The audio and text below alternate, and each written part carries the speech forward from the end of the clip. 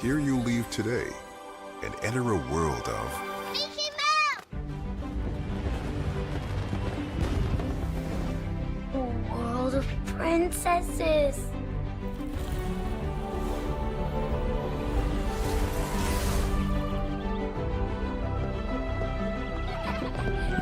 A world of villains. And heroes. Raise your sabers!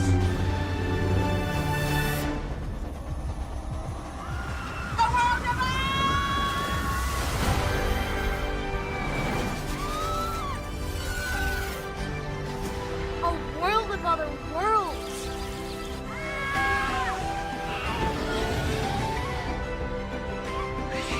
A world of all the favorites.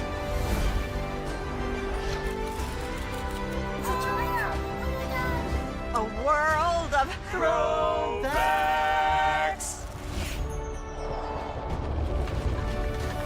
A world of for whatever you love. Infinite worlds await.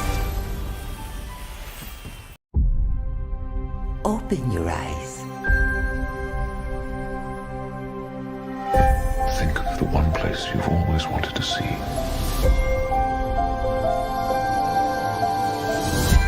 This is where our magic comes from. They say if you dream a thing more than once, Please, please, please. it's sure to come true. Everything you see exists together in the great circle of life. There were stories about what happened. It's true. All of it. In every job that must be done, there is an element of fun. I told you she was tricky. Life is full of possibilities. What do you want to be remembered for? The world is in our hands, and we gotta do something with it. I just want to say a word of thanks to all the artists, the workers, and all of you. The young and the young in heart. You helped make this dream come true.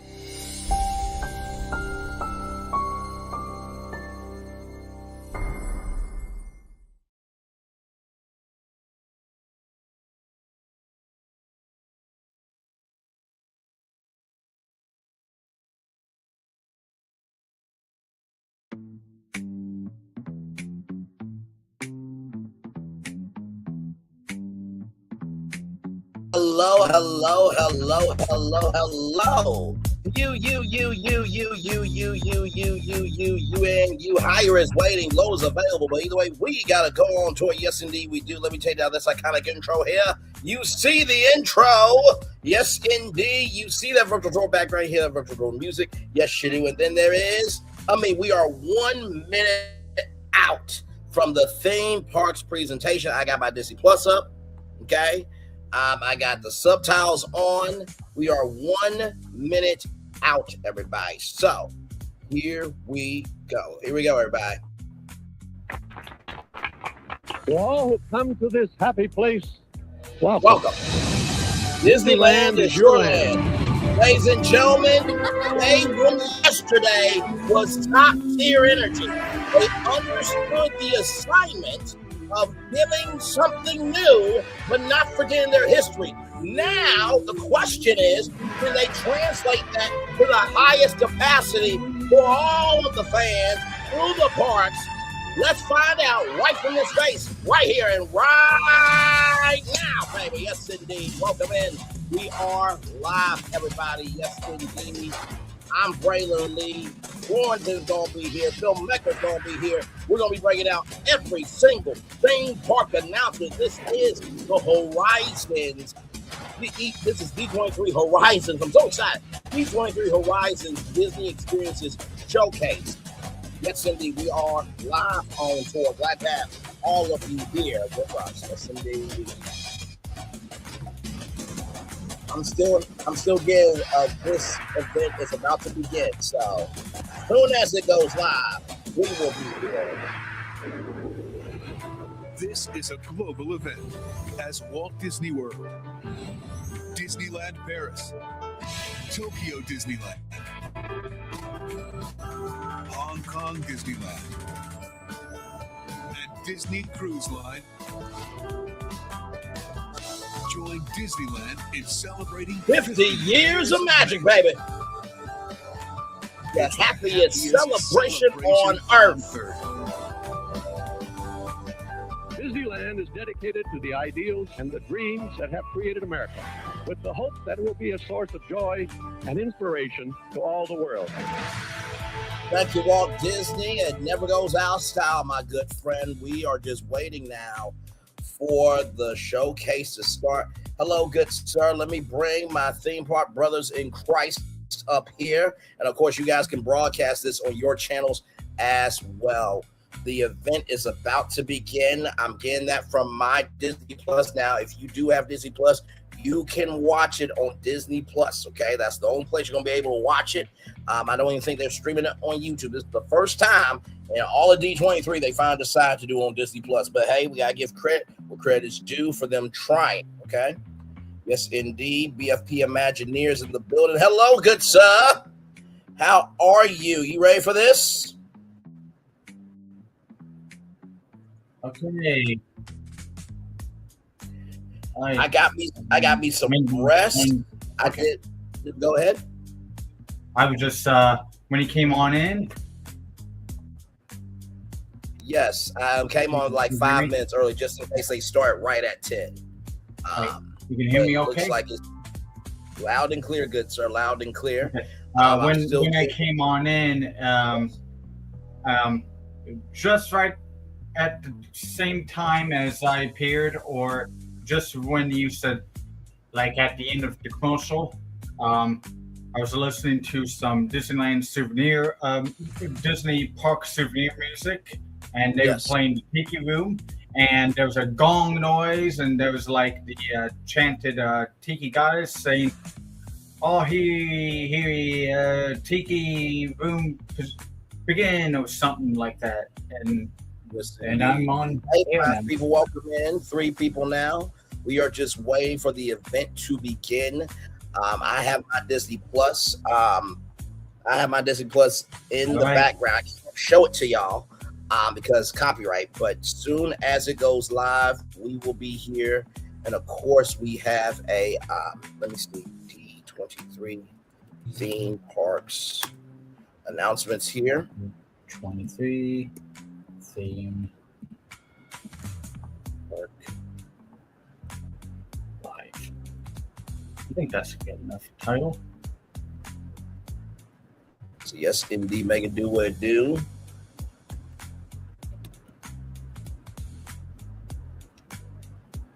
I know Fulton can type it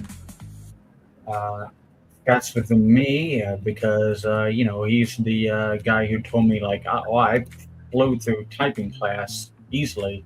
Yes. I failed like I have to look at my freaking keyboard. I just can't do it. Hello.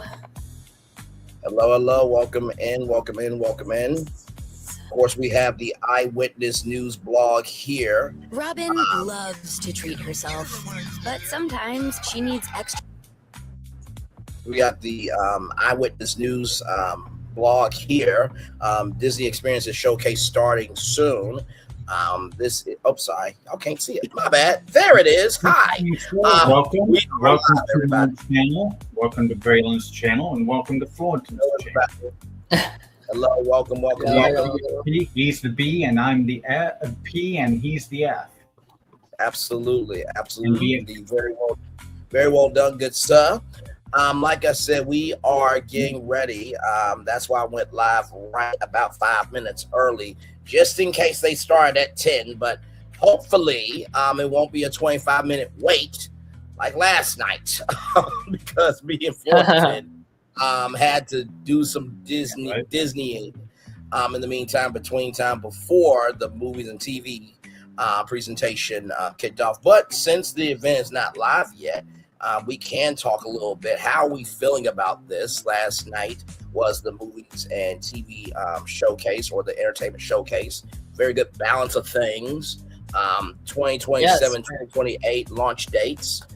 Some launch dates and some launch years, but really next year or to the next year after that is the launch. So how are we feeling? Can the theme park presentation do the same thing? We shall see, but we shall see. And I think we're more pumped for this one because this one is more our groove. Well, TV and movies is your groove. Well, it's all of us groove. We all watch movies. We all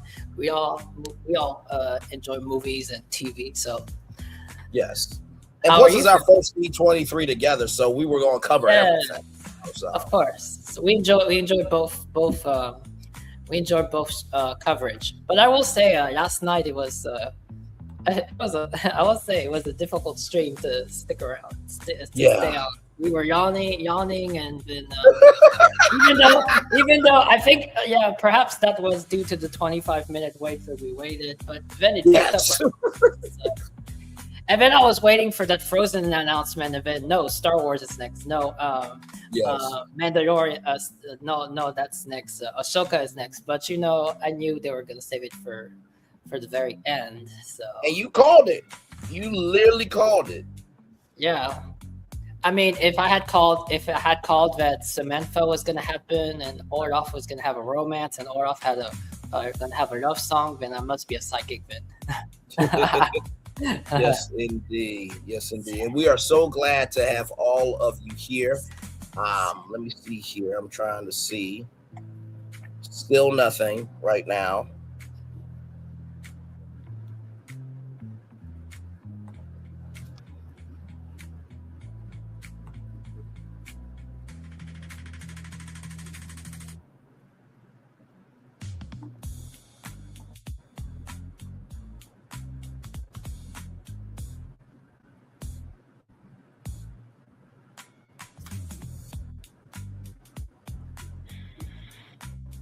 Trying to make sure I'm not tripping.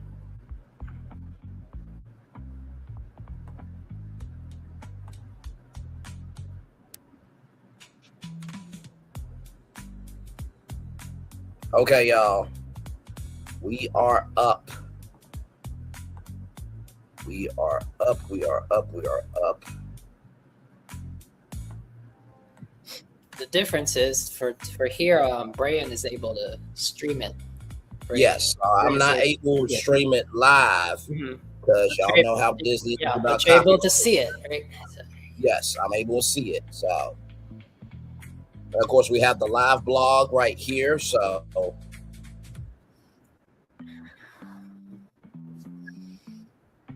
wait a minute, Ricky is streaming it? Oh, really? Yeah, I'm about to show you.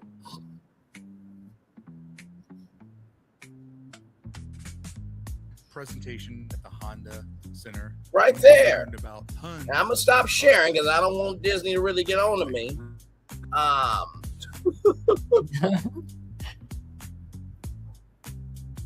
Okay, now I will show this. Okay, all right. Just to show y'all. Okay, the show will begin shortly. All right, so just wanted to showcase that. All right, let's get back to the blog here. All right. I don't know how he's doing that. I don't know if he's streaming from his TV, or what, but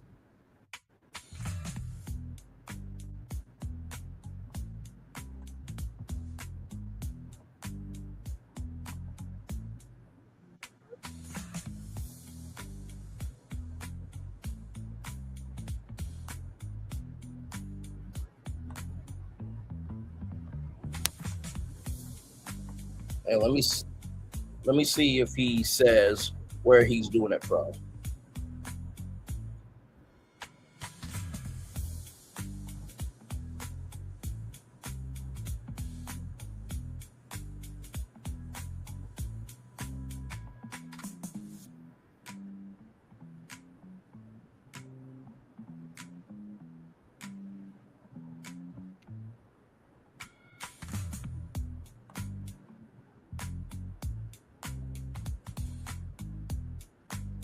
Nothing as of yet, y'all.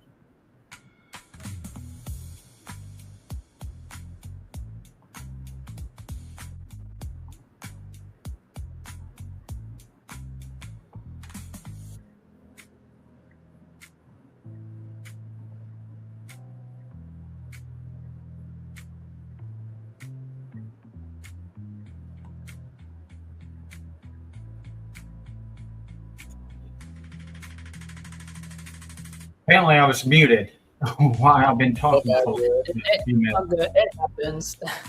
Well, I muted myself because I was like, you a shave, and I tried to. Should I do a little bit of a sort of a Walt Disney stash, or talking about stashes today? I needed to shave a little bit, or should I just shave the rest of it? Park Place TV sometimes we do ourselves and then we forget about it.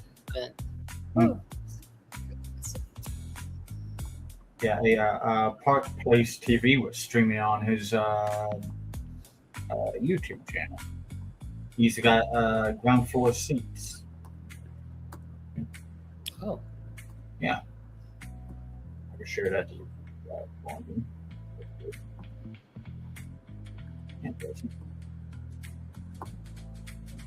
Interesting. Yes.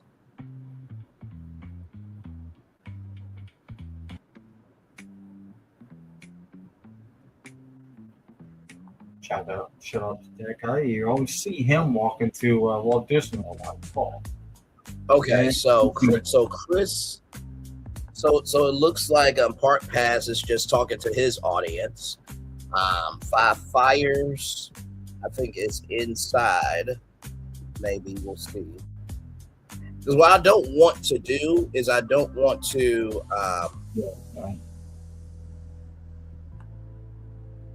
Okay, yeah, I don't want to stream it from Disney Plus and then we get copyright. Mm-hmm. So you think Park Pass is a safe way to go? Yeah, Park Pass is just talking to his audience, which that's why I want to do. Bricky has a way to do it, but I don't want. You get what I mean? I don't want to stream it from Disney Plus and then the stream shuts down. I know, but it's okay. We can always watch it on Bricky anytime we want, right? After, or is it just? No, it's going to be a members only stream afterwards. So. Oh, right. I know. Let me see here. Let me see if there's. Or maybe we can each pull it up. Wait a minute. I heard something live from the Honda Center. Okay, I'm gonna show y'all this. This is the open. Okay, Some of tonight's guests: Thomas Maslum, the Disney Imagineers, Darren Imagineers, Darren Criss and Skylar Ashton. Look at that. With musical guests: Los Lobos, Megan Hilty, and our house band. Hang on, let me see if we're still live. Now, here's your Wow, that stage is different. Harris. There is Neil Patrick Harris. There he is. I'm pausing it for a minute because we are still good. Y'all, can y'all open up a separate tab? And if anything happens, if our stream goes down, can y'all please let me know, okay? Because then I'll have to just switch it to another thing, okay? So we can come back on there. All right, here we go.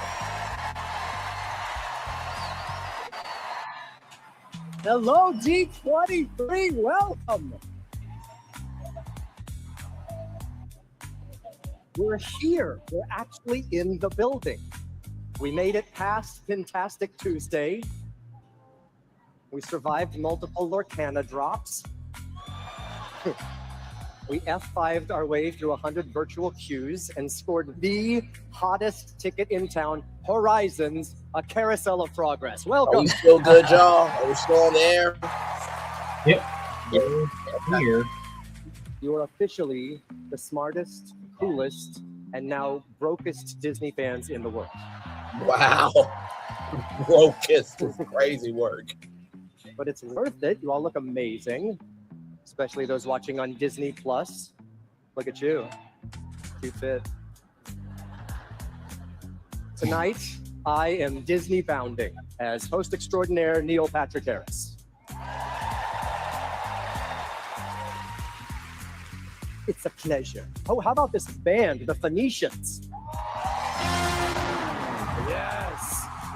Stings. Fantastic. Don't make it look so easy. Remember how easy it was to learn your ABCs? Yeah, Venetian Resort's going to be playing over there. I'm kidding, though. I'm kidding. Yes. Judy Dench would be so proud. Judy Dench would be proud. This is my first time attending a D23. A Phoenician resort. And wow. it has just been phenomenal. I've wandered Dang. the convention hall. The panels are amazing. The cosplay, I'm absolutely loving it. And because I'm hosting, I've had the chance to learn firsthand about all of the exciting announcements that you are going to hear tonight. So, welcome. And I know that Last Horizon's host was Josh Damaro. Maybe you've heard of him. He's now in charge of the entire company. Whoa, wait a minute. Wait a minute. If my math is correct,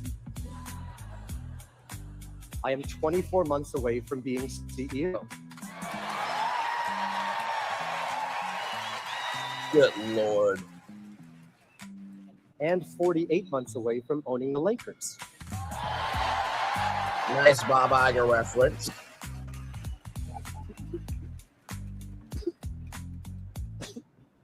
But truly hosting tonight is an honor, as I am a full-fledged rope-dropping, churro-eating, turkey leg avoiding, hatbox ghost popcorn bucket collecting, brave little Taylor gold card pack ripping, candlelight narrating, bona fide Disney nerd.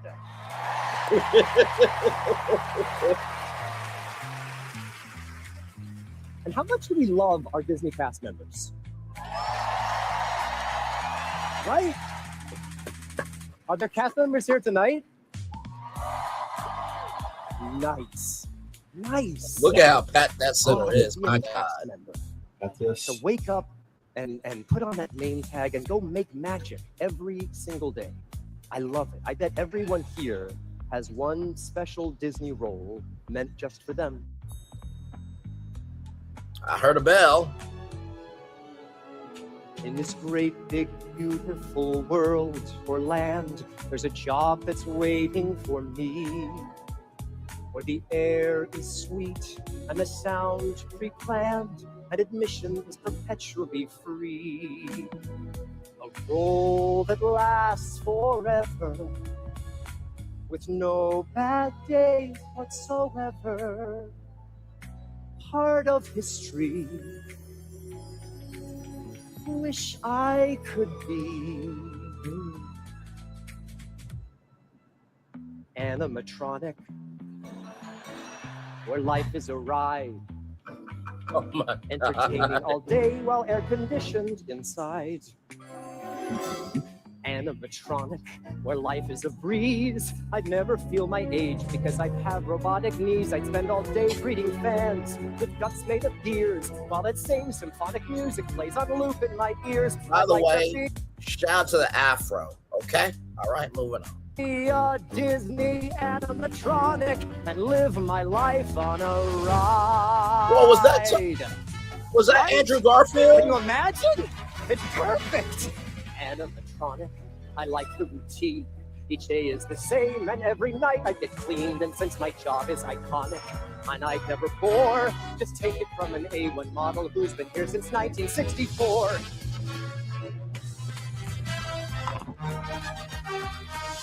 Abraham Lincoln. Take Nataro. I mean, Hi there. I mean, sorry. Animatronic Abraham Lincoln. Wow, it's really you. Oh, is that who I'm supposed to be? Yeah. So, to be clear, you made me Abraham Lincoln in a theater. Awesome. Ooh. But it's more of an arena. And Lincoln was Walt Disney's first ever human animatronic, so. Human animatronic. Interesting phrasing. What makes something human? In fact, what makes anyone human? The soul Okay, is thank you so much. It's an opening number, not a TED Talk. The door's that way. Thanks. Animatronic. You never get old. Rehearse when you're remote control. I'd like to be catatonic. I'd like to be catatonic and wired with glee. Glee? Yo, an animatronic life for me. Dude, that didn't stand. Wow. Oh my God, Darren, Chris, and Skylar Aston. Oh, there, Neil. Oh, we the pirates of the Caribbean. Oh, you should join our ride. I love it. It's a nice spot on the water. Lots of stray cats, and it's dark 24 hours a day. Aye, and there be rum. Rum. Gold. Gold. Women. Gold. No! Baby, That was funny as fuck. Yeah. Or a Paris hotel for university pleasure.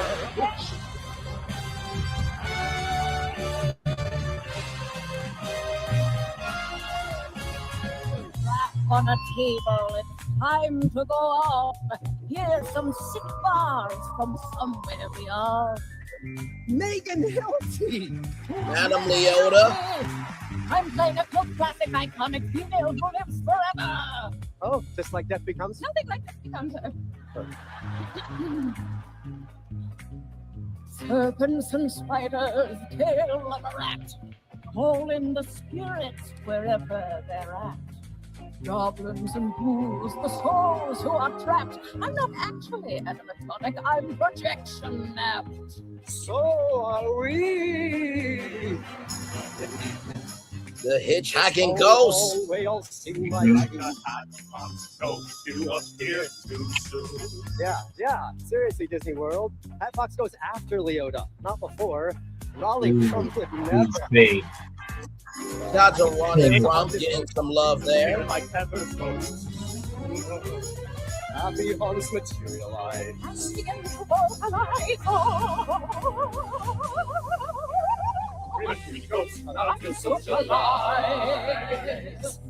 Hey, y'all! Jack McGrayer! Oh my goodness! Your caretaker costume is amazing! Costume? Oh, I haven't been to wardrobe yet. What's with the hat and the scarf? Well, arenas get chilly, and the hat just felt like jaunty fun. Yeah, but what about the lantern? Well, it's dark backstage, but you got a shovel, Jack. You have a lot of questions for someone who doesn't have a shovel. Okay, bye! Hurry back! Good buddy. No, hurry back to the opening number! Right! Robots! I could dance on my servos and glide on my slide, or just chill in Everest because my mechanisms died. Oh. Neil. Country question. Bear. And again, love all of this. Same. But what am I supposed to be this time? That's pretty clear. The Yeti. That's not a Yeti. Yeah, Not sure about my part in this show has been what the word you used, clear. Yeah, Dick, you're the infamous Yeti from the Alien Expedition in the Himalayan kingdom of Anandapur. Does that help? No. No, not at all. Tell you what, I just won't move. Perfect. Now that is Yeti, but that's more of a bear. It's great to be a Disney animatronic and live my life on a ride. Isn't technology amazing? See how the facial expressions progress throughout the years. Walt himself trailblazing. I give my life to be crafted by those boss Imagineers. Shockwave, look! This must be an A1000 series. It's animatronic Paige O'Hara. Wow, that's incredible. No, I'm the real Paige O'Hara, I swear. There may be something there that wasn't there before. Wow. Wow. It's uncanny. That's just what Paige would say. That's because it's me. Why doesn't anybody believe me? Tell my story. I could DJ like Rex, or be a small child doll, or join in It's a Small World after all. That low kick is everything. Oh my God. All right, animatronic roll call. I'll keep moving, I'll keep ticking, and like Carlos won't be chicken, grab a knife and grab a fork with a crooner from New York, and like Skippy, I'll be stationed in suspended animation. Don't care if I'm last gen or advanced like Kylo Ren. Like the Navi shaman, unless B-mode is more common. Be a scientist is foxy, gangster full of moxie. I'll impress when I'm plugged, acting tourist for war hogs. Oh, there's an Olaf. Yeah. Oh, yeah. Right. And at last, I fell down. Yes. To live each day. Oh my God. He's fine. He's fine, honey.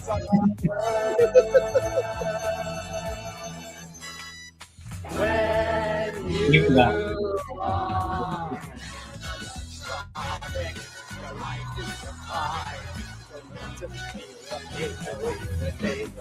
the line that's when you're electronic. The magic's inside, so let's get electronic and stereophonic. No need to eat or drink, so I can sit like colonic. All I want in life is to be animatronic, animatronic, animatronic, animatronic, animatronic. Ladies and gentlemen, we're experiencing a temporary delay. Please remain seated. Ladies and gentlemen, this legend on the stage. Yoko Rody. Animatronic, live my life. There's a great big beautiful tomorrow. Shining at the end of every day. Well, looks like the Robins are getting ready for D23.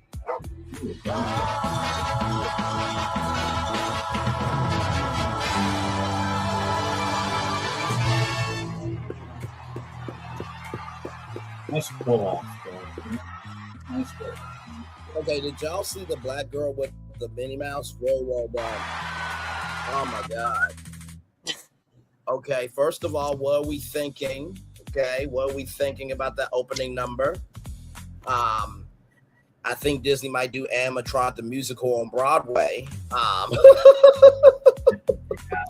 Yes, very creative for the lyrics, and I like the natural transition from Disney property to a Disney attraction to attraction. Yes. Phil, what's your take there? I'm reading a comment over here. Belinda Prater says on this one blog, recording this, saying that, think if this as a Oscars where there is a opening act. Mm-hmm. And yeah. I enjoyed the singing, and I enjoyed Neil, the way his voice, it gave like almost like a 1982 Epcot vibes. Yes, I'm thinking the Paige O'Hara one was the mom, right, from Horizons, right, or the Carousel of Progress, right, when she came out. Okay, all right. Mm-hmm. Yes.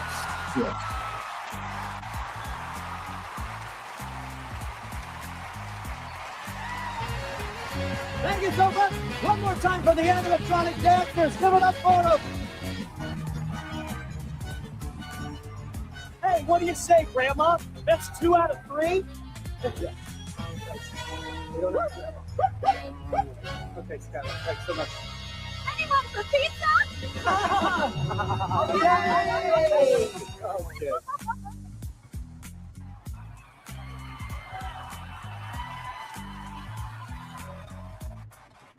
We do have fun. So not only do I get to be your host tonight, I have the honor of being one of the first people to officially introduce our next guest. And while he deserved his own opening number, very little rhymes with Maslam. So please welcome the chairman of Disney Experiences, Thomas Maslam.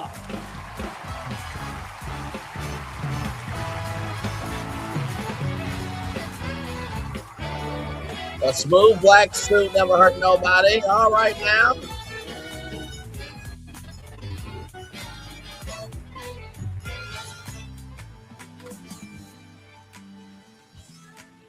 Well, thank you, Neil, and hello, D23. What an incredible way to start the show. But first, I want to thank you for being here tonight and for all the love and passion you bring to our Disney experiences around the world. And I speak for everyone on my entire team when I say, we want to make every moment you spend with us magic, because we put you, all of you, at the center of every decision we make and everything we do. And we're doing a lot. Think about it. Since the last D23 2 years ago, we launched 3 new cruise ships. We opened the beautiful new world of Frozen at Disney Adventure World in Paris. We celebrated the 70th anniversary of Disneyland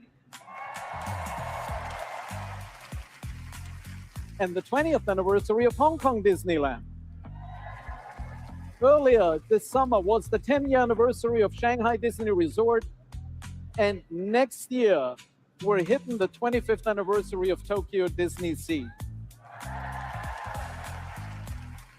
And we're dancing and having fun with Bluey now right here at Disneyland.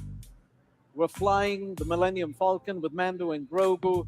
We're rocking and rolling with the Muppets and so much more.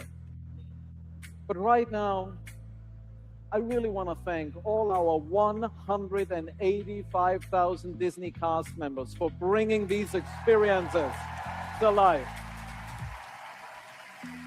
Especially, if you don't mind, especially those here in California who have been such great hosts this weekend. Can we give our cast a round of applause?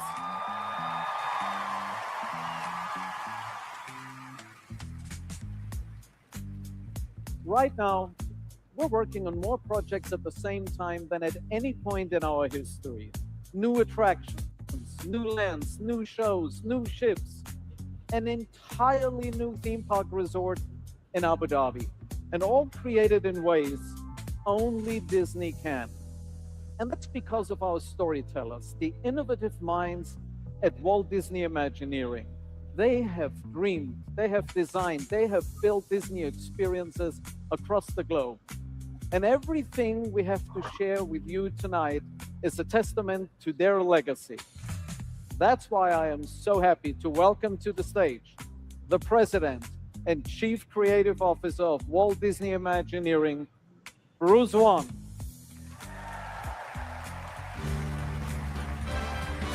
Hello.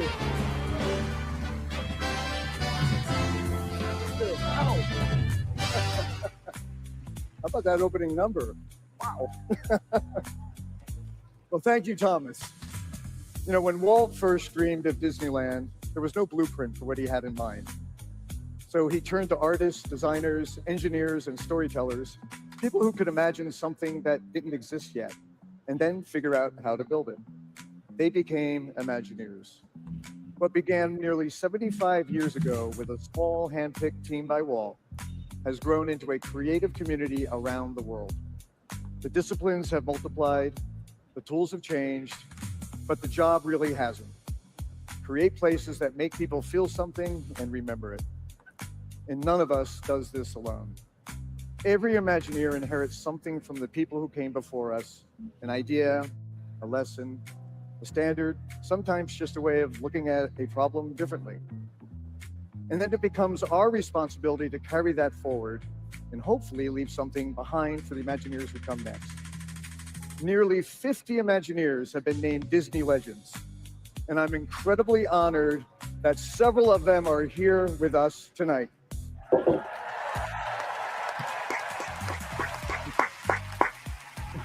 These are the people whose work didn't just shape Imagineering, they shaped Disney. Please welcome Tony Baxter, Win Chow, Robert Coltrane, Bob Gurr, Brody. And our most recent legend who will celebrate tomorrow, Kim Irvine.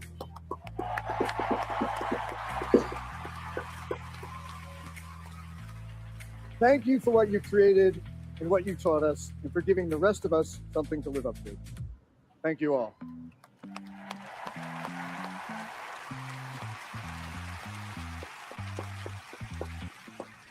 There's someone else here tonight who has spent much of her life preserving and telling the stories of the people who built these magical places. Becky Klein. No one has captured the story of Imagineering with more insight, access, and care. She's from the archive. Please welcome Leslie Iwerks. Oh, of course. Legend.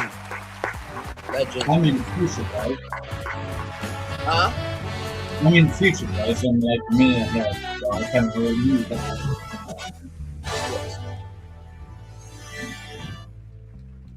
Leslie, thanks for being here. And before we get into other subjects, I just want to say how sorry we are for the loss of your father, Don. He was an incredible innovator. Imagineering would not be what it is today without him. We all miss him. Thank you, Bruce. Thank you, everybody. As many of you probably know, my grandfather of Iwerks and my father, Don Iwerks, were both Disney legends. And I had a great fortune to grow up around so many of these amazing creative people. I am so thankful that my father's spirit lives on, not only in my work, but throughout Walt Disney Imagineering. And I've truly felt the support of this entire Disney community I call family. Thank you. I was really raised by Imagineers, and which is why I've dedicated much of my career to telling their stories, along with the magic makers across Disney. That's the idea at the heart of my latest film, Disney World Builders, premiering tomorrow.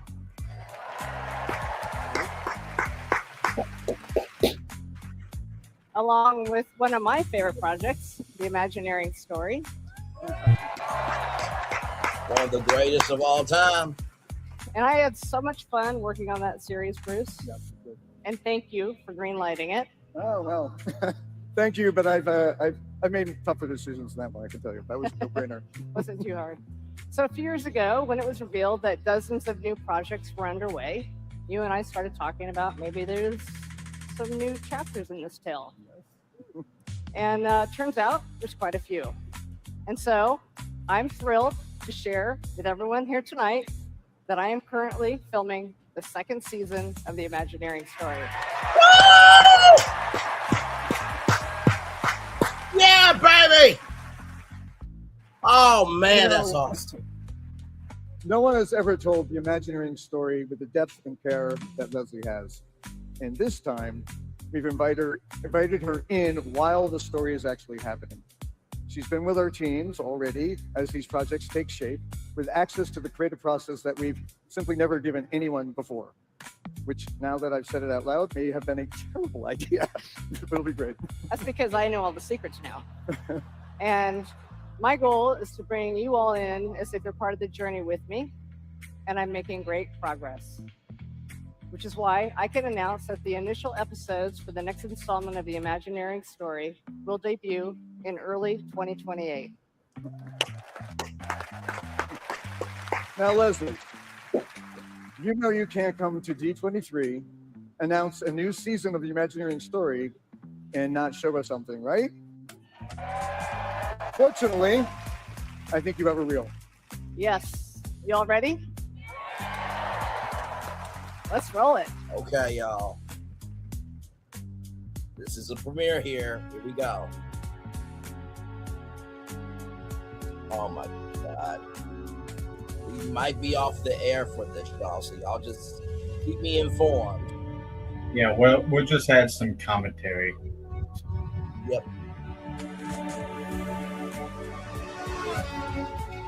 The Imagineering story number 2. The models there. Oh wow.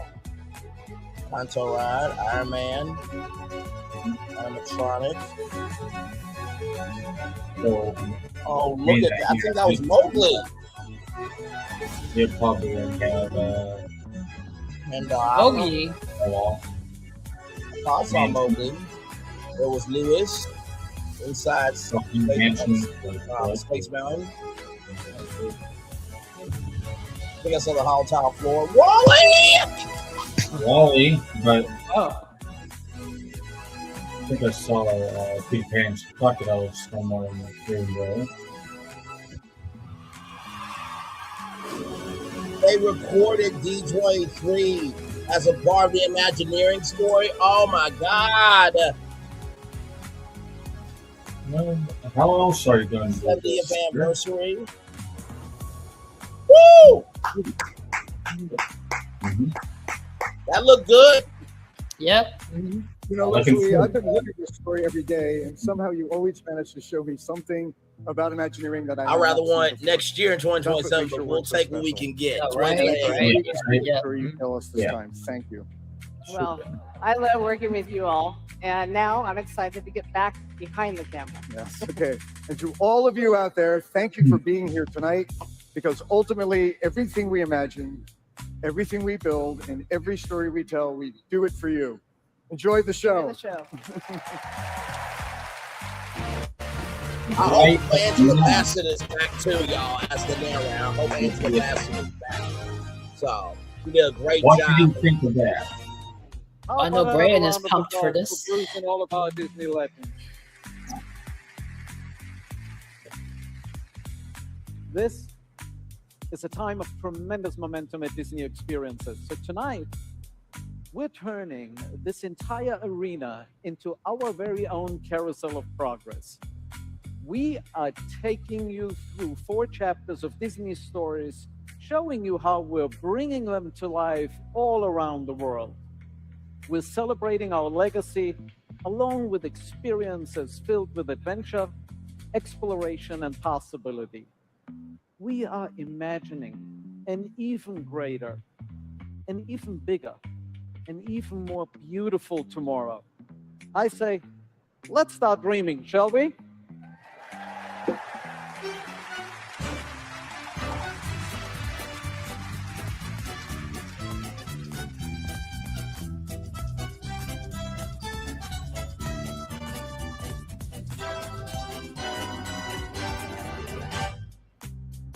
Well, just like the Robins, the Disney fans are back. That's a sure sign of D23. And believe me, this weekend couldn't get any better. Yes, sir, we're getting all the updates. Shows, cruise liners, and the latest designs in rides and attractions. Personally, I love how they're always going back, freshening up classic experiences, making them feel like new again. That's progress for you. Speaking of progress,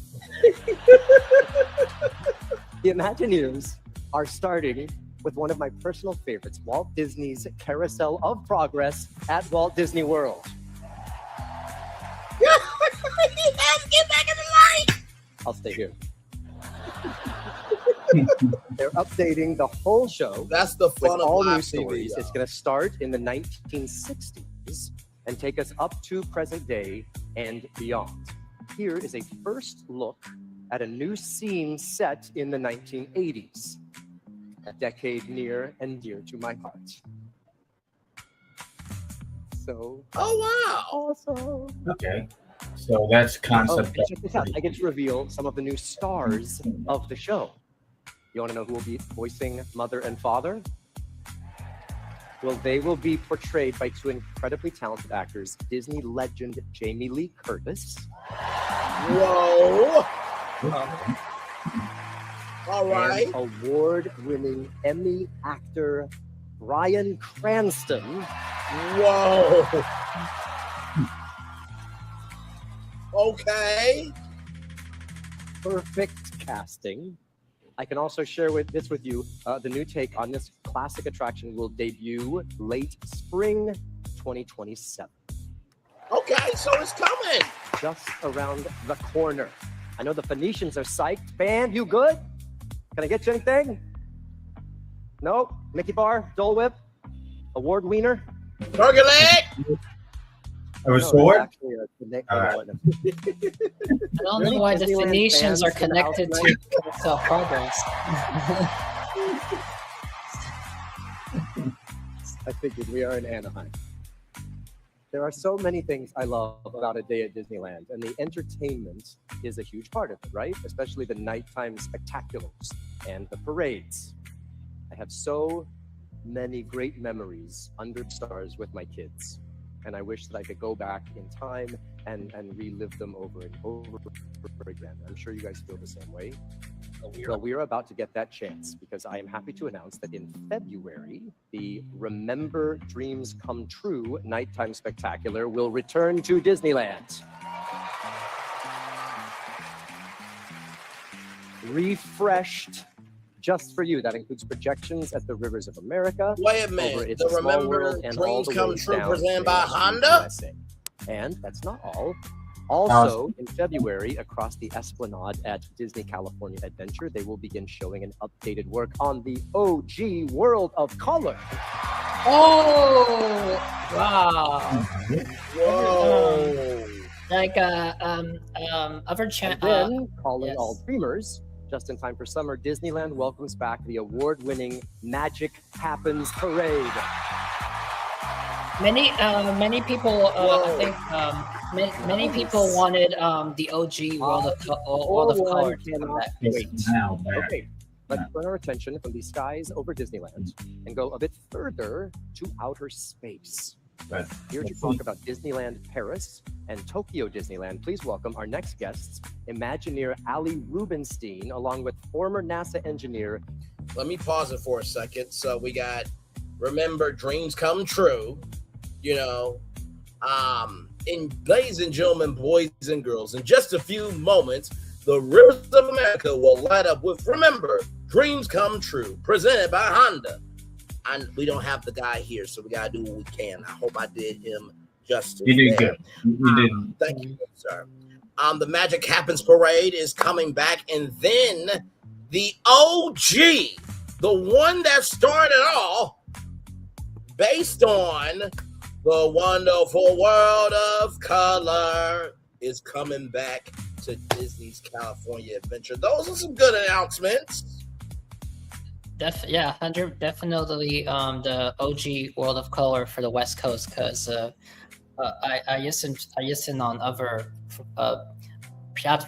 channel platform for buddies, and they always mention that. So yes, nothing beats the original. So nothing at all.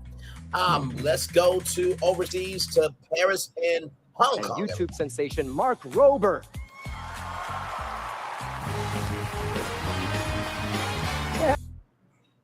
Hey, Mark. How you too, man? Oh, I love how this is like a talk show setup. This is Mark, cool. You have a huge following. Nice to have you both here. Mark, you have a huge following among Disney fans. Listen closely. We're going to be talking about Space Mountain. Just like me. Yeah, so I grew up like 10 minutes from here. I used to sneak up on my roof with binoculars to watch the Disneyland fireworks. Nice. And so last year I had a chance to actually meet the Imagineers. It was sort of like a dream come true. Because you have like, you know, with the Imagineers, this is the imagine part. In their brain, they think of something that doesn't exist. And then the engineering is using that superpower to like will it into existence. So like nowhere is this more true than with a lot of the tech and roller coasters that we sort of take for granted today. So tubular steel track, computer programmed operations, the world's first fully enclosed roller coasters, like all those started in the brain of an Imagineer. That's amazing. And tonight we're here to talk about two iconic attractions in Paris and Tokyo that happen to share the same name, Space Mountain. Yes. Who here loves riding Space Mountain? Yeah? Okay, that's great, because I don't. Okay, that's not entirely true, but it's kind of funny that I'm the one out here talking about this, about Space Mountain, because my first visit to Disneyland 50 years ago, I got all the way to the load platform of Space Mountain, completely freaked out, and made my father take me out the chicken exit. Oh, nice. and she still hasn't been on Space Mountain. Okay, I have ridden it. It just took about 25 years, and I had to become an Imagineer. Nice, that's all it took.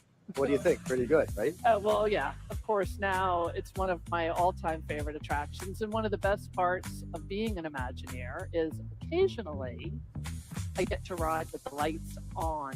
Oh. Yeah. I believe friends of Imagineers should receive the same privilege. Maybe We'll see. We'll talk. All right, but back to the topic at hand. I love We how he have pulled a 2 Braylon there. space Very nice. mountains that are about to re-energize our love for all things space. Let's start with Paris, where I can announce tonight that we're bringing the attraction back to its original look. With an updated feel. Hyperspace Mountain will close in 2027, making way for Space Mountain de la Terre à la Lune. Bravo, For those bravo. of Oui, oui, you- oui. Yes. Yeah, for those of you who clearly, like me, do not speak French, that translates to From the Earth to the Moon. That's also the title of the Jules Verne novel that served as our inspiration for this attraction. In addition, From the Earth to the Moon. La Lune to la Terre. La Lune. Isn't Epic Universe? I know this is Disney, but isn't Epic Universe that Pizza Moon, the Eye? Isn't there a movie that relates to that somehow? Yeah, that is based upon like a Jules Verne novel. Yes. Okay. to the name, we're going to bring back the original soundtrack. Ah. Yeah. And I can tell you, if you don't already know, it is absolutely the most beautiful music. Amazing.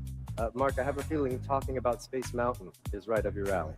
Yeah, I mean, Walt Disney, like it's no secret, he saw space as the next frontier. And you still see that today with like Disney shows, their films, theme parks. And for decades, like long before I was born, Disney attractions have invited us to imagine what it would feel like to get in a rocket ship and blast off to space. And I feel like we've all had that moment, like lying, you know, on our backs, looking up at the stars at night, and just being inspired with like the curiosity, like the wonder, and the adventure of space travel. And like with so much momentum right now with the Artemis mission, I love that Disney is like keeping that optimism, Everything that good? momentum going, and like And then I'm fulfilling, trying to you know, listen Walt Disney not original you as legacy priority, of Disney. and Still alive. listening to Tone here too. Okay. Just keep on rolling. I'm right there with you, Mark. Chicken exits aside, it's now truly a dream of mine to go to space. I would literally go tomorrow if I could. Yeah, something tells me Bruce won't approve of that time off. Probably not, but he will let me go to Tokyo, which I Oh. do often. That's true. And that works for me because Tokyo Disneyland is where our brand new attraction, Space Mountain Earthrise, will open.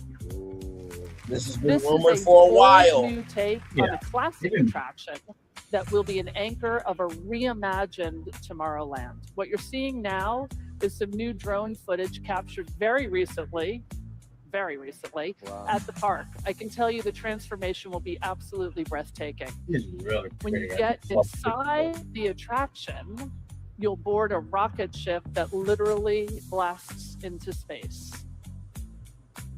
What you're seeing here, there it is. What you're seeing here is an early animation of the brand new launch sequence. Okay. That is spectacular.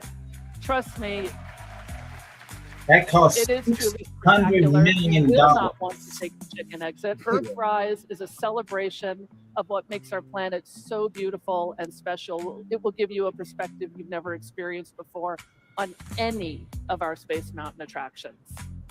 So since we're talking about outer space, how about we switch gears to another type of spaceship, one we're all riding right now, Spaceship Earth. Wow. Yeah.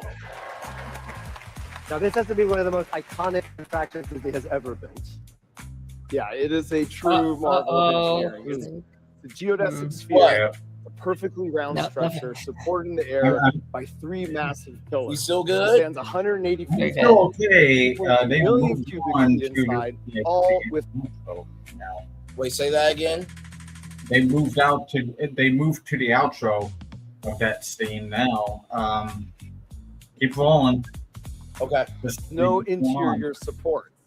And inside is one of the most complicated ride systems Imagineering has ever created. It's a continuously moving train of vehicles that spirals up into the structure and then turns around backwards and comes back down to Earth.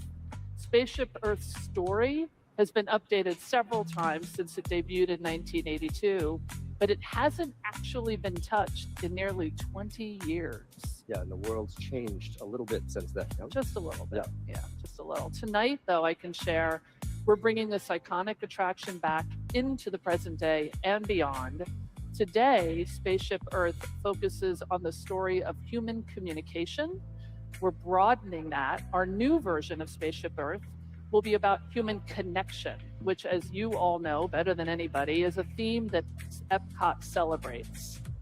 We'll be bringing new magic to every scene, but Spaceship Earth will remain classically Epcot, a journey through time, celebrating the progress made possible through human connection. Yeah. So connection instead of communication. Love that you're respecting the old school version of it as well. Spaceship Earth is one of my favorites, and I am really looking forward to this for sure. Hey, thank you both for helping rekindle our dreams of well, one way communication is connection. So. Ali Rubenstein and Mark. Yeah, no, go ahead. Go ahead. No, I said one way communication is connection. So. No, absolutely, absolutely, absolutely. Rover, everybody! We can mute it and let it roll because it's a musical from now on. Because just to let you know ahead of time. But you better not change any freaking damn scene in Spaceship Earth. And that's the thing I'm kind of wondering, because Spaceship Earth is about the power of communication. So are they going to have human scenes in these things? So we're going from cavemen to the future, because if that's the case, then that's carousel progress. Well, the way they described it is like a surprise in every scene. So, right, like they're going to try to gut every scene and make it some modern slot. That's what Disney is. I understand, like for the future portion, if you want to add some more technology until like more technology from approaching today, I understand that, but I hope they don't do a route like a carousel progress. Well, I don't think so, because the it really depends. Are we getting rid? I hope they don't get rid of, like, I don't know. I mean, just watch until next day. Are you mean they're gonna do a move like when they announced Rivers of America after D23? Yes. They're gonna slap up. Oh Lord, I don't think they want to do that. Go over to Brazil to say how they're going to change Spaceship Earth. Okay, let's continue. Let's continue. Oh my God. Hey, Thomas. Hold on. Yeah. I have one more thing to tell everybody. This is why. This is why I say I do not. That could save crap from happening if I did lives more often, off camera. Your stream cut off? I purposely turn off the camera because I'm fuming at the idea, like, what am I expecting? Notice they were very. Notice they were very subtle. Like, yes, they were very coy, very cutesy, very mindful.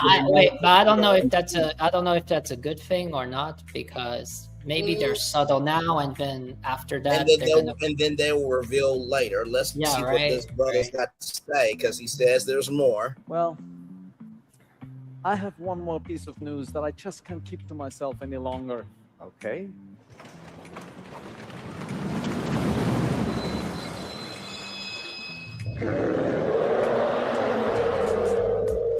Wait, they found a way to do it? That roar. That's right. We're bringing the Yeti back to life inside. Yeah, probably as a projection screen. Because, I mean, they couldn't make it work any other way. I bet you Joe Rody had Bringing the a Yeti back to solution. life inside Expedition Everest at Disney's Animal Kingdom. Fantastic news! Now, I know some of you have come up with your own fun name for the current state of our attraction. What was it again? Disco Yeti. Disco Yeti.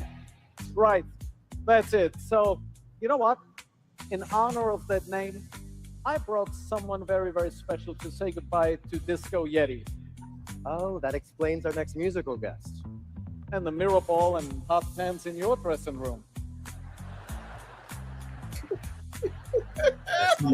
Blotting out Donna somewhere. That's just part of my rider. Please join us in welcoming the only legend big enough to help celebrate one of our biggest animatronics in style, the Queen of Disco, Gloria Gaynor. Gloria Gaynor! Whoa.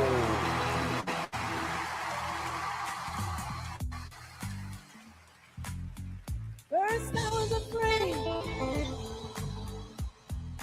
I was petrified. Whoa! Kept thinking I could never live without you by my side. But then I spent so many nights Braylon Street. thinking how you did me wrong. So And I much grew more. strong, and I learned how to get along. So now you're back from outer space. First of all, the reason why my mind is blown is because, first of all, Disney in the past years, right, we've said that they're allergic to creativity.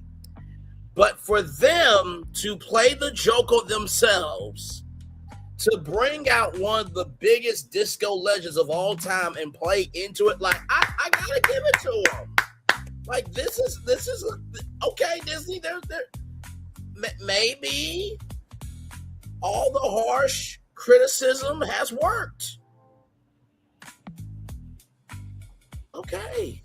Here with that sad look upon your face, I should have changed that stupid lock. I should have made you leave your key. I know for just 1 second, you'd be back to bother me. Go on now, go. Walk out the door. Just turn around now. Weren't you the one who tried to hurt me? Goodbye. God from love. Gotta lay down and die. I will survive. Oh, as long as I know how to love, I know I'll stay alive. I've got all my life to live, and I've got all my love to live, and I'll survive. By the way, I will survive. the disco outfits, listen, why do I feel like that is like old school mannequins dance pals, or is that just me? That's maybe just you. Wanting second opinion. Say that again. Mannequins dance palace where the mannequins were like dancing and stuff like that at Pleasure Island. I didn't get the vibe, but I don't know. I guess so. I was just hang on. Give me one moment, y'all. MANIQ mannequin. Hang on. As soon as I pull it up, y'all know what I'm talking about. It's one of the most legendary clubs. Hang on, mannequins dance Palace Disney. Don't worry, y'all. We got nothing but time. Okay, we got nothing but time. I'm watching John Stamos interview some people over here. Hang on. Right here. Right, see, right here. Right there, you see? Mm-hmm. Yeah, I see. Yeah, okay. All right, back to this, y'all. Oh, that lady right there. That's what you Yes. in that way. I used to. Yeah,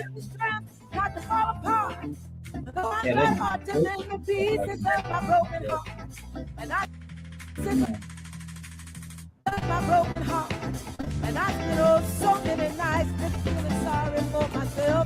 The fact that they're bringing back the Eddie is going to be huge. Oh my God. Somebody new. And it's going to be a and so you don't like dropping in and get free. I'll say, someone who's got the key on now. Go. Walk out the door. Just turn around now. Should I walk out anymore? When you're the one who's trying to break me goodbye, you get not crumble.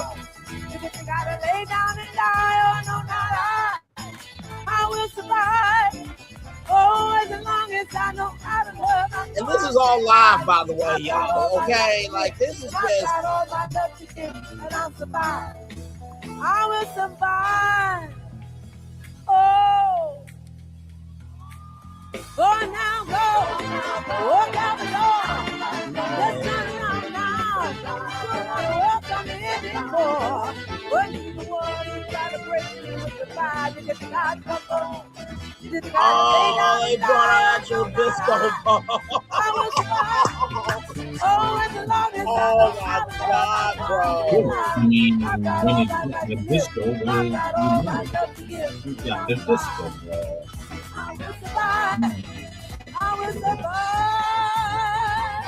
Is that the "I Will Survive" a reference to the Yeti? The Yeti will survive. Well, you know, disco Yeti, right? In the genre of disco. So, Come on, Spaceship Earth, as you are currently now survive as well. It's interesting, you guys, that so far the announcements has been fixing attractions. So it's possible that Journey to Imagination might come. This is true. But like I said, Spaceship Earth really, just putting two survivors is. I thought Spaceship Earth was because they needed to fix the track. It's even worse. I'm just worried about the screen. Oh, guys, look at that. It's like an actual carousel park as they're moving through. That is cool. We've come a long way over the years. Nowadays, the Disney parks are full of all sorts of action. Why do I feel like Neil Patrick Harris is going to be a voice actor for one of these projects? Avenging, because he keeps doing a voice like he's going to be a part of an attraction. You know that pilot fella, gaslighting me, Neil Patrick Harris. He's about to fight the celestial. He knows how to make facial expressions like animatronic. He's never gonna win. Or and campuses are springing up all over. Nobody flies through the air like that new fella, Peter Parker.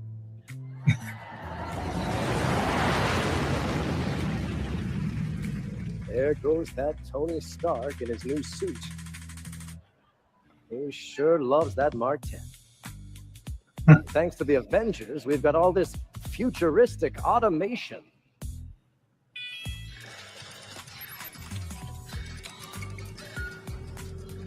Uh-oh. Looks like we disturbed our perennial house guest, old Uncle Orville. No privacy at all around here. Hello, everybody. It's John Stamos, everybody. Oh, wow. Look at you, John. Neil Patrick Harris. You are killing it tonight, my friend. Thank you so much. Actually, this is perfect geeks right here. This is perfect timing. Do you think you could cover for me for a segment? I just signed up for the Lorcana qualifier, and my first match is about to start. You got it. Absolutely. Oh, say, Neil, are you, there's a big auction tomorrow. Are you bidding on anything by chance? Why would I tell you? No. Okay, good. I didn't even know there was an auction in Hulk H at 4:30. No. Okay. Hey, could you give me one of those great play-ons, like they do on the nighttime talk shows? Say less. Phoenicians hit it. 257. Live from the Honda Center, it's Horizons. Tonight's guests, Brent Strong and Kevin Feige, with musical guest, Los Lobos.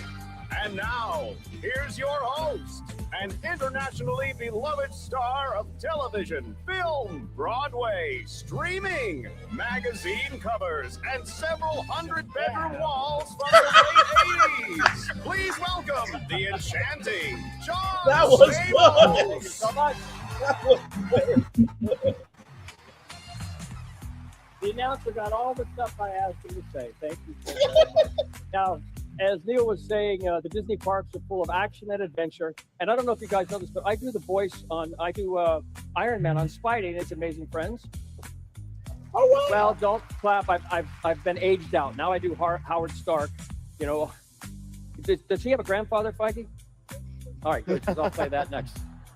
Here to tell us more about some of the exciting adventure projects in the works around the world, please welcome Imagineers Brent Strong and the president of Marvel Studios and chief creative officer of Marvel, Kevin Feige.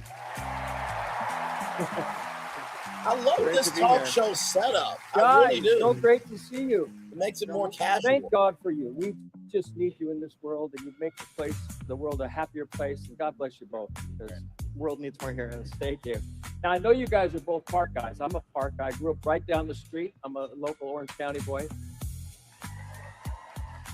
How does it feel to walk in the park and see your characters? I mean, it must be a trip. I love it. You know, the minute we became part of Disney, that was always the dream. And there's a lot happening right now. Our teams love being a part of the Disney family because that means we can tell stories in so many different ways that go well beyond the big screen. And as John just said, I'm a huge parks fan.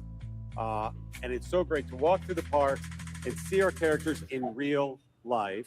Plus, we've been able to create some storytelling that you can only hear about and experience within the parks. That's right.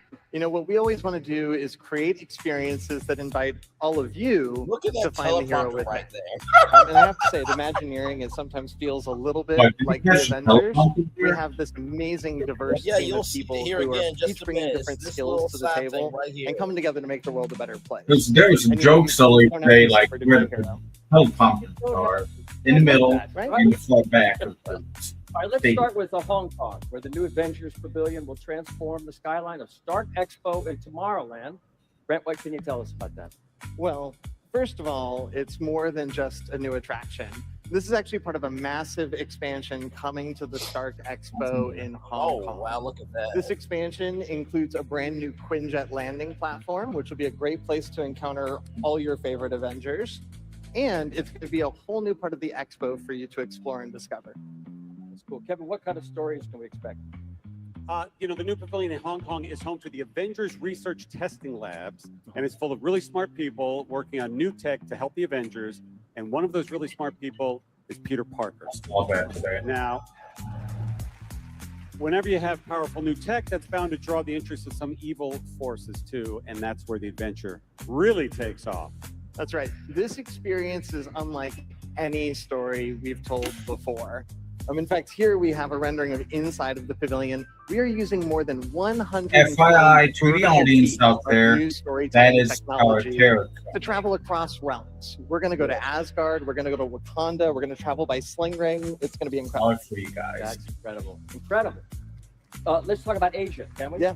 All right. There's another major project at Shanghai Disneyland. What do you have in store for that? They have a Spider-Man land and a coaster going on there. That's right. In Shanghai, you were just there, right? I was. I got to tour it in July, and it's the first land anywhere in the world dedicated exclusively to Spider-Man. And it will be the home. It'll be the home of the Shanghai division of the Worldwide Engineering Brigade, or WEB for short, which I'm sure many of you know. Right. It's an organization that was set up by Tony Stark to encourage young people to experience and experiment with new technology. That's right. And in the spirit of Web, we've actually been collaborating with local artists from across China and Shanghai. And we're going to bring to life more than 20 murals throughout the land. That's cool. They're going to be celebrating science, of course, because it's Web, the Avengers, and Spider-Man. And if you stop by our booth, you can actually see a preview of one of their designs here at the expo. And if you haven't stopped by yet, make sure you come by tomorrow. Now, of course, wherever we have web, we also have spider bots. And the spider bots have been helpful in assembling all of their experiments in Shanghai, including this incredible roller coaster. In fact, we recently just put up the final piece of track. It's all installed now. And, you know, as you can tell from this brand new concept art that we've never shared anywhere before, you know, nothing could possibly go wrong, right? Whenever you have spider bots, things go perfectly fine. Whoa. Yes, spider bots. All right, so let's wrap up right here in California. You have an expansion of Avengers Campus right here at Disney's California Adventure. Absolutely. How's that going? It's going great. I'm sure you know by now the size of Avengers Campus is doubling with 2 new attractions. Wow. Yeah, and actually we're making great progress. In fact, the route between Avengers Campus and Cars Land will be opening very soon. Exactly. No more dead ends. No more dead ends. It's going to be wonderful. Where's it going? Behind the, what was there? Well, if you've seen the Quinjet that's there today, we're going to be blowing the doors open on that Avengers compound and letting you step inside 2 brand new attractions. Oh, that's incredible. And there was a parking lot there? What was there? Yes, yeah, it was the last parking lot remaining backstage. We don't need any more parking lots. We need more things. We got shuttles. All right, well, who's going to miss that parking lot? Anybody going to miss that parking lot? No. I think it was an executive No one. parking lot. Yeah, probably some executives. Right, Somebody Dana? might miss it. All right, let's talk about the new attractions, the Avengers Infinity Fence. How's that coming along? Oh, you know, the really fun part about Avengers Infinity Defense is that we get to use every single trick in the Imagineering book, and we're inventing some new ones along the way to create this attraction. Here we actually have some behind-the-scenes footage. These are Imagineers around the world creating these massive physical sets that are going to bring these worlds to life. And these are actually going to blend seamlessly with huge media scenes. And when it all comes together, you're going to feel like you're hurtling through worlds alongside your favorite heroes. Can you give us some insight on the stories that we'll experience there, Kevin? I can. Can we have a interactive use of Thor's hammer? You know, so here you're actually going to be welcomed as recruits to Avengers Infinity Defense. I mean, who hasn't wanted to go on a mission with the Avengers, right? So your journey is going to begin with a pre-mission briefing by none other than Ms. Marvel, played by the incredible Iman Vellani. It's great. And it's here where you are going to receive your mission, right? It's up to you to assemble the Avengers and stop King Thanos.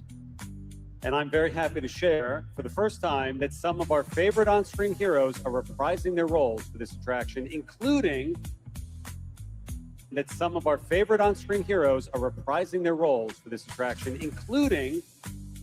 Jeremy Renner as Hawkeye, Anthony Mackie as Captain America. I see you. I see Chris you, girl. Hemsworth as Thor, and Robert Downey Jr. as Iron Man.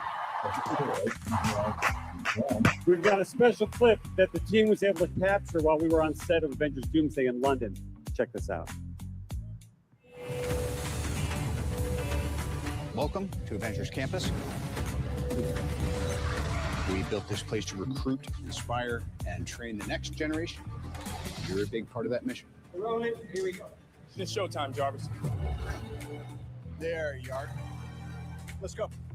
Bring the fight to Thanos. They are not ready for Thanos. Thanos isn't ready for them. Open the portal to Cap. What took you so long? Oh, this guy. Everybody good? Shuri, get him out. No teammate left behind. Congratulations, everybody. If you were any closer, we all would have died, but we didn't. Well done. Man, I would chat with Bozeman was still here. This would have been amazing with him in it. Oh, man. That looks good. That's not all. Tonight, we can also announce that at our second attraction, Stark Flight Lab will also include some of this amazing talent, including Robert Downey Jr., Anthony Mackie, and Brie Larson reprising her role as Captain Marvel. Got some huge cheers there. Together, they will be your flight instructors as you feel what it's like to train like an Avenger. And I'm thrilled to share with all of you tonight that both of these new attractions will be opening in 2028. Gentlemen, I have to tell you, with PCC at an all-time low and Discord at an all-time high, thank God we have Imagineers like you and people that are doing beautiful things in the world. So thank you both very much. Let's give it up for Brent Strong, Kevin Feige. Be right there. That little teleprompter right there. All right. Hey, Kevin. Hey, Brent. Good talk. Hi, Neil. Hi, John. I'm back. Good. I'm glad. Did we expect a 2027 opening or 2028 is? I think 2028 is probably healthier because they want to work out all the kinks. But hey, listen, like we said last night, 2027, 2028 is not. We didn't hear not one 2029 yet, so that's good. Marcana tournament. It was fast. It came back fast. Things are on track. Yeah, some big dude with a huge muscle. There is now going to be plenty of updates about Tropicals of America. The 10-year-old, wasn't it? She was 9. Neil Patrick Harris, everybody. Venetians, play this dude out.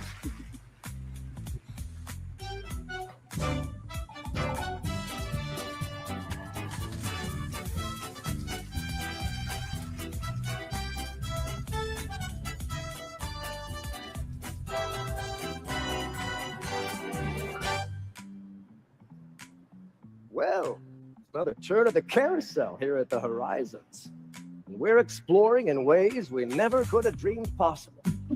Just took a cruise through the jungle, where I heard a new turn of phrase, the backside of water. Did you ever hear that one? Now we're driving into Radiator Springs. The highway is crowded with fellow racers doing the same thing. Disney parks let us explore these stories in all new ways.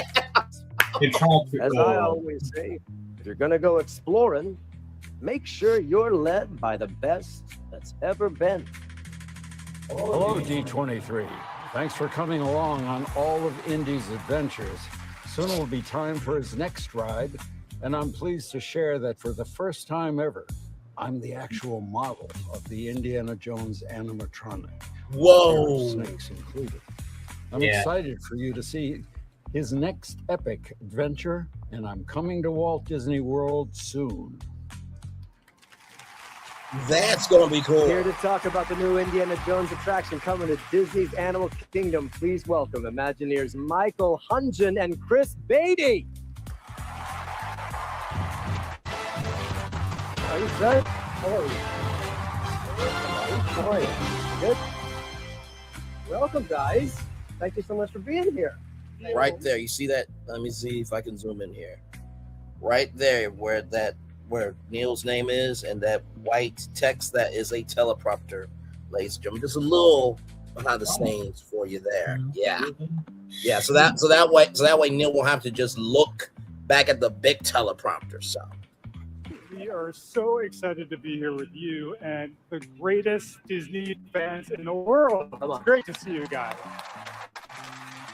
Now, I got to tell you a story. I attended the very first D23 in 2009 as a fan. Wow. I was sitting all the way in the back and I was listening. That's right. 2009. Good Lord. Seems like. And I was there. I was listening as they talked about plans to build New Fantasyland. Turns out the creative lead on that project is this guy, Chris Beatty. And so to be here today, partnering with Chris on the biggest slate of expansion projects in the history of Walt Disney World, it is quite a full circle moment, I gotta tell you. Yeah, thanks, Michael. That means a lot. I'm honored. 17 years of D23 from 2009 to 2026. Let's talk Indiana Jones right off the bat. Can you confirm what we just heard from the one and only Harrison Ford? It is true, all of it. For the first time in a Disney attraction anywhere in the world, Harrison Ford will be the face that you see when Indy appears in our new attraction coming to Disney's Animal Kingdom. Amazing. A U.S. home win for the parks. That is huge. Here's a look First at the time digital in the models world, that we're using to build our animatronics. And as you can see, that is clearly Harrison's face. Wow. Right? Yes, it definitely is Harrison's face. Look, it's been amazing to work with Harrison Ford and have been involved in this project. And the team is they're just huge fans. But it's not the only announcement we have tonight. Michael and I would also like to share the name of the attraction with all of you. Are you ready? Yep. So our attraction will be called Indiana Jones and the Myth of the Jade Serpent. Ooh. Okay. Love that. Looks great. So, this attraction, it's going to blend the thrill and the excitement of a Where Indiana classic Jones Disney says, story with the why does it have to be cultural serpents? experience that you find Yes. throughout Oh, the very Animal good. Kingdom. A park that you know, It's a salt big- is I like dedicated that. to animals real and imagined, which is important here in a few minutes. And in this case, we're going to explore an ancient Mayan temple with Indy, and we're going to learn all about Mayan culture and how it connects to nature. And right now, as we sit here tonight, our teams are actively building the temple entrance. Here's a first look at the facade. It's incredibly Whoa. detailed and just equally authentic in every way. So wait, what's going to actually happen Oh, once you get good. inside the temple? That is a great question. Our story takes place in the 1950s, before Indiana Jones and the Kingdom of the Crystal Skull. And according to local folklore, there's a passageway inside the temple that leads to the Mayan underworld. And it's possibly protected by a giant mythological creature. So, Indy naturally wants to check it out. So we get to follow Indy as he gets up close to this storied artifact when suddenly the myth becomes real and we get sucked through a portal into the underworld. This thing turns into an all-out chase to escape before time runs out. Nice. We will face all sorts of dangers like monstrous bats, larger than life scorpions, fire, flame, and of course, snakes. Why did it have to be snakes? Yep. Well, it does turn out that in Maya Well, mythology, that's the entrance to the underworld is protected by a giant serpent called Sukan. And you're going to come face to face with this real life Sukan throughout this harrowing adventure, including a confrontation at the end that is it's jaw-dropping in every way. So our team is excited. They love this attraction. Look It's at an the original detail Indiana on that. Jones Hang story on. that will make you feel Pause it. And zoom in. Yes, Look at please. the scales. Look at the teeth. Like this is okay, Disney. Okay, you doing something here. Okay. Pretty beautiful. Right into one of his films. Yes. It's like taking the Mushu from Brian and just snake instead. There you go. Because that concept you showed was that big in scale. Yes.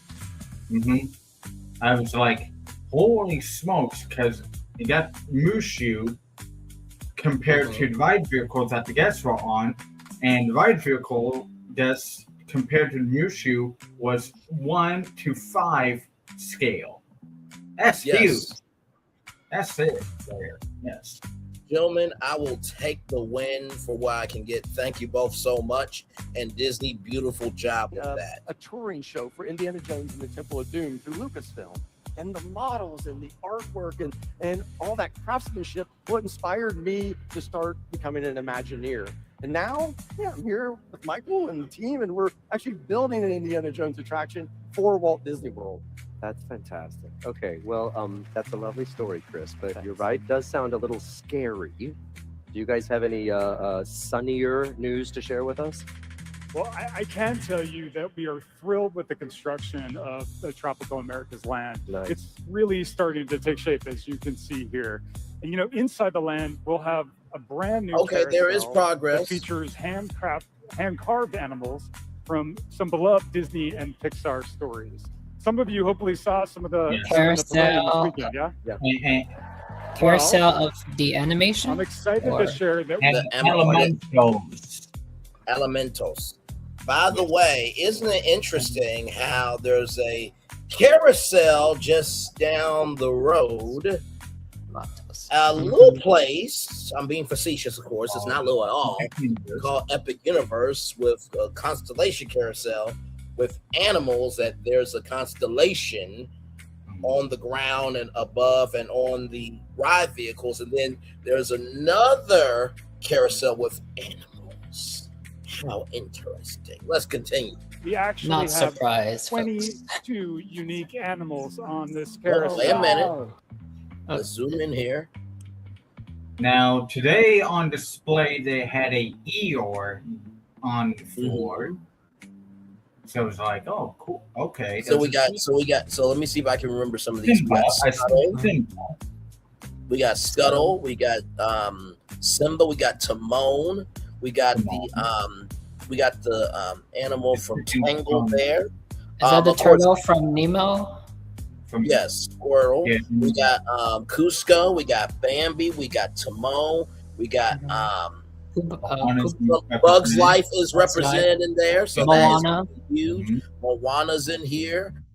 Kevin, Thumper, of course. So we got. I see it. Is that a snake? Jungle Book? I don't know. On the bottom, next to Thumper. I don't know. Is that Rico? It looks like a turtle. Yeah, it looks like a turtle to me. You got Rico up there next to Scuttle. That I don't know. No, to the other side of Scuttle. Right here. It's looking like a raccoon. Maybe. Here is a look at the is that Pocahontas raccoon? Wow. I guess. That's Fantastic. Chico, yeah. Chico. We're excited, but our friends in merchandise are very excited about it. The friends in the merch department are excited because they know there's a guy named Phil Mecker who want a plushie of each and every single one of these. I know that they are making it happen on the double just for him. To the right of the Moana references Eeyore. So yeah. Now, gentlemen, is this carousel gonna do special The carousel is movements? gonna be fun Because we know the for the Count whole thing. Station carousel does like unique movements. So Now that we don't know. Now that we don't know, but or it's I a could standard assume- carousel. So But I could assume that you're going to get some Disney songs about animals on this carousel. Family, a uniquely Animal Kingdom take on a classic Disney attraction that really started it all for Walt. That is remarkable. I cannot wait. Okay, over in another section of this new tropical America's Land is a very special house that we all know and love. White House.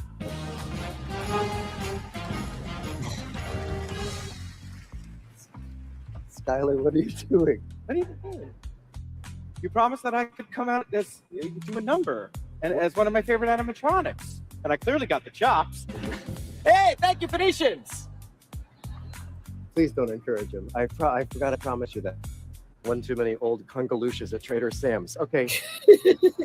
Okay, what? Congaloosh, by the way, Adventurous Club, for those who know. Skylar, what animatronic are you even supposed to be? What? Seriously? Dude, Hall of Presidents? I'm Martin Van Buren, baby! Yeah, he missed an hour and 8 minutes and 1 second of this when we were up here. So yeah, You're joking.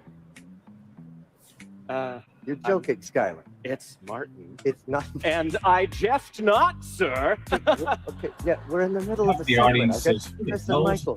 Oh, yes. Good morrow to you both, gentlemen. Hi. Do you know that I'm actually on a $20 bill? You should check your wallet. That is incorrect. Well, agree to disagree. Here, Scoochies. Skylar. They used to call me old Kinderhook. Get out. Okay. Play my music. What are you? by the way, that was the nicest get out I think I've ever seen live in front of 17,000 people. Because you can't say, "Would you get the fuck out?" because it's Disney. You can't cuss. So that get out from Neil Patrick Harris is probably going to be the nicest get out of anybody ever to get that at any Disney event, let alone the big D23. To update you guys, there is already at least 4 people ready to divorce Disney in the chat that I'm watching. So, Where was I? Right, and Anto. Or maybe they're being a Let's go. Please welcome the award-winning writer and director of Encanto and the chief creative officer of Walt Disney Animation Studios, Jared Bush.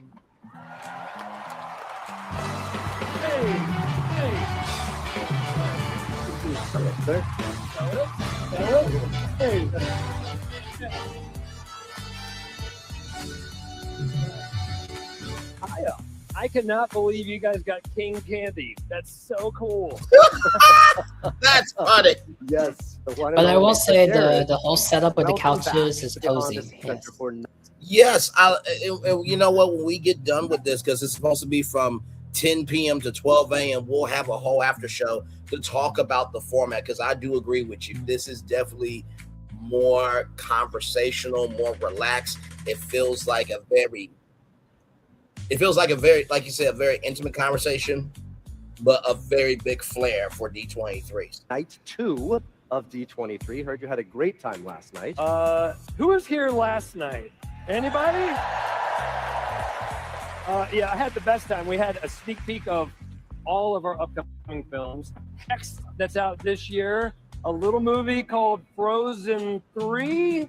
Nice. Yes, our new movie Clay, and of course, near and dear to my heart, Zootopia 3.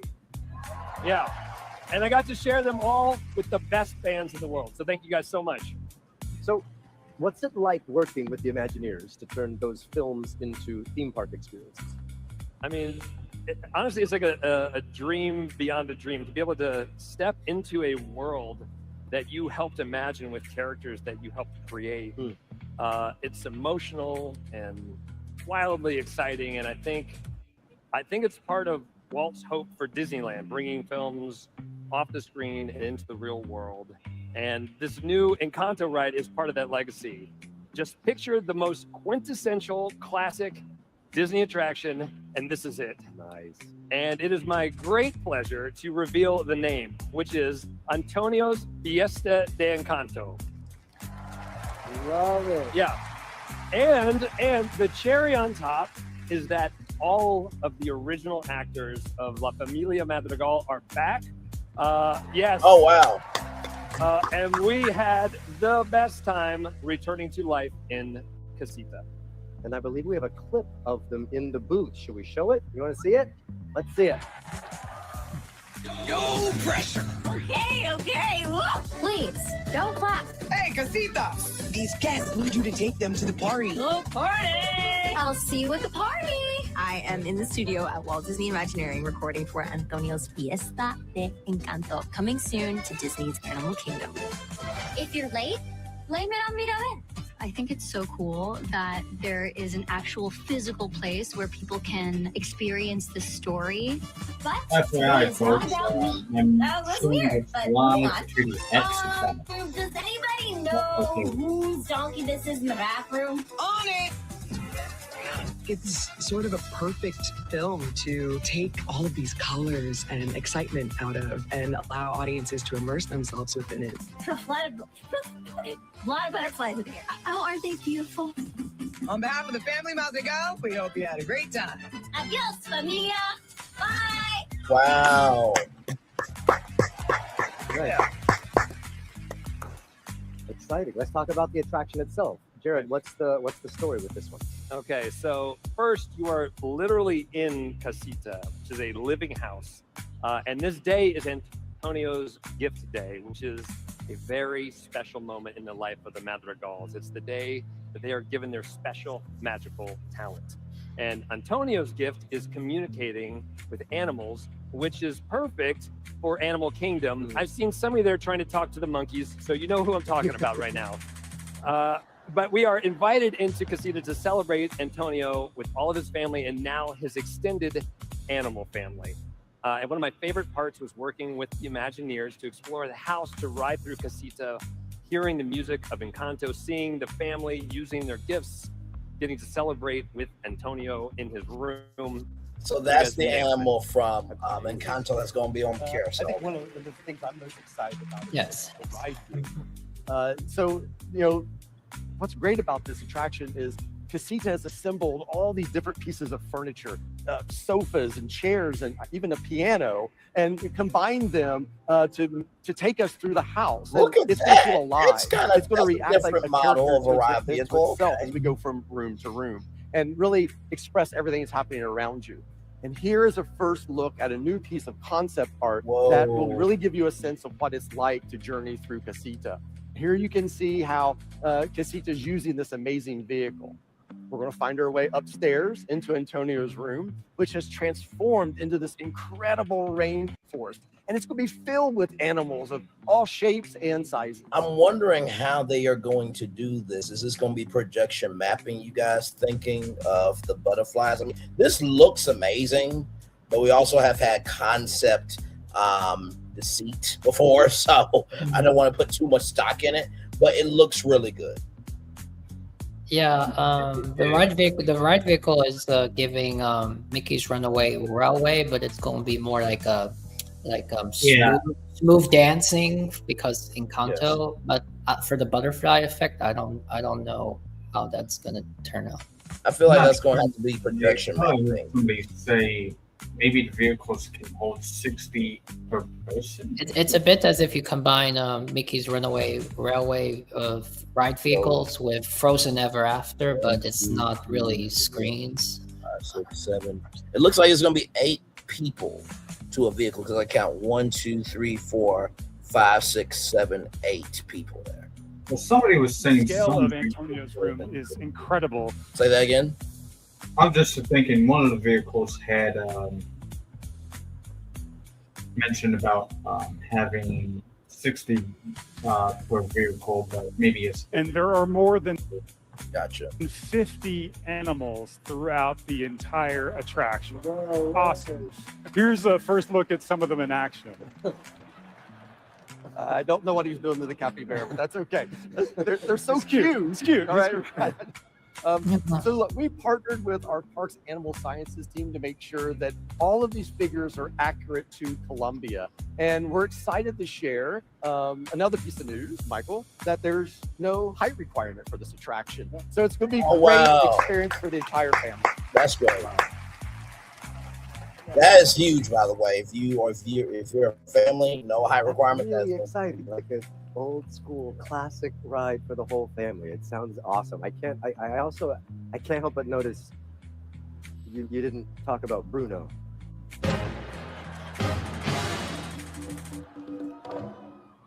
Nobody talks about Bruno, don't they? Get it? Yeah. Right. I always forgot that. Okay, once again, let's hear from our special guest, Jared Michael. And Just Chris. had to Thank get you that guys for reference joining in us there, tonight. huh? Very well. Thank you, guys.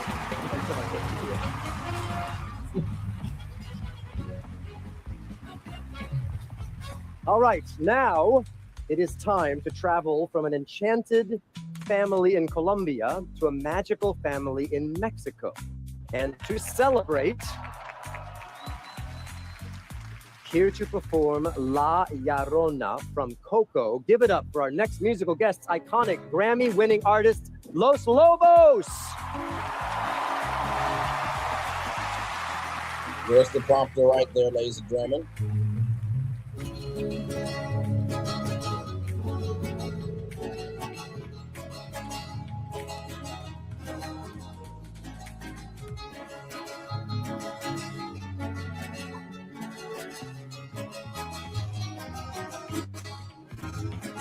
Salí al templo un día llorona, cuando al pasar yo te vi.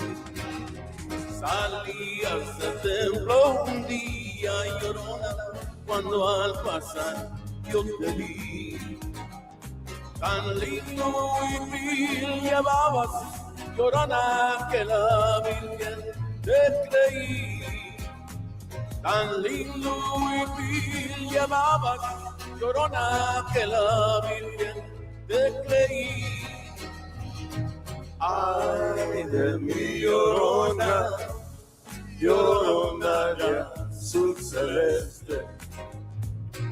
Ay de mi llorona, llorona de azul celeste. First of all, I just want to pause this for a minute and just look at the atmosphere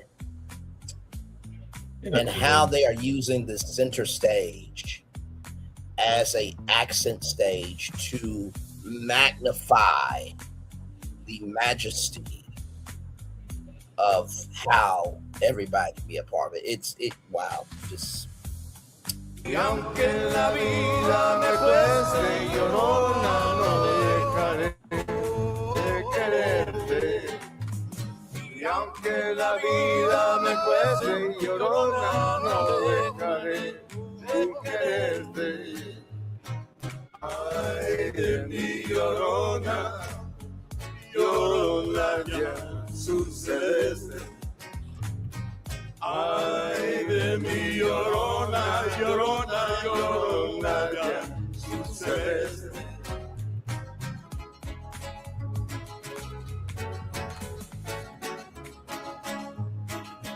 Mr.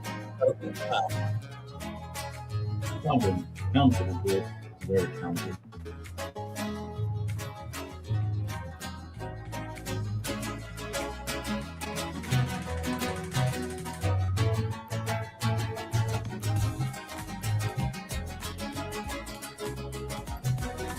Go ahead.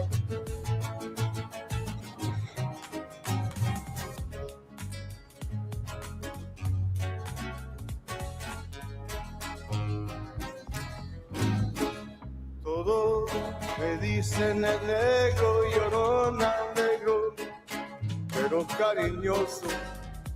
Todos me dicen el negro, llorona, negro, pero cariñoso.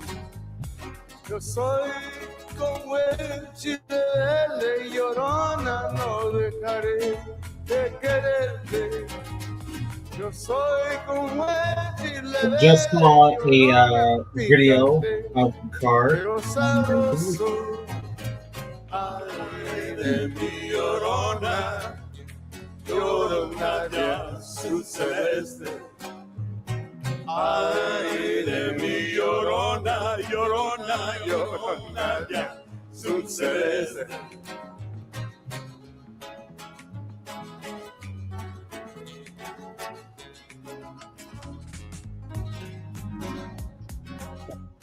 You're going to have to see how they're going to try to make a car work on the guys.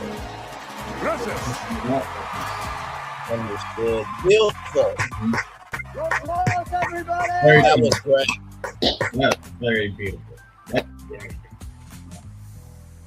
Right in the middle of the action. I love it. All right, let's keep the fiesta going and bring back Ali Rubenstein to the stage, joined by Imagineer Emo O'Brien. Hello again. There you go. Well, all right, we just talked about Disney's first Encanto attraction, which is terribly exciting. And on top of that, you guys are working on the first Coco ride anywhere in the world. So what can you tell us about the progress that you're making? We are so thrilled about everything that's happening at Disney California Adventure. You just heard the fantastic update on Avengers Campus. We have Avatar coming in the future. And we are bringing one of my favorite stories to the park, Coco.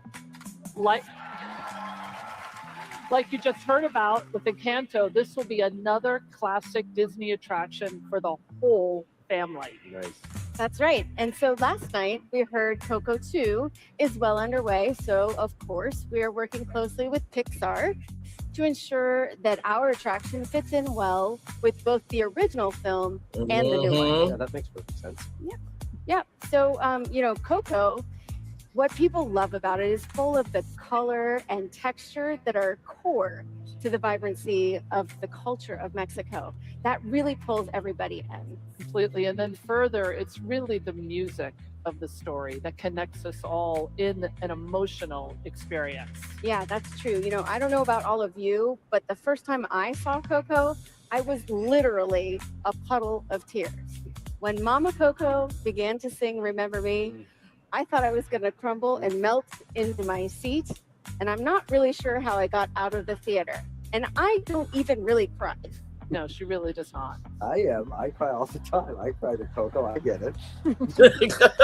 Well, it's that kind of emotional connection that we want to bring into this experience. So our attractions celebrate all of the things that we love. Way you about responded Coco. was like, The no big characters, deal. the music, Right. the culture, It and was most like- importantly, the love no of big family deal, that is shared. But also, too, as a side note, too, you know, some people crying is a very mental thing because they might have had trauma, this, that, and the third. But it's nice to see the humanity behind, you know, Disney. That, you know, even this work, you can still feel something, which is very shared through generations. Our story picks up about a year after the original film, where we'll join Miguel as he thinks back on his incredible journey. So we will enter through a museum, a Casa Museo, and it is dedicated to the music of Miguel's great-great-grandfather, Hector Rivera. You can see that there, right? And then let's take a look at the experience on board the attraction. Yeah. Yeah, so we will travel by boat through the story, visiting the land of the dead in Miguel's memory. The land of the dead feels like a perfect location to bring to life at a Disney park. Agreed. And memories are central to this story. Dia de los Muertos is a time to honor your ancestors by dedicating gifts, letters, and other meaningful items to their memory. Given that, we wanted to do something really special for all of you here at D23. If you stop by the Imagineering Pavilion at the Convention Center, you can write your favorite Disneyland memory on a card, and then we are going to plant all those memories within the roots of a special tree where they will become part of our Coco attraction. Wow. Yeah. That's cool. Yeah, so we just filled ours out backstage, and of course, well, we brought one for you. That is so cool. If you'd like to fill one out I yourself. would love to. Thank you. What an awesome way for everyone who's at D23 to be included in the making of what is sure to be a classic ride. I love it. Yeah, it's really going to be a beautiful, moving experience full of fun and surprises. And this ride, just like Encanto, will be available for everyone because it too has no height requirement. Nice. 2 rides, no height requirement. That's awesome. That's important for the young ones and for parents. All right, let's go from one favorite story to another as we head across the Atlantic to Disneyland Paris. It feels like everything that we have been talking about is a first in some way because you're also working on the very first Lion King ride anywhere in the world. Yeah? How's that going? Well, our very first Lion King attraction is going to be such a great fit for Paris. You know, I was just there a few weeks ago and I had a chance to watch our Rhythm of the Pride Lands show, which is based on the Lion King. And great. everyone there, it was like absolutely packed, kind of like this. And everyone was completely into the music and the characters. I really just can't imagine how excited the guests will be to have the chance to experience the very first Lion King attraction anywhere in the world. Of course, I'll probably just be crying the whole time because it's also a music thing. Maybe I am a crier. The new ride is based on the classic animated film, right? Yes, absolutely. Nice. We will be inviting all of you into the Pride Lands at Disney Adventure World.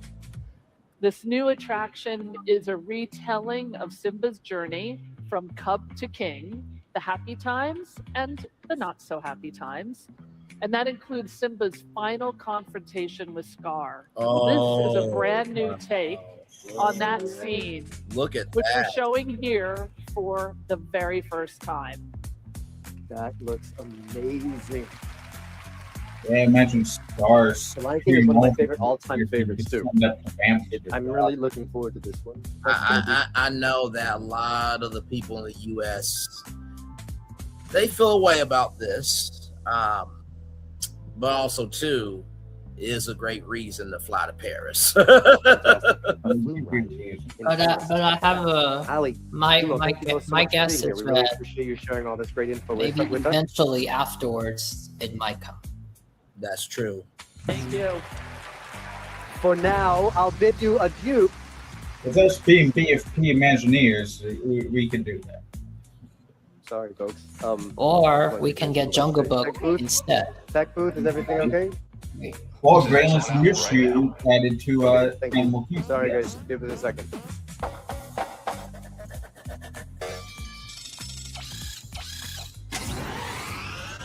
Wreck-It Ralph. Yeah, that is. Fix it, Felix. You fixed it. Oh, wait. Disney. Wait a minute. I get it. Fix It Felix. Amazing. The actual Fix It Felix is in the house. Placing Buzz Lightyear's. No. I still haven't found the wardrobe, but the lights went out and I thought I could help. Then why are you dressed like Fix It Felix? I'm not. But, I mean, now that you mention it, I suppose this does read a little Felix. I can literally read a little Felix on your shirt. Is this? Well, it's upside down to I'm thinking this is gonna be in Tokyo. Okay, whatever. Yeah, I watched a video. Braden, I shared to you guys. Golden Hammer. Sit down. Is there anything that you've been told about the new Wreck-It Ralph ride coming to Tokyo Disney? Well, Oh, what I can tell you is this. The ride is called Sugar Rush Sweet Rescue, and I've heard there is a top secret logo. yeah, it's right behind us. Yeah, it's not top secret. Well, I'll be a spoiler alert. Gee, thanks.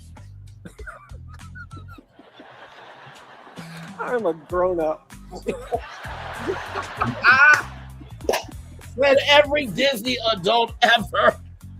So, Jack, what else have you heard? A lot. But you have to promise, Neil, this stays between you, me, and my 14,000 new friends. Well, millions And watching everyone on watching Disney, on Disney Plus. Yes. Yes. Them too. All right. This ride is going to transport you into the world of Wreck-It Ralph, where you have to help Ralph and Vanellope by restoring the sugar bugs to their original forms. Oh, what's a sugar bug? Something that needs to be restored to its original form. Keep up, Neil. My bad. However, be on the lookout for that mean old King Candy. Well, at Jack, that I know I animatronic can't of wait to Ralph. jump into Sugar Rush when it opens Wow, next the spring. fluidity is I'm amazing. excited too. Now, is wardrobe this way? Nope. No? Okay, well, great. Jack McBrayer, everybody! By the way, I just want to say this. As we see Flo's VA Cafe in the background there and Ray Air Springs, who's to say that that animatronic of Ralph can't be for the Play Pavilion? I was thinking that too when I was watching Braden's video before we came on, just like half hour before we went live, because Yes. yeah, we have Play Pavilion to obligate to do, but maybe we've forgotten about that. But, you Yes. know, I got another idea. So 2026 is a very special year because it marks the 20th anniversary of one of the most popular films. It's in been Pixar 20 years for history. Cars? My God. Are there any Cars fans in the house? It feels only like Ciao! I thought so. Well, Earlier this week, you probably heard that Disney is expanding its collaboration with F1 into the world of cars. And there is so much more Cars love on the way, including 2 new attractions at the Magic Kingdom in Florida. Here to talk more about those, please welcome back Michael Hunjan, joined by Imagineer Jason Grant. I'm a hugger. Can't help it.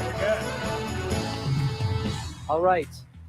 So it seems like you're quite busy at Walt Disney World these days. Tell us more about these Cars attractions coming to the Magic Kingdom. Well, I'm really excited to work on Cars because, the movie holds a really special place in my heart. My son, Miles, he was a huge fan of the movie. In fact, there he is. His first ever Disney meet and greet was right across the way here in Cars Land. So I know from personal experience how powerfully families really connect with these characters. That's amazing. Our expansion of the Magic Kingdom is an extension of the Frontierland story that celebrates the rich legacy and the spirit of America's national parks. Hopefully some of you guys stopped by the pavilion this weekend. Yeah, awesome. Well, you've seen the Piston Peak model. It is full of mud flats and rivers and geysers, trails, and so much more. And the best part is that all these natural wonders will come alive through the adventurous spirit and the humor and the heart of Lightning, Mater, and all their friends, including Miss Fritter from Cars 3. Ah.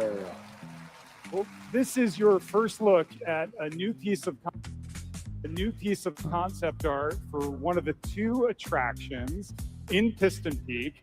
It's called Miss Fritter's Daredevil Spin-Along. I still want an apple fritter. Now, if you don't know her, Miss Fritter is a demolition derby with a larger-than-life personality. And in our attraction, she takes center stage as a huge school bus-sized animatronic hosting her wildest demolition derby yet. Wow, yeah, there's no missing that bus. All right, so what about your second attraction? I feel like am I gonna feel like a real race car? Absolutely, you are. We're creating an off-road race at Piston Peak that we're announcing tonight is going to be called Cars Ridge Run Rally. There's the logo right there. Logos aplenty. Yeah, it's very beautiful. We're going to find out who's the wildest racer in the wilderness as each car. Nice. Sorry. We have a truckload of puns. No worries. Yes. As each car is competing for the fastest lap in the wilderness. We're going to take a look at some of our concept art right now. This is how we're going to start the race. You're going to head off into wilderness for a climb up the mountain. It's going to be really thrilling all the way up to the top, but it's just going to be a little bit bouncy. Then once you reach the peak, it's going to be completely covered in snow. And I'm really excited to see this at night because I can't wait to see how it sparkles under the mountain. Then you're going to race your way down Piston Peak. It's going to be a series of camelback humps. And it was a little bouncy on the way up. It's going to be really bouncy on the way down. So you're going to want to make sure you hold on tight. And then lastly, you're going to make a run through our geyser field. These geysers are going to chase you all the way to our largest geyser, there's the little one that we there, call. so it looks like there might be actual water there. Fullerton, we did a live earlier. Well, not live, but we did a recording rather earlier and talked about this. Old tank full. And then you're going to. Sorry, we had to. There's more where that came from. Yes. Did I say truckloads already? Yes. Okay. Anyways, so you're going to circle up to the top of the geyser, and then it's a sprint down through the finish line where Lightning and Mater are going to weigh you, providing live play-by-play of all of the action.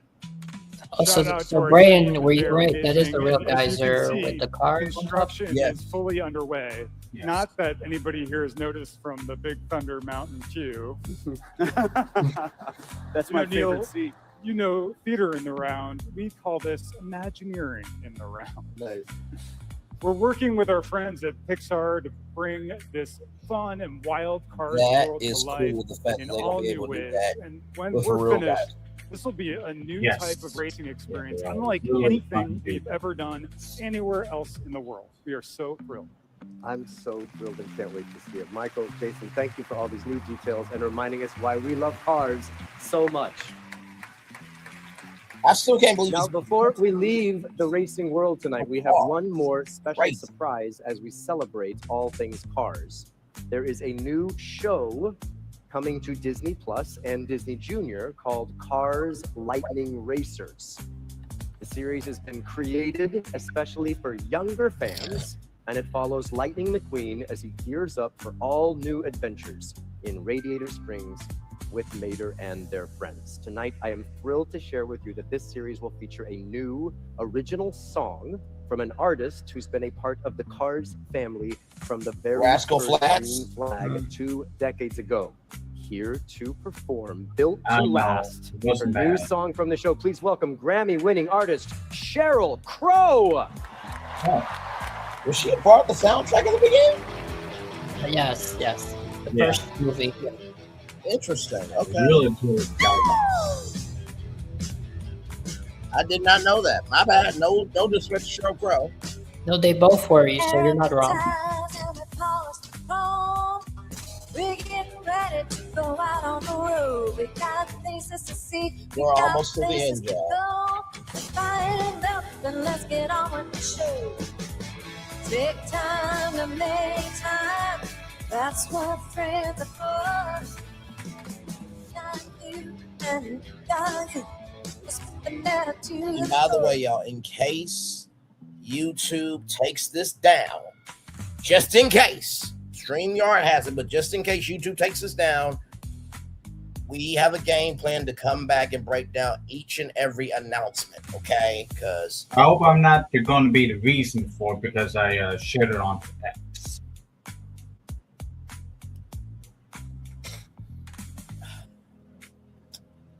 we should be fine.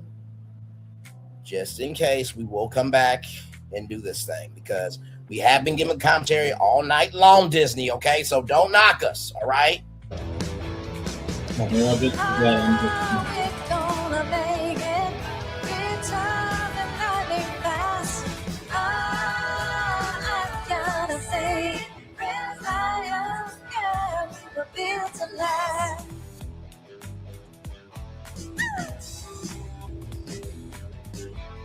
Sometimes the road is like a crazy racetrack. You hit curves and now you feel like you're crash. One thing for certain, one thing that's a fact. Lose control, baby, I got your ass. Take time to make time. That's what friends are for. You got me and I got you.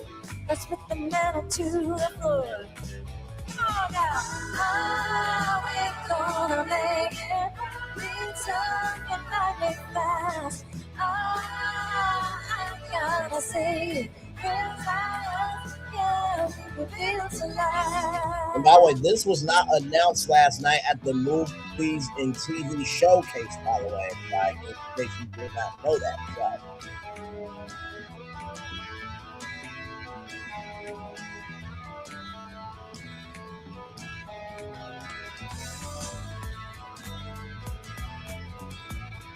And the headlights. Oh, we're gonna make it. Reach up and I make fast. Can you imagine the people in the front row and how like close up they have had the speakers? We were built to last. Well, it looks like there's not a bad scene in the house, honestly. We were built to last. Oh, we were built to last.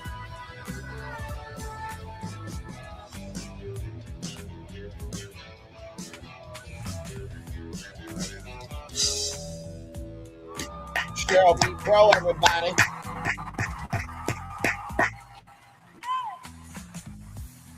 Sheryl Crow, everybody!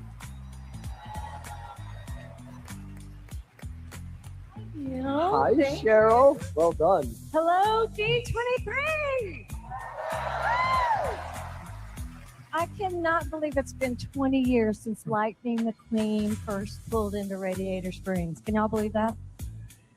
I am so excited to be back in this world. And hey, since I'm here and the band's all here and you're here and it's D23 and it's the 20th anniversary of Cars, how about we go back to where it all started? Can we do it?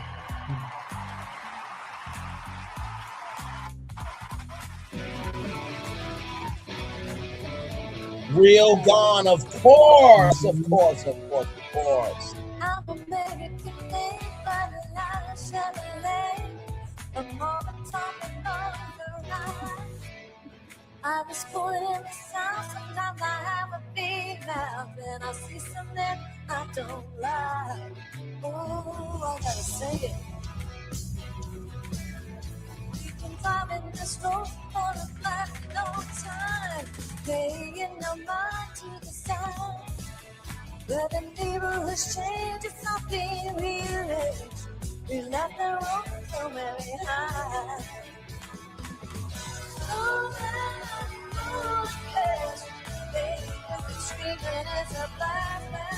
Boy, this was in the intro of Cars, so this is like a full second moment.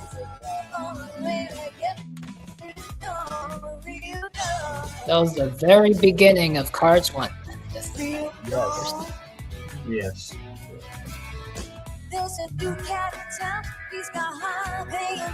And you know, I know that for some people they may say, well, Sheryl Crow was going to do that. Sheryl Crow is Sheryl Crow, right?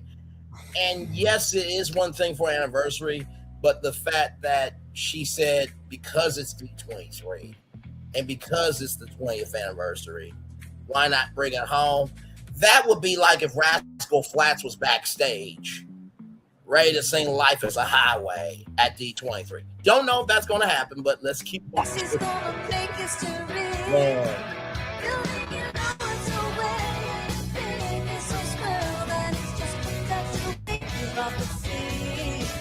Come on now.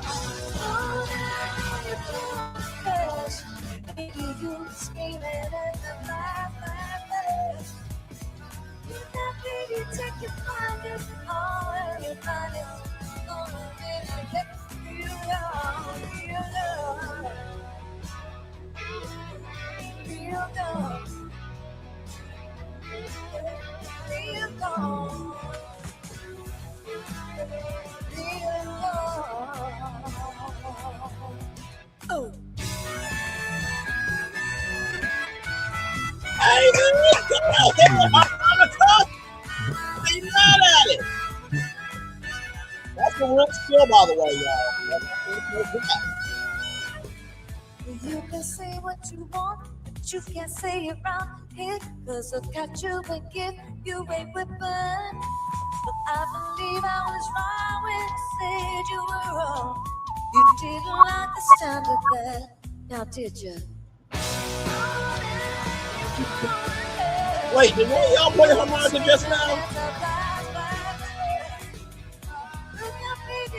Look at that, the fog there. Of course, that couldn't do real fog. Like, is that fire or is that fog? It looks like fog here. Oh, it's fog. Okay. That's a beautiful stage. Beautiful stage there.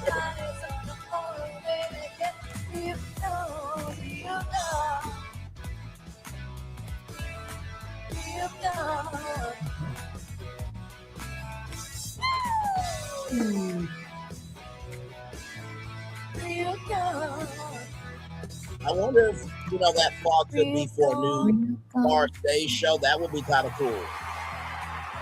Shout out to Sheryl Crow.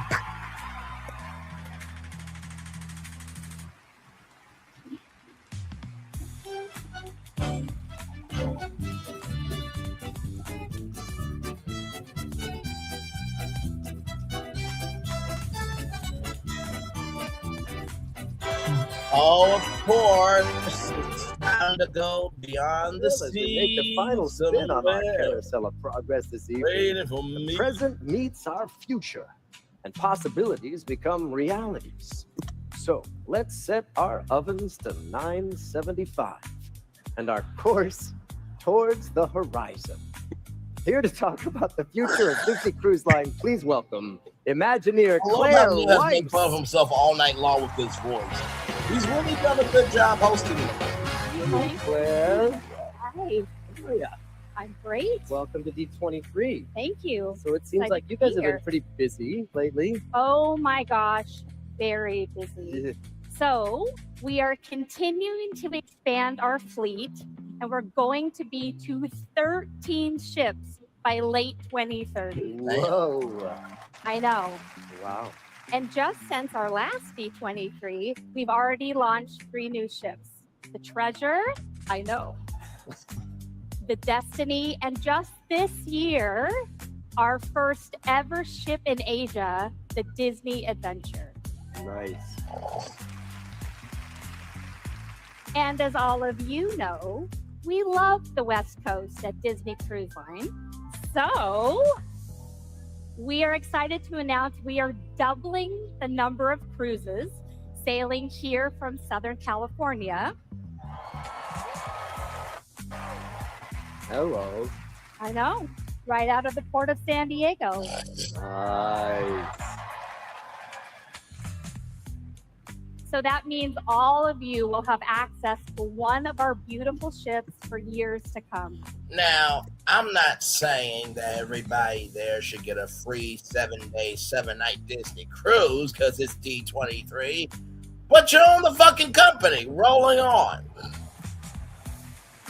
And we have an incredible lineup for summer 2027. The Disney Wish is going to Europe for her first time ever. Ooh. And visiting all new ports of call. And to top it all off, the Magic and the Wonder are returning to Alaska. Those are definitely on my bucket list. Same. It is honestly an incredible time to be a Disney Cruise Line fan.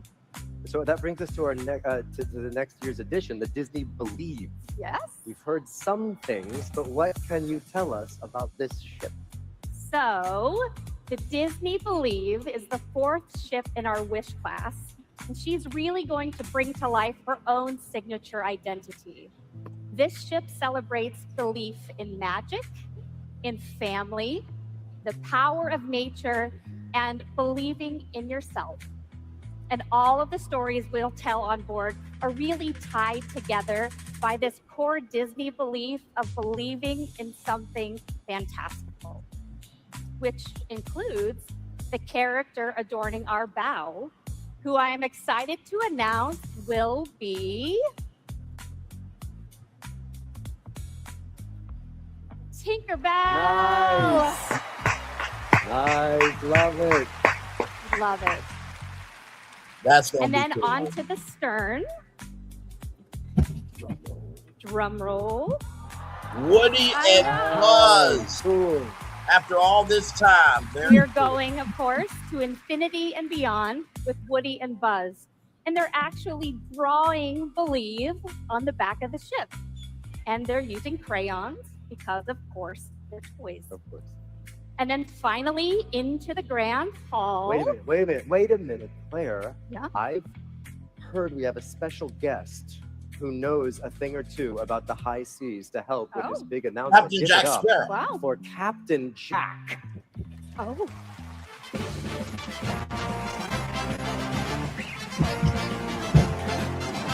That should have been Johnny Depp. Hey, y'all. Why do this to us? Sorry, please. You finally got your wardrobe, and I get it. You're Captain Jack Sparrow.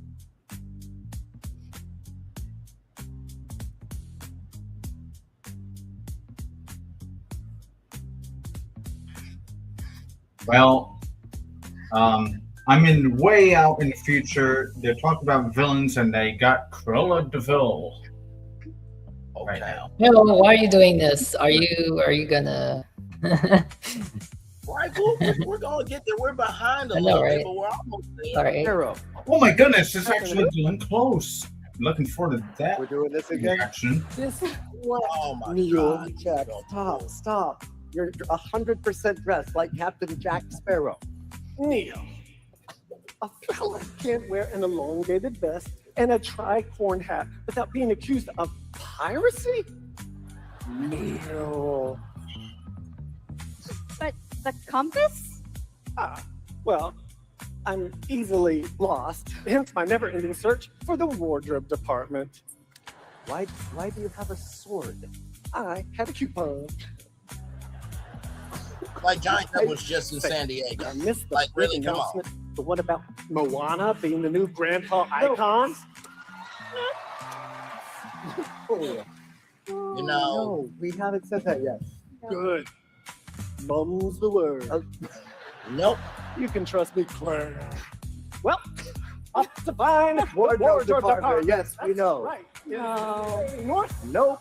Got it. Bye. Well,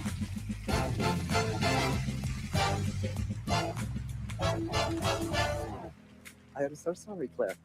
no worries. I guess the rooster is out of the basket. Yes. So, I'm excited to officially announce that Moana will be the Grand Hall icon on the Disney fleet. oh, look at that. Amazing. Yes. Hers is an epic adventure story that is all about exploring the seas and believing in yourself. So she couldn't be a more perfect fit for this ship. And I cannot wait for you all to see her in person. But wait, that's not all you have to share with us tonight, right? Nope. We also have an entirely new class of ship for Disney Cruise Line that will debut starting in 2029. And this First is 2029. such a cool size. It's right in the middle of our classic ships and our newer ones. And this gives us some really amazing opportunities to visit new places and new people we just haven't before. And we actually have a preview of that new class of ship tonight that we haven't shared with anybody yet. Nice. Shall we take a look at it? All right, roll it. Roll the video. Let's see it. The way you shape a line. From sketches and finished drawings, thinking ahead and creating new attractions for months and years to come. We keep moving forward, opening up new doors, doing new things, because we're curious. And curiosity keeps leading us down new paths. We're just getting started.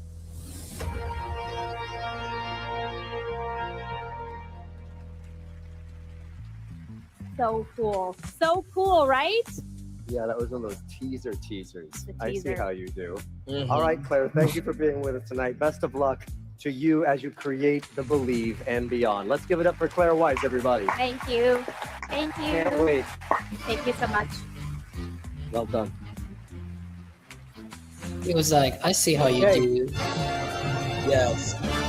So, Say one a of the little most popular something without films in saying the anything. 21st century is There getting its first official land when Monstropolis debuts at Disney's Hollywood Studios. Okay. Check this out. Welcome, welcome, welcome to Monstropolis. Come on down, we'll show you around. It's the friendliest town there is anywhere.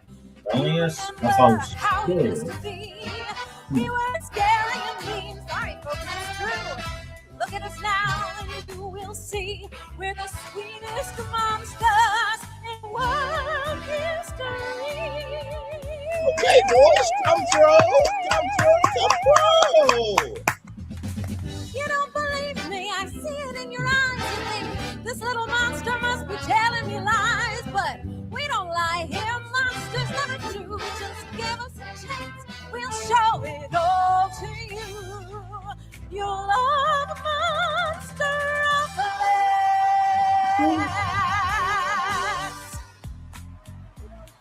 That's pretty good.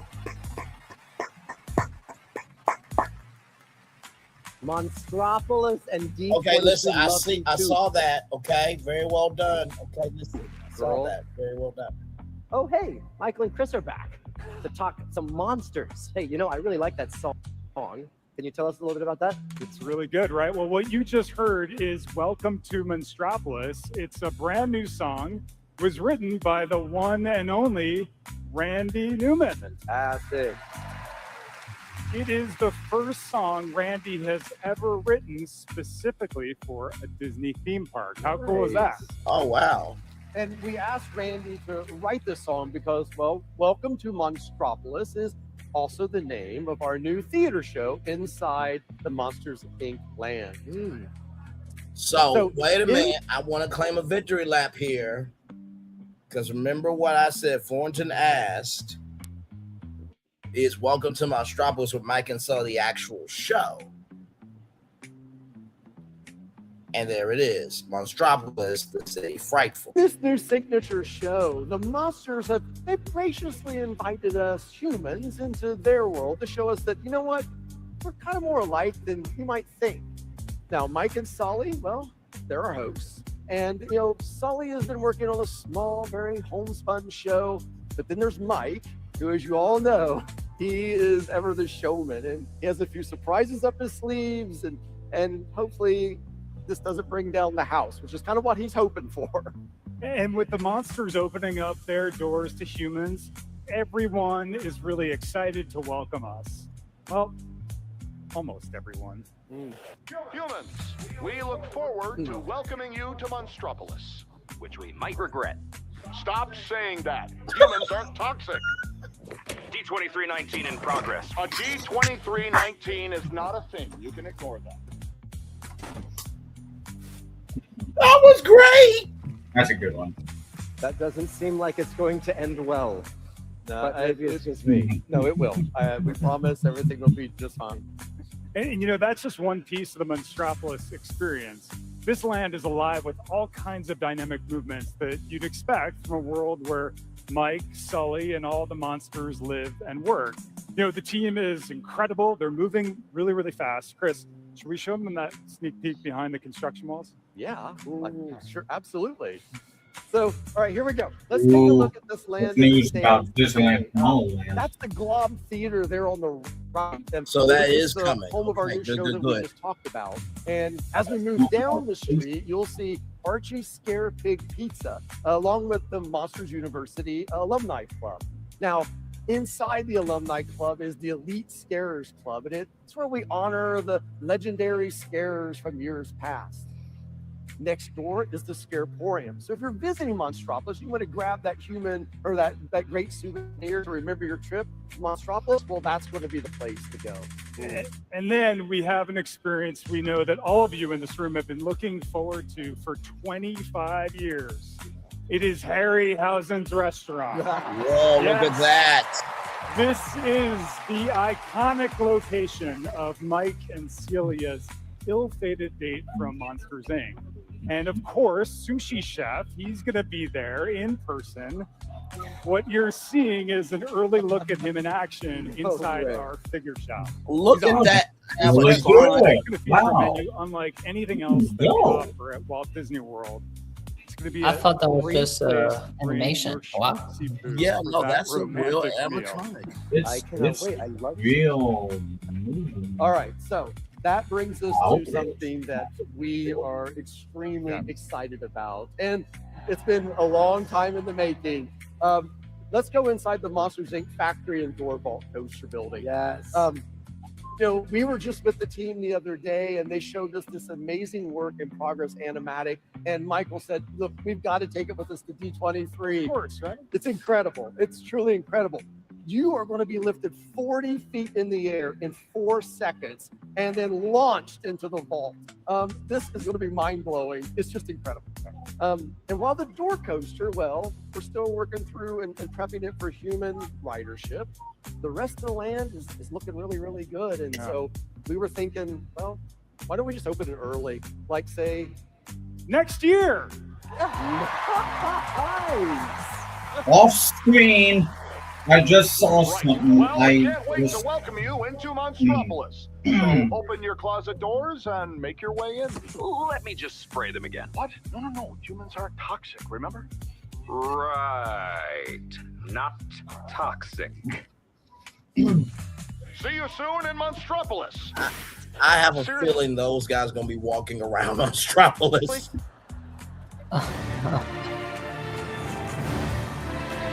Of course, it is time to take over Monstropolis. It's me.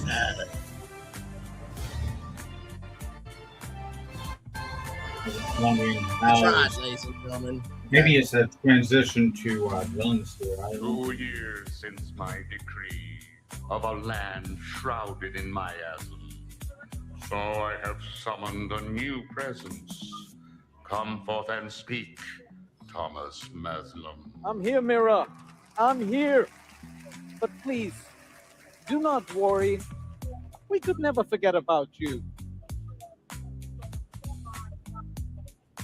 I assure you, I am not worried, for I know you will be sharing more. But villainous souls are not the patient kind. So do hurry and speak of the wicked magic that's in store. I think I can do that. In fact, I know two people who are absolutely perfect for the job. Everyone, please welcome back Bruce Wan along with Imagineer Carolyn May.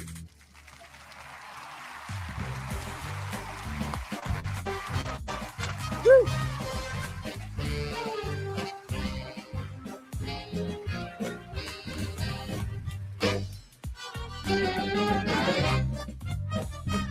Solutions.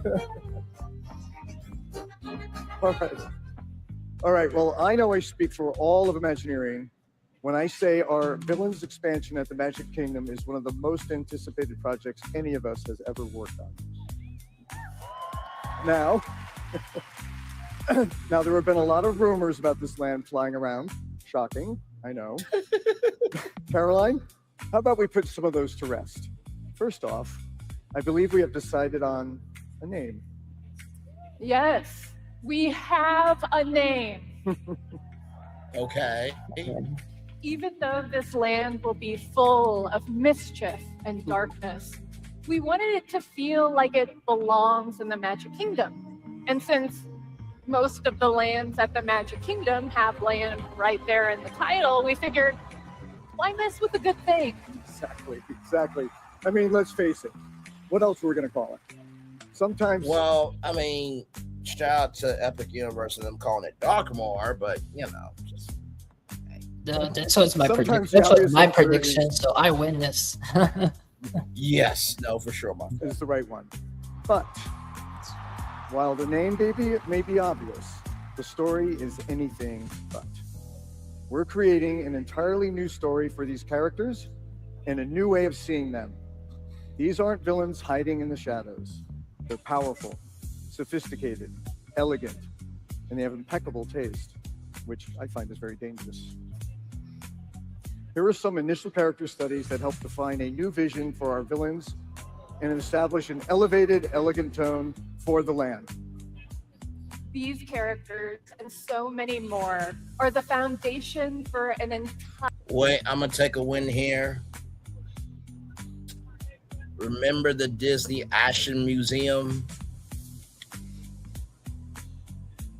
Not saying that there's gonna be a villains costume shop in Villains Land, nor Villains Emporium, where you can see villains, treasures, stolen, bought, and otherwise, and the history of villains in a museum. But let's continue. Entirely new I wonder story if that's of Villains relating Land, to what which you're we are going to see next on the stream. really Phil, be creating quiet. from the ground up. Like so many They of our just fairy wrapped it tales, up, guys. I've turned it off. begin to stray from the safe path Understood. and enter the bewitching and foreboding dark forest. There, you'll come upon a broken, twisted wishing well. Now, normally a wishing well is a pretty happy thing. You make a wish, toss in a coin, maybe a princess starts singing. This is not that wishing well. Oh wow, it's got some. We wonder. Now, first of all, let's You zoom in got here the for a wishing minute. well Snow White, and those trees look ominous just as well from it. That is some. That I can't zoom They had in, but as you mountains can see, of it.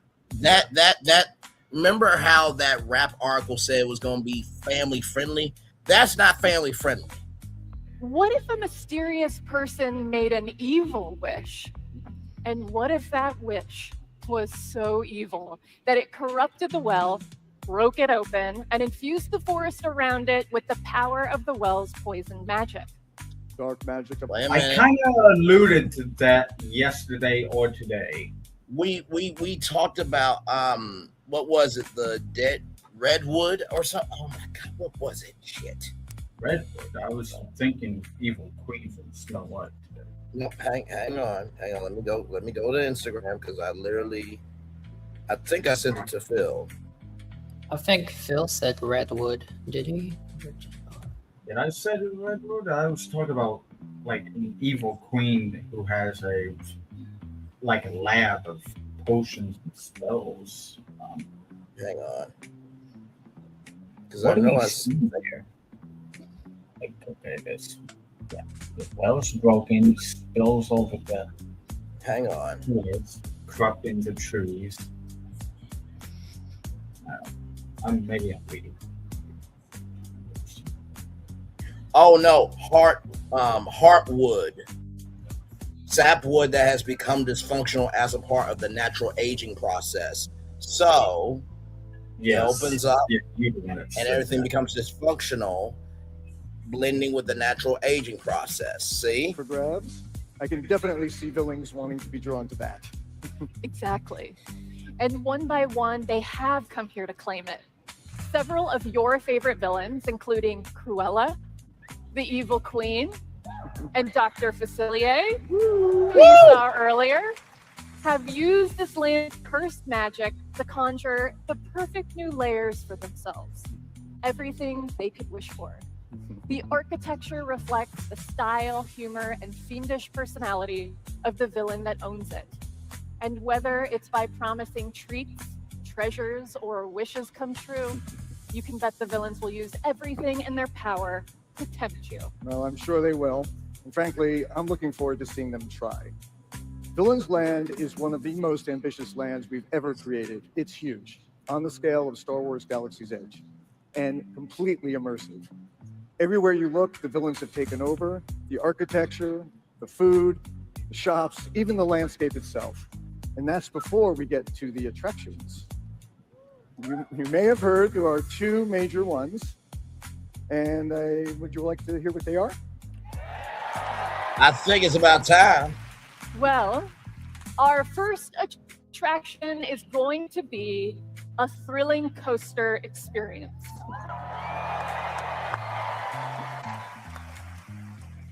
Here, you will encounter Maleficent herself as you race through the Enchanted Briar around her mountaintop fortress. Whoa, pause it. So let's give it up to Disney for executing concept art, because in the concept art, we did see a coaster going through these vines. So shout out to that. Okay. Excited to include elements we've never attempted before on a Disney coaster. Because of course, if we're inviting the mistress of all evil to our land, we best not disappoint her. No.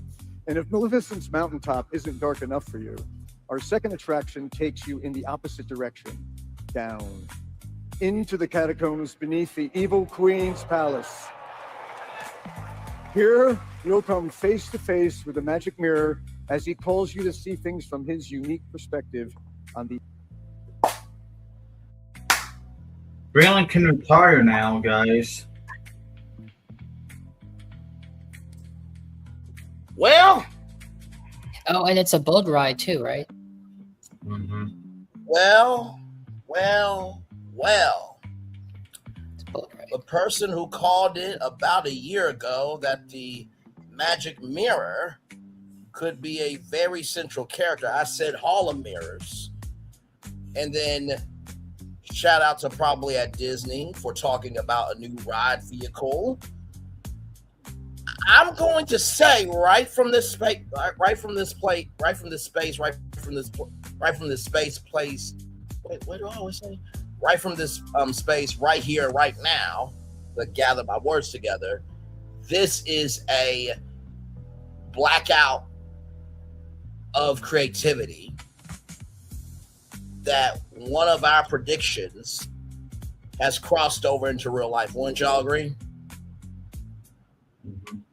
Yeah, like I said, Braylon can retire now, guys. Let's continue on. Other side of the glass. Once you're in this mirror realm through a mix of special effects and incredible physical set pieces, you'll be mesmerized by a whole array of your favorite fearsome Disney villains, conjured as only the magic mirror can.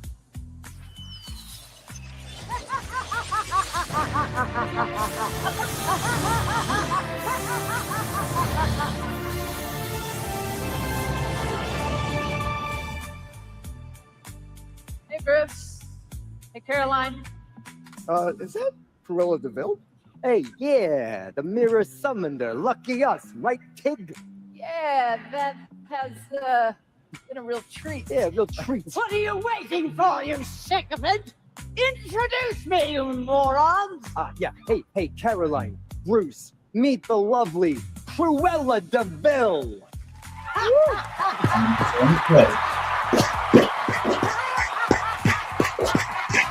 I know those fans are freaking the fuck out.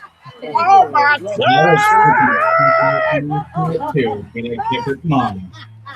And she can still do the laugh. Oh my god!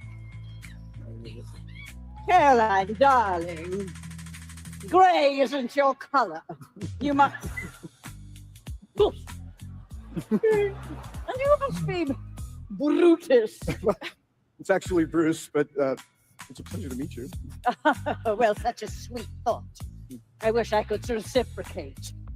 Neil! Yeah, boss. Neil, Yeah, come I'm here. over here. I'm over here. What is it that this one does, this Brutus? What does he do? He designs theme parks, boss. Theme parks? Yeah.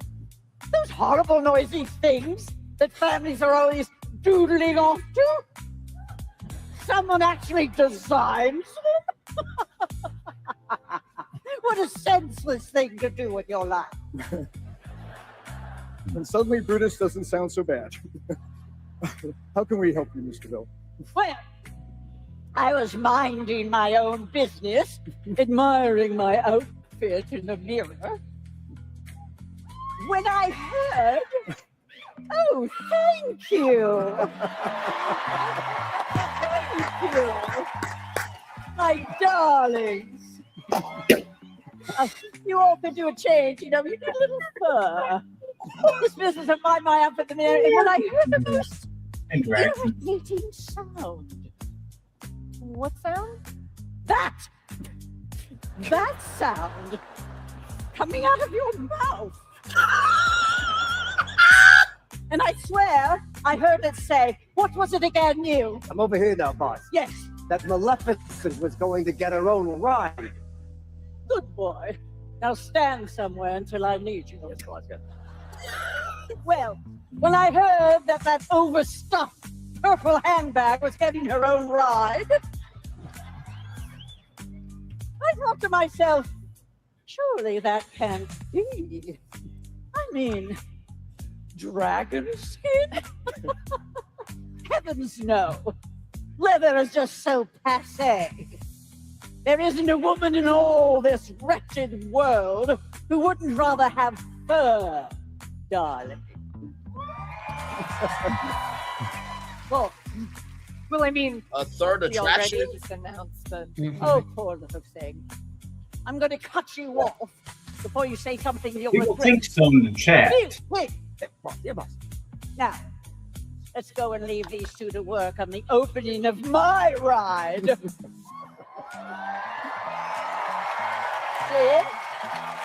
See? Yes, and all the cars will be full of little dogs. Whoop, whoop. And oh, I brought one of those street musicians to entertain you while you work. What was his name again? Speck? Beck. Oh, well, whatever. You put a dollar in his hat, darling. Everyone, the iconic Glenn Close. Yes.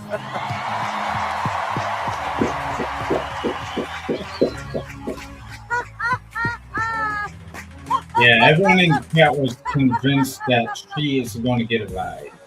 Yes. And she fucking should. Yeah. Yeah. I wasn't disagreeing no bit. And that's the funny thing is, I made a concept for a ride for Villain's Land in the Villain's Land that I didn't show because we were, trying to make this tour wrap up quickly that night. But I had 20 different nights and dining. And by the way, no, absolutely. You did a wonderful job. Bruce and that woman, after that reaction, they should get on a third fucking ride. If you can't get a ride, you gotta get a freaking nice, beautiful store. Wait, I just thought something. You know what I would have done if I was on stage? Hey, Bruce and woman whose name escapes me, ladies and gentlemen, some breaking D23 news. Bruce Vaughn has no idea, even though he is the head. We are announcing a Cruella de Vil ride in the UK Pavilion at Epcot. That's another thing that was mentioned. That was another thing mentioned in the chat. Like, is this going into Villain's Land or is this going to UK? That's what the chat was saying here. Was like, is it going there or there? They couldn't figure decide where. And honestly, tell you the truth, I would have said it on that stage. I would have said it on that stage and then walked the hell off and let Bruce cuss me out. What the fuck did you do, Brian? Do your fucking job, Bruce! Or Brutus. Actually, you don't even deserve that name. That's a legend. You're a piece of shit. I gotta go. Now, of course, Josh tomorrow and the Disney SWAT team will be right out there to take me out. So let's just continue on, shall we? Just a little bit of admin, ladies and gentlemen.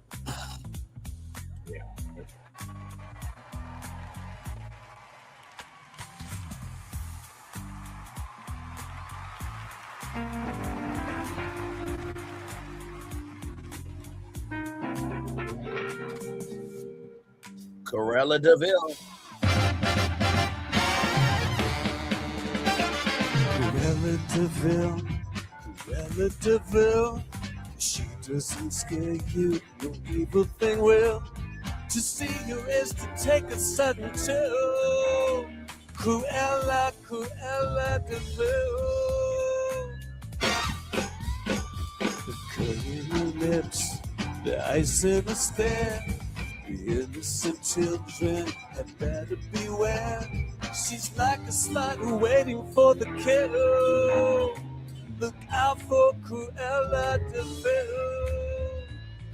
First you think Cruella is the devil, but after time has worn away the shine, you come to realize you've seen her kind of eyes watching you from underneath the rock. Vampire bat, inhuman beast. She ought to be locked up, never released. The world was such a wholesome place to tell. Cruella, Cruella de Vil. Now don't you disrespect me, to derogate or deride. You're in my world now, and I got friends on the other side.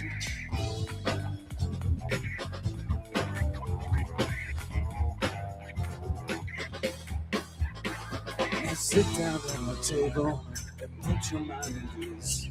If you relax and enable me to do anything I please, I can read your future, I can change it right now too.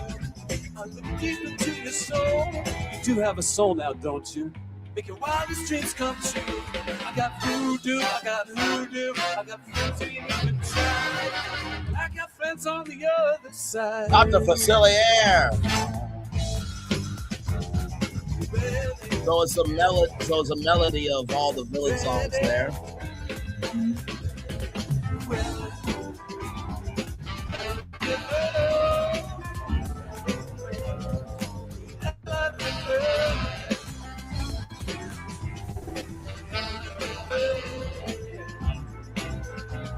Are you ready? Are you ready?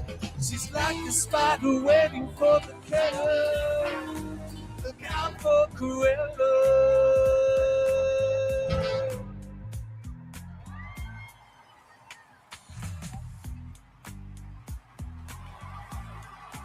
Thank you, Beck.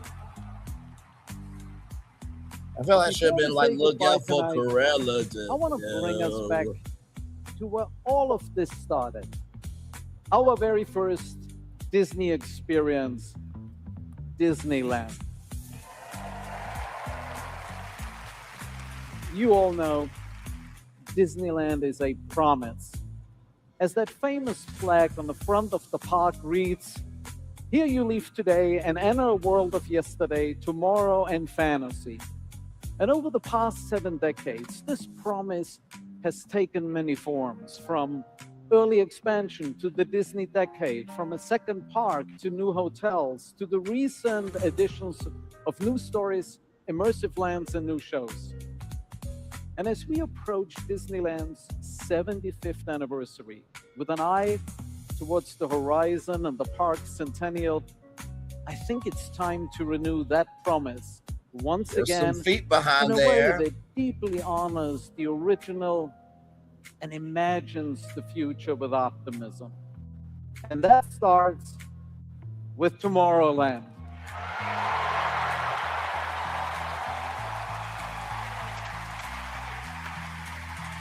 There was some thunderous applause.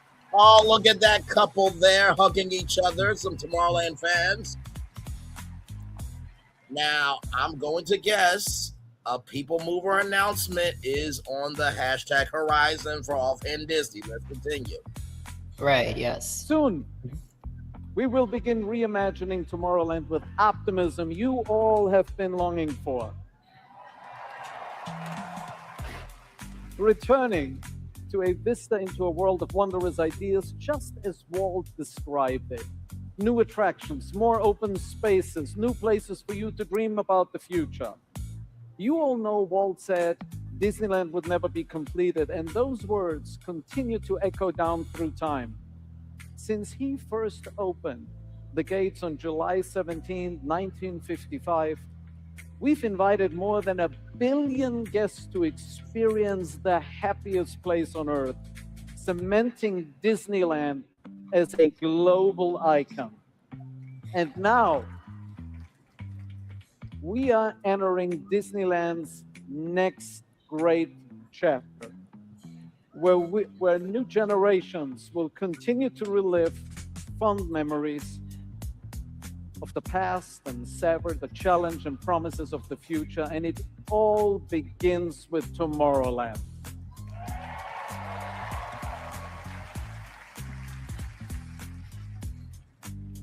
So that's our show for tonight. Thank you for joining us on our Disney Experiences Carousel of Progress as we begin travel into our great, big, beautiful tomorrow. Need a encore.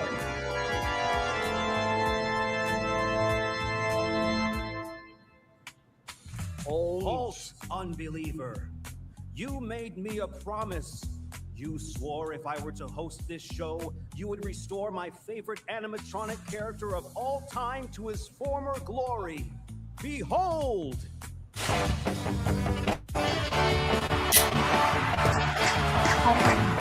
Winning chicken dinner for Phil here because of course it was on your channel. Yes. we are taking a new journey into imagination at Epcot. I predicted this. I predicted this too. It's a win for both of us. With Figment and Dreamfinder. I get the extra bonus because I presented it on. I'm so happy to tell you this. We know how important this is to how it you. goes. We heard you. And this is one more way. We are putting you, all of you. I said that all of you in everything the was center fixing. of everything we do. Everything is fixing, right? Okay, that's really it now. Maybe. Come out, team. How do I know? But until there was... Thank you to our Thank you. incredible host, Neil Patrick Harris. Many thanks to our performers, special guests. Thank you to our Imagineers. It is very vague. Thank you want to everyone know. who worked so I hard want to behind know. the scenes to bring Disney. this to life. Most of all, my heartfelt thanks to all of you for joining us on our own very carousel of progress.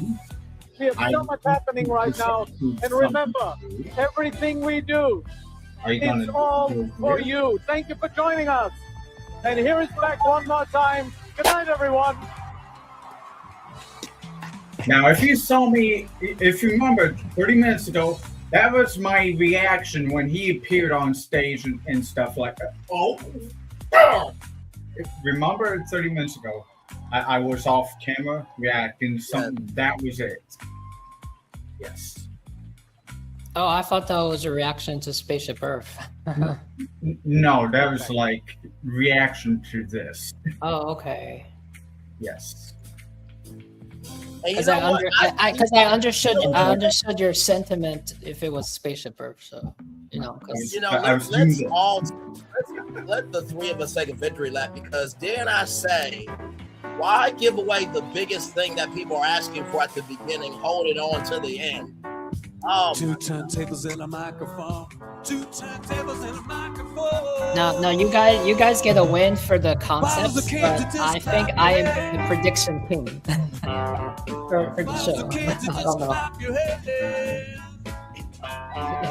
Okay, I see you. Get down. I see the hips, baby. All right. Yeah, might be a Disney baby born tonight. Well, not born tonight, but at least maybe.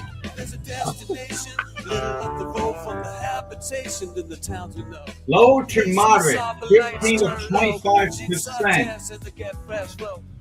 I asked that on the left. Unfortunately, it was not recorded. So as we get ready to end it here, what a epic Horizons. So many announcements. I think I was on point with 70% completed projects. And let me add a caveat to that. Maybe not completed all the way, but 2027 to 2028 is progress. It will be updates and things that people want to really feel. And what did I say during the movies and TV presentation, ladies and gentlemen? Can Disney understand that the fans want something new without forgetting their history? I think Disney is on the path to being able to get some of those fans back. Now, of course, planning is one thing, execution is another. I would suggest doing that Cruella de Vil ride fucking immediately. Because as that great brother who said the new Disney Experiences president, everything we do is for you. I would take that energy and run to the hills which come with my help. From the Disco Yeti being retired to the Yeti coming back to Figment coming back, Magic Happens returning. Wait, did they say Dreamfinder is coming back too? Say again? Is Dreamfinder coming back? Or Dreamfinder's coming back as well. To OG Color of Water, to Remember, Dreams Come True, presented by Honda. And hopefully I will be announcing the show, said no one ever, but Neil Patrick Harris came out as Dreamfinder, so anything is possible.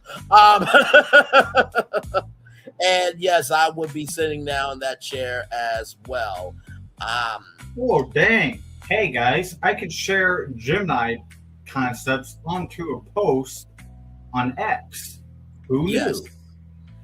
And not to mention, too, can we also give up for the fact that Disney is bringing the adult out of Villains Land? Nothing was tame.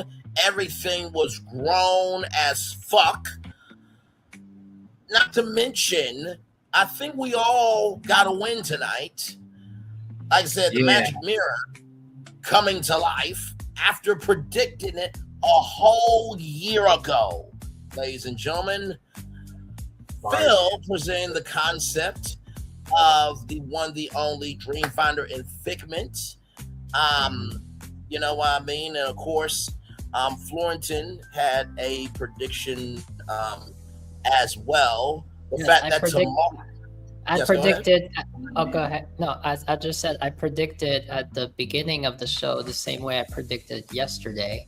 Yesterday, I predicted Frozen was going to end the show, and I predicted if all the announcements thus far were fixing, that I predicted that Journey to Imagination would be in it because it's fixing, and there we go. Yes, and not to mention too, how about offhand Disney? I know and look at how quickly the crowd has dispersed there. Sincerely, I know offhand Disney must be having tears of joy. I know he is a dad now, but Tomorrowland is his other child, as we all know, and I'm sure he is crying tears of joy that his child, Tomorrowland, is being birthed again.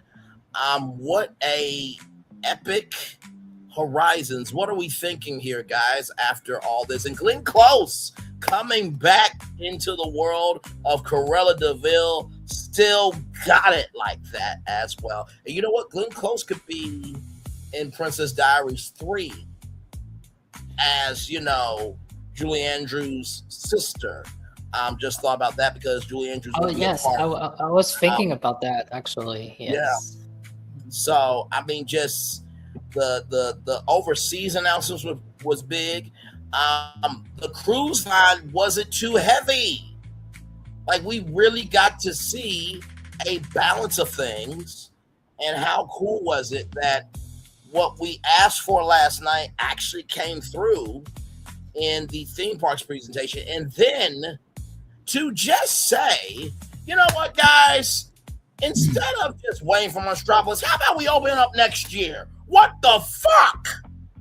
And also, I predicted like there'll be one or two Buse guys, and there's like two Buse guys, which is the Figment and the Tomorrowland for Disney. Yes, that is true. That is very true. You did predict that as well. Ladies and gentlemen, BFP has definitely made it to the other side for sure. So, like I said, we are going to be fine here. If YouTube does what it does, we will come back. Yeah, I got a reaction to a good guy on X, and he was like, "Oh, really? What concept did he have in mind in a nutshell for Imagination?" So I'm replying to him right now. Understood. So yes, go ahead. All I was going to say is, yes, we give our feedback, but it will be good to digest what we soaked in and then come back and do like a date in the date, you know, not more early.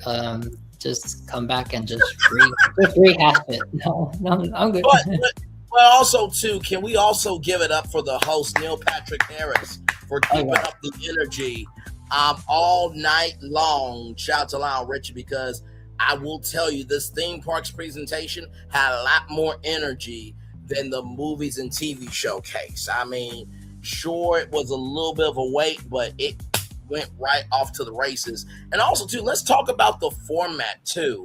That fact that they brought the Carousel of Progress as their mechanic for all the announcements and people coming out and sitting down and you know, talking with the fans. How did we like that? I loved it. Y'all know me. I'm an old school broadcaster. That talk show set. We've all grown up with it. I'm in my I will element as say, I will say this D23 did not feel corporate. I will agree with that. Agree. I will agree with that. I mean, with the talk show vibe, you know, like, hey guys, sit down with us vibe. It kind of made things that feel easier, I guess. Yes. And remember how I said that if you are feeling more like commerce than being able to make a connection, are you going to go to D23? And I think that the ranting, the raving, the dragging, the hazing, the just, you know, Disney SWAT team open up energy that a lot of people have been giving. There's a spectrum of it. There's the extreme Braylon Lee side of it all. And then there are just fans who have just been repeating themselves over the years.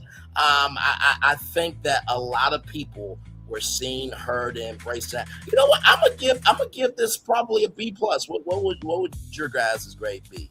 Because it was actually a good show. About the style of the show and how it was presented. The style of the show, how it's presented, and the overall grade of the show. I give it a B+. I mean, that Glenn Close surprise. I mean, my God, that was just. I will give it an A. A. Okay then.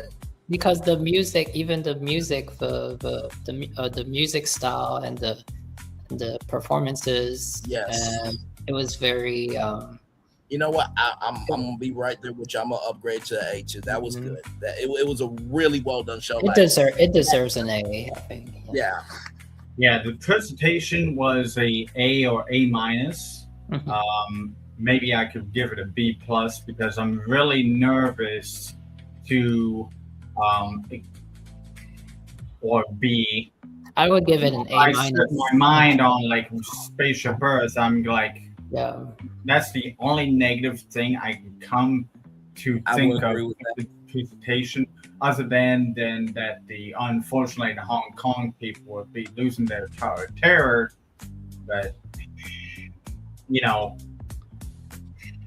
And, you know, I wonder how WDW Pro is going to feel, because he said that they could not use Spider-Man in any of the parks, but there's going to be a whole Spider-Man land in Hong Kong. I kind of found it funny that no talk, people were thinking like maybe they negotiated something to do something, like maybe extra walk-around characters throughout Hollywood studios. Don't sound like nothing happened new to me, technically. So, right. I mean, because that was something that probably Disney was thinking that could happen, but it did not happen. Right. So, I mean, that's a blessing in disguise, I guess. Until they figure out what they like. Because I swear, what makes me nervous is just now confirmed over at Hong Kong is that they like to kick that to the curb. Unfortunately, everywhere it lands, and so big. I mean, maybe the only one that is to be saved is something that was original, and that is Tokyo Disneyland's Disney Seas. I'm surprised that they didn't mention the 25th anniversary of Disney's California Adventure and the 50th anniversary of Disney World. I'm surprised they didn't mention that in all their, you know, announcements there of all the anniversaries. By the way, shout out to Coco and Encanto with no height requirement. That was some huge news right there. Just for the fact that kids are, oh, absolutely no. Isn't that expected though?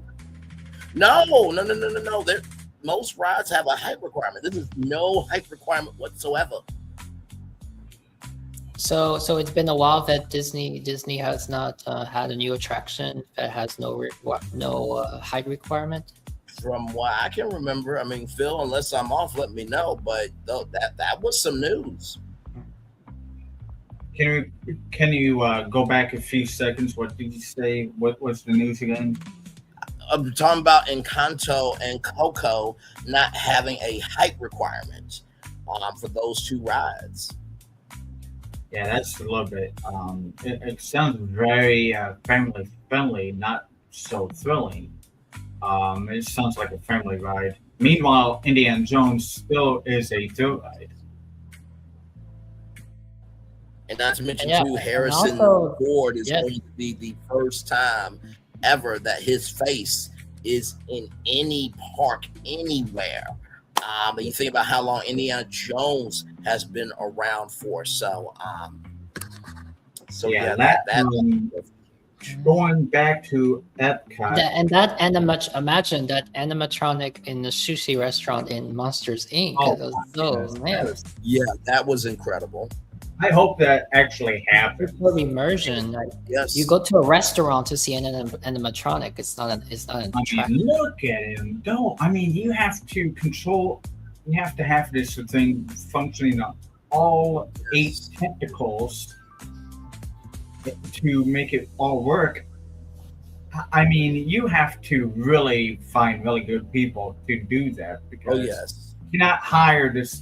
You cannot.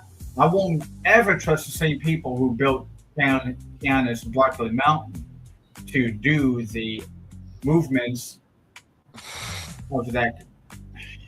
Well, hopefully, maybe it's possible we're in good hands for Spaceship Earth. I mean, it's better Spaceship Earth than if it was done during the Chapek years. Hopefully with this, right? Because as that brother said, everything we do is for you. Hopefully they'll go back into the lab and do some improvements on Tiana. If the energy is this high, now you're gonna think about other things that need to be repaired. So baby, I mean, for goodness sakes, you talk about the Yeti being fixed too. I know. And listen, that's a huge one too. I got more faith in you to do the Yeti, even though I still feel like they're going to just make it a projection room. Because that could be a possibility, but let's not forget that Expedition Everest documentary that they made with Joe Rohde. And Joe Rohde, I remember him saying at D23, we're trying to figure out, and even though Joe Rohde does not work for Disney anymore, he was a part of the opening number. So I'm sure he put his motherfucking foot in that shit, and they figured out a way to bring back the Yeti. So hopefully this will trickle over and expand the territory for other rides and attractions as well. Speaking of the Yeti, we always heard about the Yeti was having problems with the structure of the building, like it was tearing at the building structure or tearing at the platform he was at. How much of that is actually true? Is it as untrue as sinkholes at the former spot where Horizons was, which was built as Mission Space, or you know what I mean? So yes, no, absolutely. And then let's talk about Piston Peak. There was some meat on the bones on this, and the fact that the rider run rally, and the fact that we talked about this literally earlier today in our recording of, is that going to be a statue, but the fact that it's actually going to be actual water and the car's going to be floating.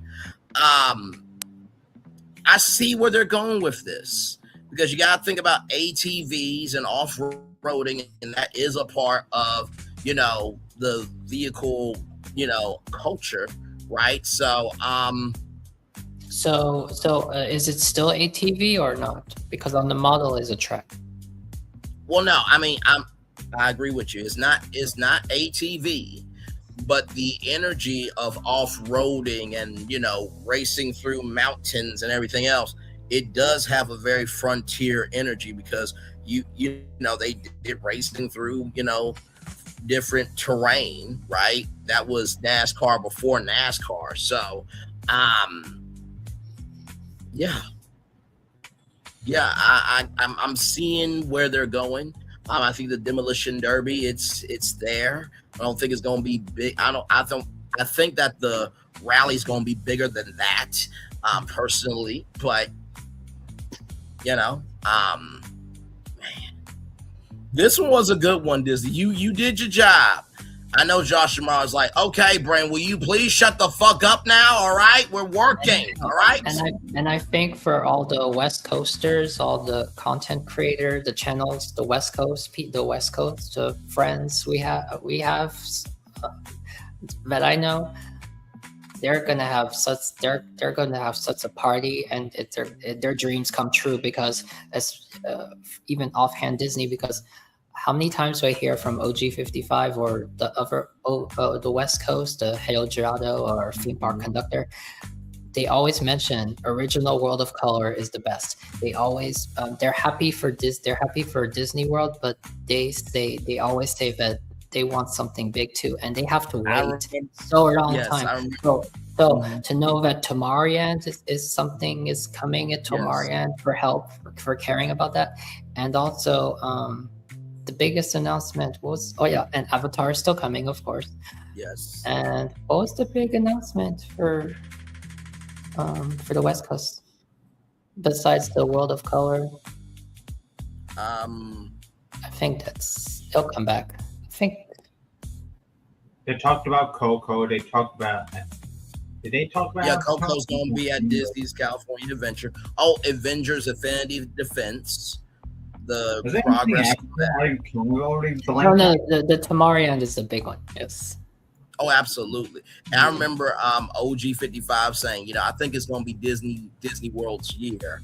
And I think that OG's got a lot to talk about with Capture the Magic and Hello Gelato and Vash Sky. Right. So they probably, I think Capture the Magic is out and about. But I'm sure that when they get the news, they're gonna have a field day. Yes. Yes. So content galore. La Renee Creole was doing a movie watch party tonight, which, of course, she does that with Retro Nerd Girl, which Retro Nerd Girl, much love to you. Just a sweet, loving, and kind individual. And that red on that chocolate skin, she's be a fence around me. Anyway, moving on. I like what the fuck I like. Let's roll on. Anyway, so many. Okay, let me get serious. So many announcements were made tonight. I don't think anybody was left out. Do y'all feel like anybody was left out? I feel like everybody was really seen, heard, and embraced tonight. There wasn't one person that was looked over in the house. Oh, I don't feel left out at all. Do you feel left out? No. No. I was just asking, like, the overall energy. Like, the overall energy was kind of united. Yeah, like everyone got a little bit of something. Yes. You're muted, Florentin. Yesterday and today was balanced. I'm sorry. My bad. What? Yesterday and today, yesterday and today they're the same. They're balanced. So it's not like it wasn't overhyped, or it wasn't like under. It was just balanced for everyone has a piece of the cake. Yes, absolutely. I swear to God, I think the fact that and here's the thing, right? When the magic mirror came upon the wall and said, "I know you'll have more," I was like, okay, well, the magic mirror knows that there'll be more to come about Villains Land.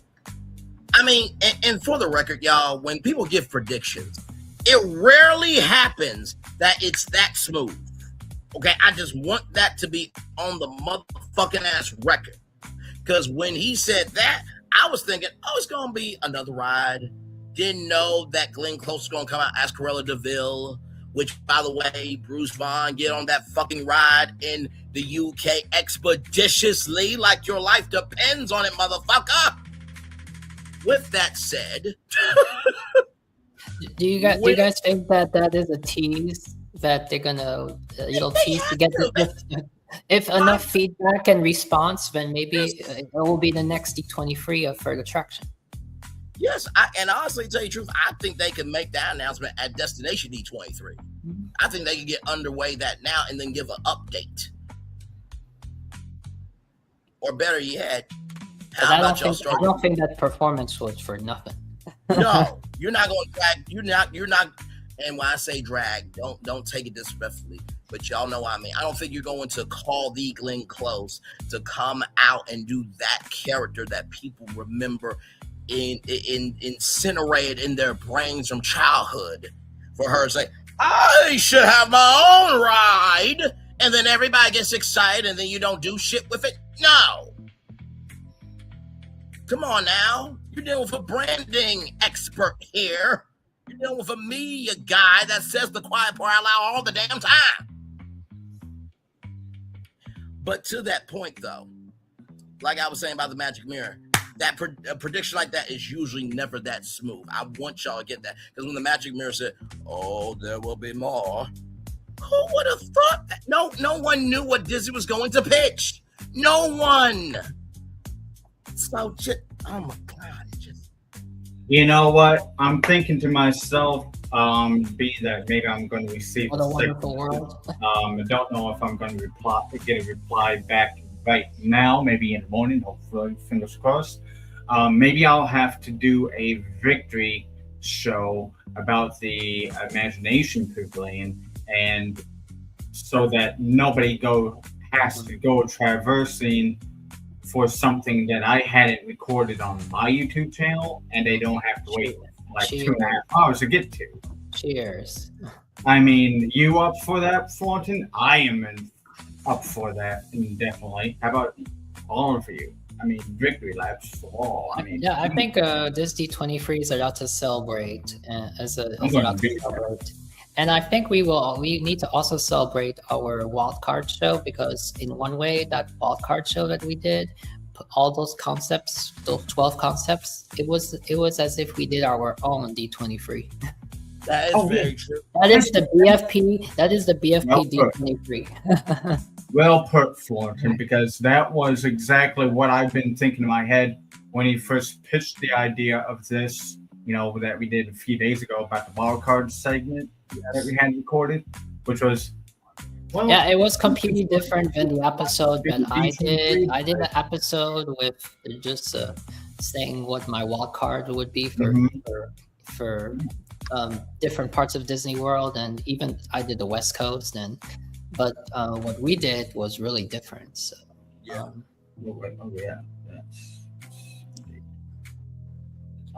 and not to mention too, remember the Moose Shoe ride that I pitched? That was a complete wild card. But then, of course, Maleficent being a dragon, ladies and gentlemen, I mean, another win there. It was just, my God, just what a time to be a Disney fan. I mean, sincerely, this is just.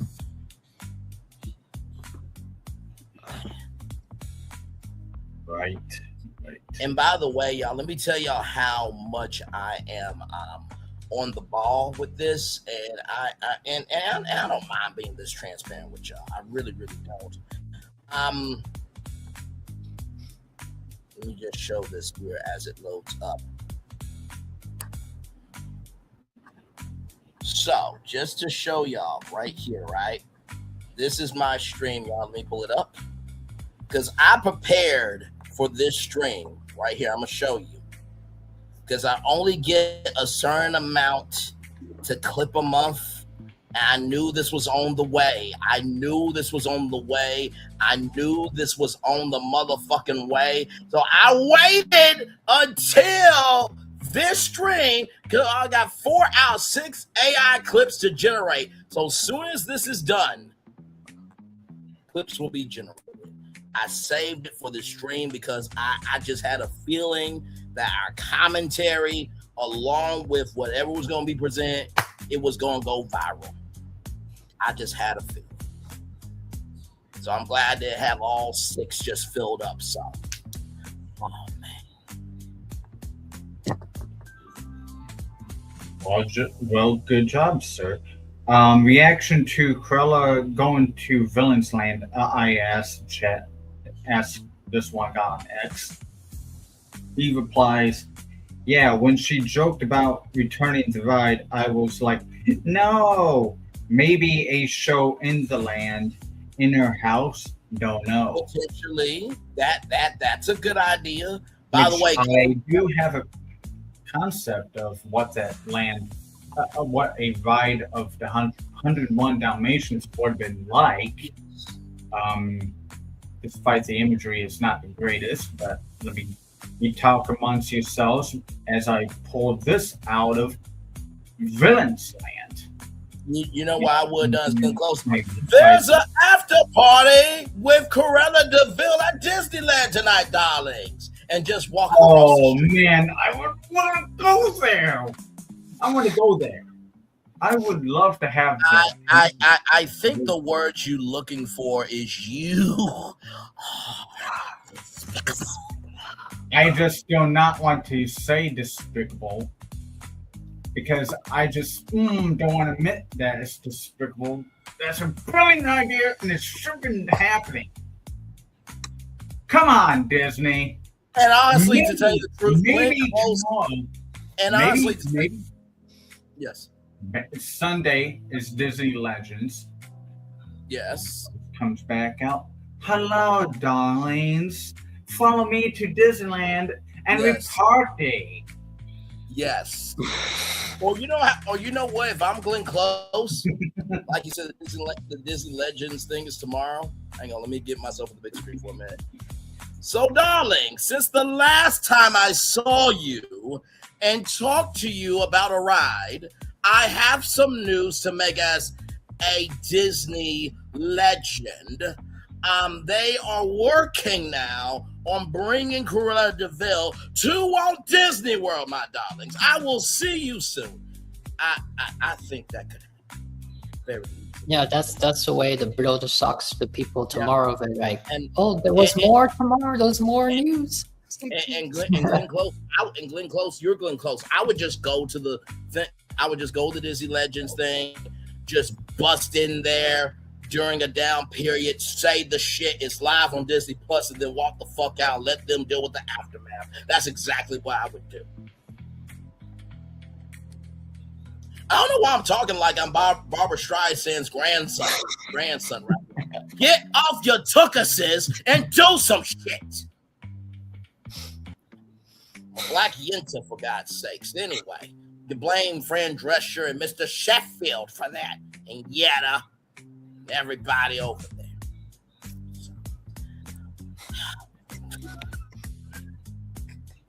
As I correctly try to spell things here.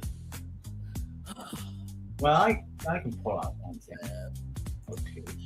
So out of all of the BFP Imagineering streams, like, will we say that this one is like one for the books? Like we pitched, and we do pitch a lot of concepts, but this stream here it's gotta be in the top 5. Yeah. You want to pull this up? Yeah, and by the way, toast to you guys too, and let's announce that it's in August. It's August. We're also not just D23, but August is we're going to celebrate the 1-year anniversary of BFP Imagineering. Yes, indeed. This is what I mean. This is what I mean about, like, other than being like I was like trying to save rides. I also am saying that I do not do enough. Because look at that date right there. I'm ahead of the game. If I record way much more often, or as often as our good pal and founder Braylon here, not going to try to bow down, but I want to bow down to you, sir, because I mean, thanks. You're on the beginning of all that's there. Thank you so much. Was late September, as you can see there, and we are recording live, just as proof. Yes. Gemini is not going to make up a number unless it's glitching out really badly, which they. But also too, I want to say this to you, Phil. as a theme park brother in Christ, don't beat yourself up. Nobody knew except for, and you know what, Josh DeMar, I'ma just say fuck you, but this fuck you is a good fuck you, like good fucking damn job, motherfucking piece of shit, because nobody else knew except them that Glenn Close was going to be at D23 on the stage. Nobody knew. So even if you pitched this, nobody would. Come on. So don't beat yourself up too bad, man. Yeah, you know, I mean, to add some sugar and spice and everything nice to that comment, this guy Cody up here to get the By the way, since we have a moment here before we get into this, what is the reaction on X right now? I'm sure. That's where I'm at right now. Just because, like you mentioned, Josh DeMo, Cody, who is also known as Epcot Enthusiast on X. Give him a follow. Great guy. I'm sure you know about him. Because of Robert Iger is gone. Hallelujah. He shares the post that was from Boardwalk Times. That's what he's reacting to, because Bob Iger is gone. Hallelujah. As Boardwalk Times shares, Yeti is back, Tomorrowland is back, Dreamfinder is back, we are so back. Now that is a Boardwalk. That is a big headline. Yeah. Yes. That's probably the biggest headline in a decade. Yeah, and let me tell you something. I think that WDW Pro is going to have a stream. I think he streamed tonight live, so I'm sure that his mind is blown over some of the stuff that was announced. La Renee Creole, you know what? I'm gonna get on the camera and speak to you one-on-one, because you La Renee Creole Lee. I expect a resort recon on this from you. That's an order, okay? All right, now I know we ain't real husband and wife, but damn it. I mean, when you have D23 once a year, you should have maybe a show that Sunday morning, and then you could have a Florida show, or just scrap the Florida show and have it just like special show, Sunday night show. Because I mean, there's enough things that happen in Florida man wise every day, but I mean, right. and La Renee Creole, I love you and we love you too. So I'm not saying that out any mouth. You are one of the greatest legends to ever do this thing. But sincerely though, when I saw the movie Party Tonight, which you do with that gorgeous retro nerd girl, love you too. I was just thinking, like, where is La Renee Creole? Why is she not doing this? What's going on? It's weird. It's almost like if you have a wife, or if you have a husband, or if you have kids, their routine that becomes your routine. There's certain things that trigger you to let you know things are happening. So when I didn't see that, and I'm seeing all these announcements, it's like, what the fuck is going on here? I'm fine. Phil, continue. I'm good. Yes. I just remembered I also had a Grok short of this image that you're going to see here. I'll get to later. But I said create a ride queue standby entrance building for the guests for the Cruella de Vil's Canine Capers ride, which is what the Gemini here called the ride when I first created this. This is just the building here. Yes. Here is the artwork of Hell Hall. Hey guys, I'm gonna restart my computer. I'm gonna be right back. Stay right here. I'll be right back. I'll continue. Okay.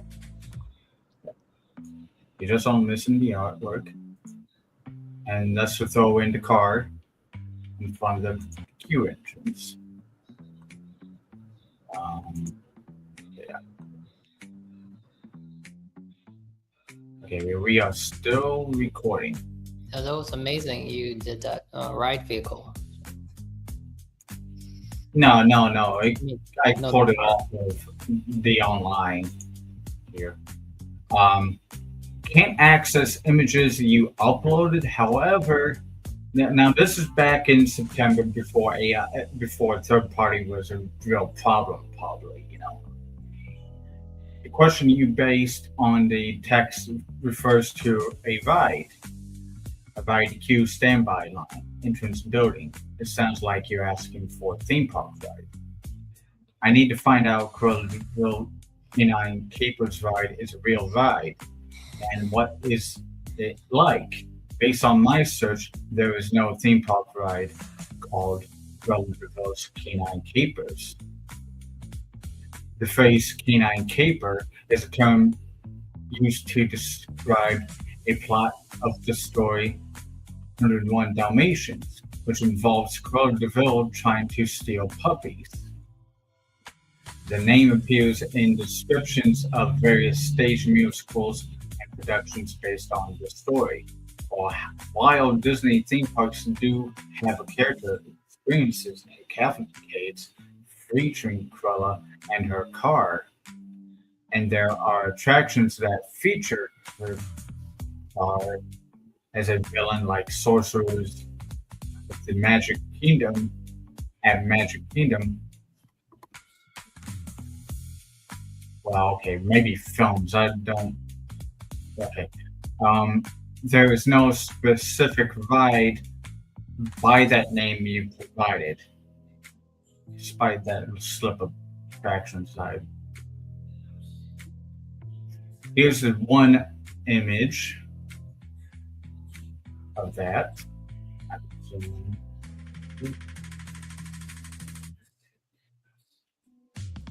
Make a cinematic image of the ride queue standby line building for the guests for the Cruella de Vil's Canine Capers ride.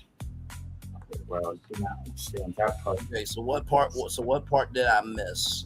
I had to reset. You only missed that how the Gemini way back in late September was telling me. Oh no, I saw that, and then that's all you missed. And okay. Yeah, that's all you missed because, like I said, create image. Okay, now try it again. And then you, okay, gave me the same image again.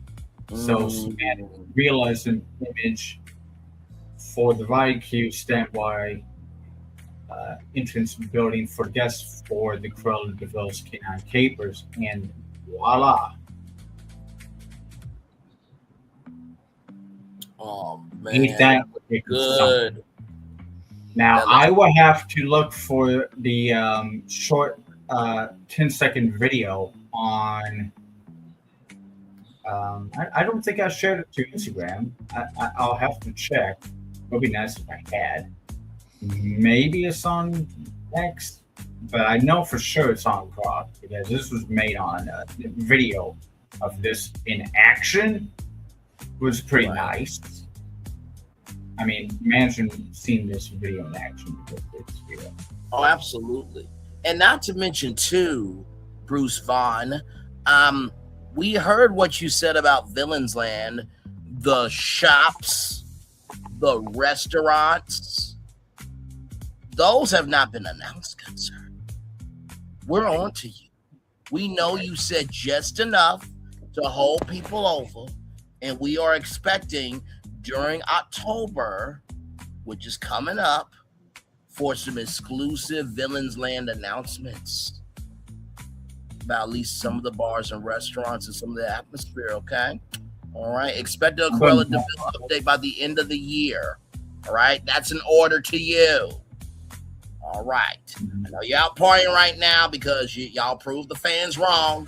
Especially me, because I've been on y'all ass for a while. So y'all got the right to go get mint juleps and get drunk and fall on your ass. But after all that shit, get back in that fucking lab, okay?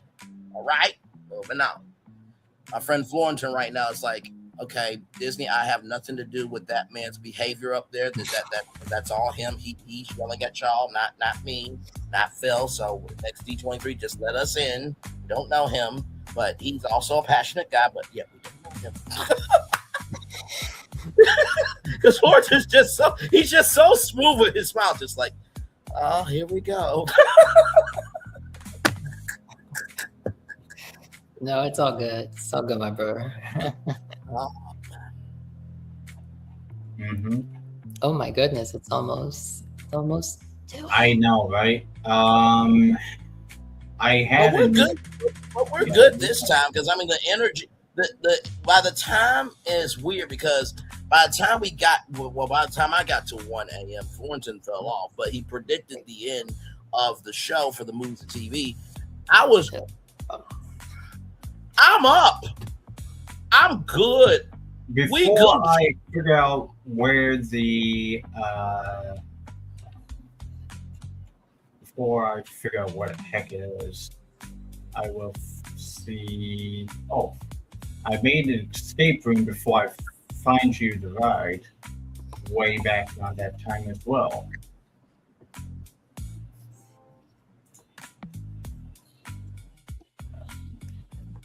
Gives me. Oh, there's the date. Okay.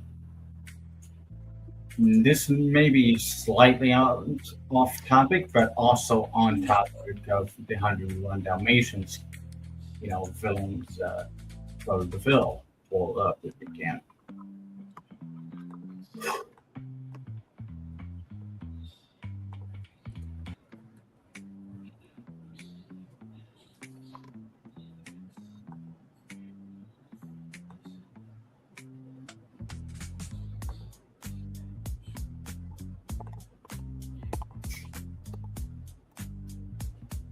By the way, you like my shirt?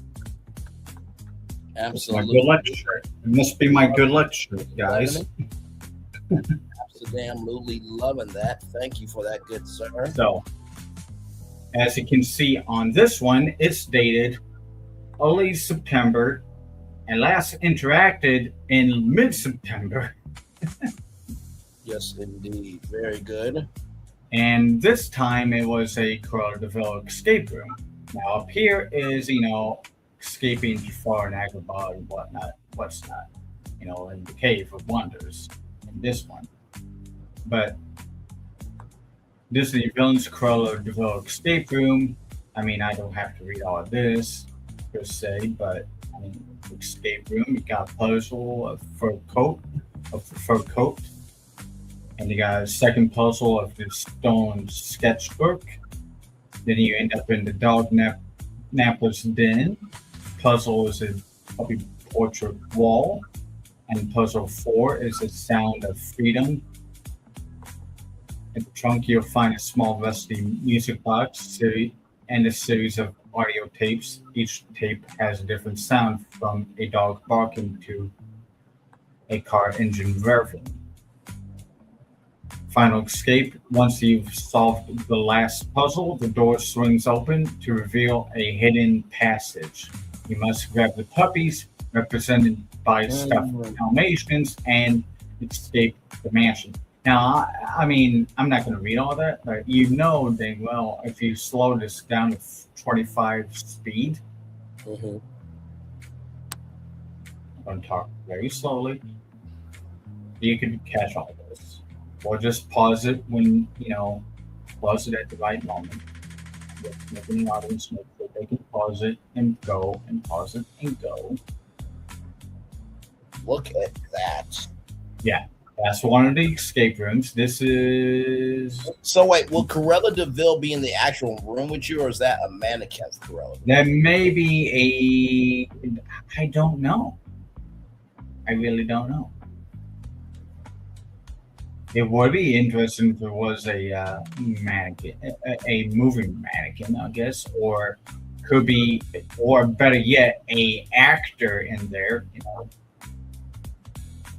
You know what? I think it would be cool for actor, because can you imagine? Like, for example, shout out to the evil queen that got fired from Disneyland unnecessarily. I might add, she brought a lot of social capital to y'all. Y'all should rehire her back expeditiously. Actually, just send her over to Villains Land and at Disney World, because she will kill the game. Okay, y'all don't know how to appreciate a queen.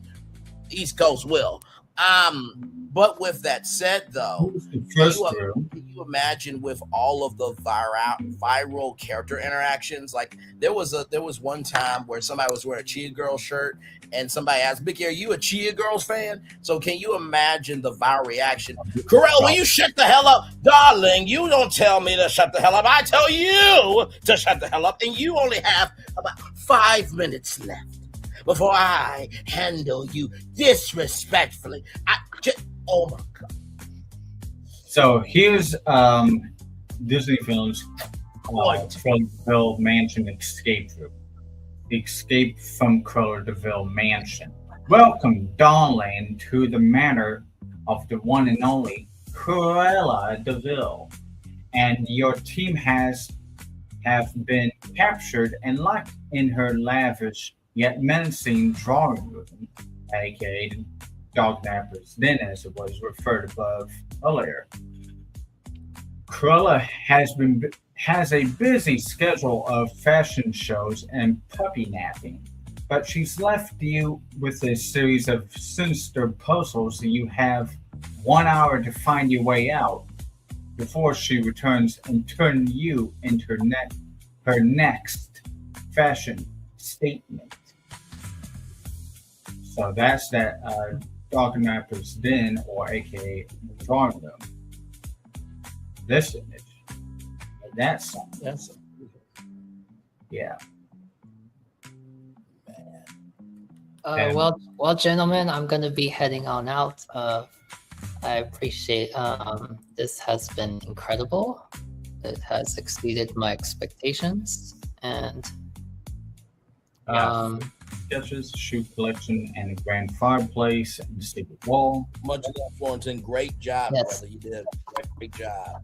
oh, thank you. And I'll be excited to come back, and we can still hash it out, and still Yes. celebrate. So, Celebrate your victory laps of your predictions, good sir. You did good. Indeed. Good. Here's the foyer that you may say. Talk soon. Thank you. Bye. I don't know how you're going to fit this in level 99, but you know. Oh my God! Yes, this was like before level 99 open and stuff when I made it. They saw it. Goodbye, my darlings. Congratulations. Mwah, mwah. Much love to you, good sir. We really should all enjoy our victory laps tonight, for real, and for the days to come, because we did that. BFP. I'm going to have to do a special show into real life tonight. We really did. I mean, to be honest, I can really do a victory lap, and definitely tomorrow. And then I'm going to have to do shorts on each of the villains here. Because, I mean, especially the escape rooms, because, I mean, level 99 is brand new. They can do new things, you know. Because I just saw some footage, and it's not too bad. You know what? I just thought about something. Mm-hmm. You remember how I pitched that Disney Quest comeback? Disney this Quest being Dog Napper's Den, y'all. Mm-hmm. Oh my God, the detail. You know how I pitched Disney Quest to make a comeback and being Disney's answer to Dave & Buster's, right? Who's to say that Disney won't buy a 50% stake in level 99 and build half of it to level 99 regular schmegular classic games, and then the other half Disney themed rooms? I'm just saying, they've been trying into regional entertainment for a while. I think that would be a great way for Disney to do it. Mm-hmm. And plus, the CEO actually used to work at Disney. Yes. So, wouldn't be a bad business idea. Florton says, feast on my darlings. Love it. Indeed. Love that, brother, very much. Love y'all as well. We are still here live. Thank you, YouTube, for allowing us to stay on. I'm sure as soon as the stream is over, it'll probably make it do further it. I'm ideas. gonna make my shorts though first, okay? Just know that shorts will be out. Yeah. To further expand on escape rooms for villains, of course, I made a Jafar's Kingdom as well. Oh, that's not terrifying at all. That looks very, very cutesy, very mindful, very demure. Not like Jafar. The character will come out. And then you go to the next section where the genie is imprisoned, as you can see here. And you have to free the genie. Yep. Then you have to battle Jafar at the palace next. And that's how that looks. Oh. Allegedly. I think there's another image of that. Where he turns into this, the snake. Right there. He transformed to the snake there. Yeah. No copyright issues back then, as you can see. Not at all. No, there's Genie right there. Not at all. Hey, Disney, come here. I just need you. You saw nothing. You saw nothing.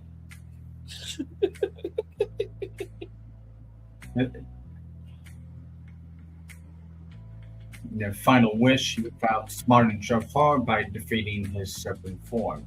And following this act of rage and ignorance, he makes his ultimate wish to be the all-powerful genie.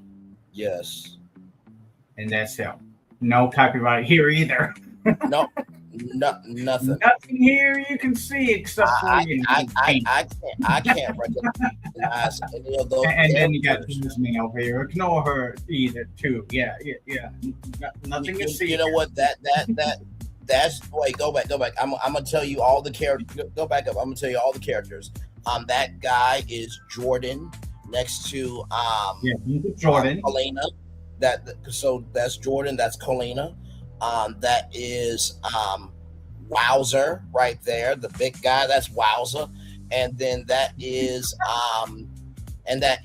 Lonnie. Okay, that is Lonnie. So those are the characters. Okay, those are the names that we know them. Let's continue on, Phil. No. I was thinking one of them is Bob Iger.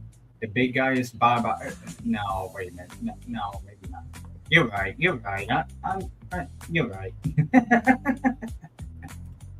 So I ended up doing a magnificent escape room as well. Here's an image of that. I can do all this as a reading later at the time, but I'm just going to use highlights of pictures. Another room of magnificent escape room. I will read a puzzle someday. Here's where you collect the sword to defeat the Maleficent. Oh, wow. Yep. And here's a Maleficent's prison.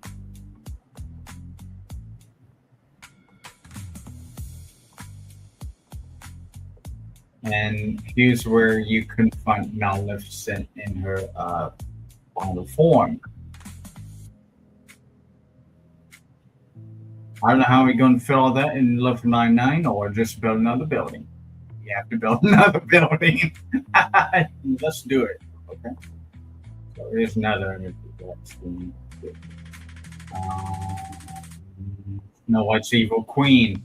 Now, the references about the Snow White's Evil Queen. Now, this one I may have to stop at because this one got very interesting because I have imaginative mind and people were like, why do you remove Snow White's Scary Adventures? And I drew a really, really rough sketch of something much bigger than just your ordinary escape room. Right. That is incredible. Can you go back up to the Queen of Hearts? I want to see that again.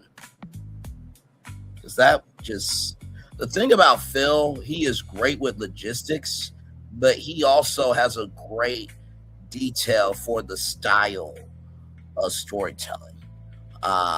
And that the minutia of the feelings that you should feel within the style of storytelling is amazing. You know, Phil, we have so many people celebrating tonight, and there's one person in particular that they overheard your greatness, and because this is D23, they wanted you to know something very special about what you're building. Okay. I'd like to know who is saying great things about it. One of these. We're building 2. We're building one for Disneyland, one for Walt Disney World. Bob Iger is that impressed, sir, because it is D. Well, you know what? I mean, I'll take my differences aside of him, you know, because of that comment. Now, I'll give him. Thank you for that good comment. Good sir. Your business friend is going to be a Disney legend on Sunday. Y'all be excited about it. Good damn it. Right.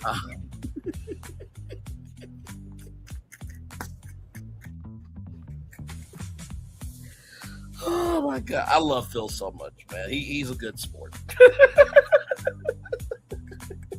One of these have further details about Phil, so we're going to go through them.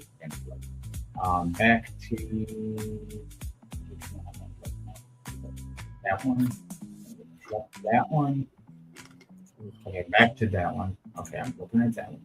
Man, just incredible. I just had to open up 1, 2, 3, 4, 5 tabs after this one to move on to further things. Show you a few more things about this. Some more. You're in this image. You might be in a cold, damp prison of hers at the dungeons down below. You know that you see right in film. You know, greatest animated film. You know that started it all, or this. Something. Moving on.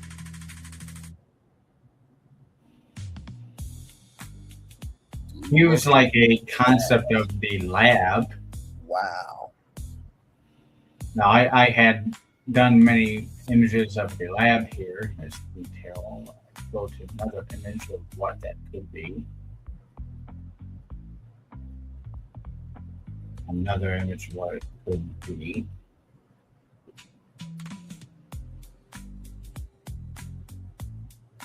Another image of what it could be. And each one of these rooms, have different ideas of what a puzzle might be. Sure. Here's the throne room. Of course, the throne room of throne rooms and the magic mirror. Which, well, I was like, that's kind of looking too much like the one that I'd rather never see, By the way, you know what? I think Disney has put themselves back in the game because when Villains Land is finally built, do you know what people are going to do? They are going to spend a week at Disney World and a week at Universal Orlando. And in the meantime, between time, they will go to all of the ghost, haunting sites in Florida. They'll take a ghost vacation just to experience those two. Oh my God. The money's about to be out the ass. Sincerely. And then Halloween time. Thank you for reminding me of that because I wanted to do updates to the next year's Halloween celebrations, like adding characters to it that you would have never imagined to see before. Yes. Like especially since early 80s too. Because I mentioned about Bradbury earlier, and there's something of his on that was made by Disney. Yes. if you know what I mean, what that is. Yes. Here's another image of phone room. And not to mention too, like when it's built, can you imagine the next time there's a Mickey's Not So Scary Halloween party, how the adults will be able to have their own land to do what they want to do? Oh my God. And here is where things went very interesting, because I was just like, you know what, it's just making a bunch of same rooms that kind of don't match the original imagery that I wanted, you know, from the film itself, you know. So I have her like going through the scary woods here, you know, Right. to this image right here. Boom. Here's her running through scary forest.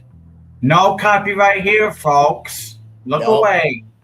Look No. away. That is Isabella. Yes, that is Isabella. That's Bella over here. Yes. She That, speaks that Spanish. is that is Isabella. Okay, that is She speaks Isabella. Spanish. Yes. Nothing here. No, not at all. I refer to. I use this image. Nothing here. Well, I guess then not make another image. Nothing is here. Nope. Just a bunch of trees. Yep. Bunch of more trees. That reference image that showed you earlier, it decided to make a void down below where she has to. Going back to the well of it all that Bruce Vaughn and that woman talked about, the evil well that opens up everything. By the way, can you imagine the DBI, the Disney Bureau of Investigations, pulling the three of us in? So can you point out what this Exhibit A is? I have no idea what that is. Really, you don't? No. Don't have a clue what you're talking about. Nope. I'm free to go? No, you're not. Okay. All right. No, I could. Now I'm just showing you the images, and I will talk about this in like word by word on later date. I'm just showing you a bunch of pictures. Right. Maybe I'll figure out how to add something to it too. I don't know. I doubt it. Maybe you end up by the Dwarf's Cottage next. Yes. I'm still mind blown. And then you have to escape the Queen from there again. I'm just mind blown that all this happened tonight.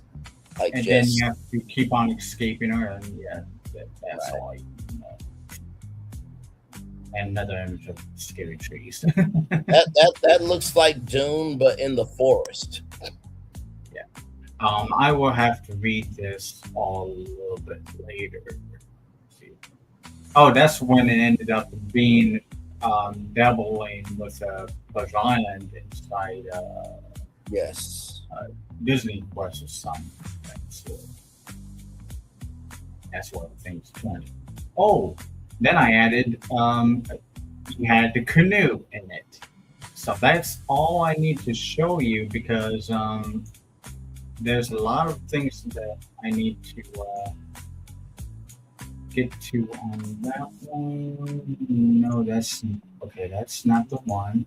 That was the stories which I already showed you. Okay. Going back here.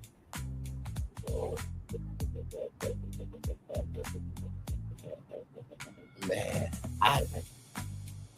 these streets gonna be talking. Like, I just typed in Mickey Views, haven't seen him went live. DSNY newscast, haven't seen him went live. Like, this week is about to be nothing. The next couple of weeks are gonna be D23 talk on every channel. So just whether it's a video, whether it's a short, whether it's a live stream, it's about to be some talk. Just know that, y'all. Okay. Now, okay, these are very vague, very, very. This is the earliest concepts of what the Canine Keepers right could have been as, or such. September 18, last interacted with on September 20th. And this was basically the earliest or so stages of creating a villain's land. That is Druella, by the way, ladies and gentlemen. That is Druella. Okay? That is Mrs. Drew Smith. That is Drew Smith. Drew Smith, Disney. That is Drew Smith. Okay, all right. Yeah, I mean, maybe that's a girl's name. I don't know. And those are just, nice looking doggies. Yeah, absolutely. Nothing special about them at all. Nothing special. They're just ordinary. I mean, there's nothing you see here. She's just having the time of her life, Absolutely. Yeah. And that says Drew Smith's Canine Capers car, right? That says Drew Smith's, okay? Canine Capers, all right? That's what that says. She likes to drive and chase people through London, folks. I mean, that's all you see here. So that is the earliest concepts of that. And if you want to know, there was early concepts of the Dr. Facilier ride that I showed you earlier this week. This is the earliest concepts here, when it was considered to be going for a water ride here.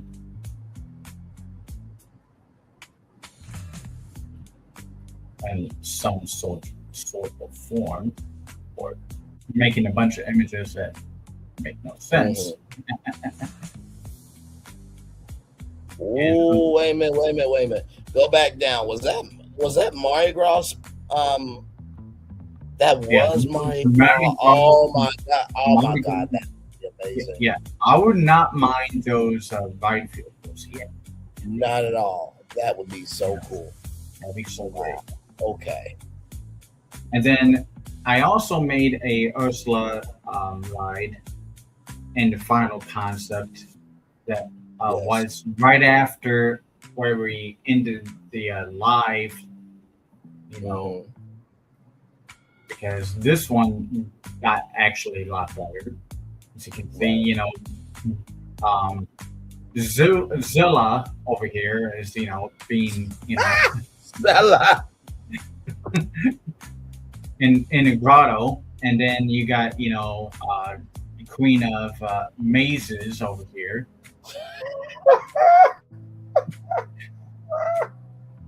Oh, I swear the Disney Bureau investigation is gonna come through. Did you say the Queen of Mazes? Yes, I did.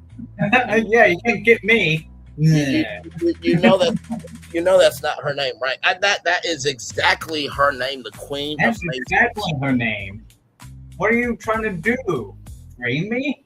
Exactly. These are three happy-looking dogs. Yes. Very happy dogs. Yeah. This is also turned into a ride that grew a lot better in form. That is Yetis, by the way, everybody. That's Yetis. All right. That's Yetis. Yeti dog 1, Yeti dog 2, Yeti dog 3. Exactly. Those are Yetis dogs. Exactly right. Mm-hmm. Yes. Yep. This is the early concept of that.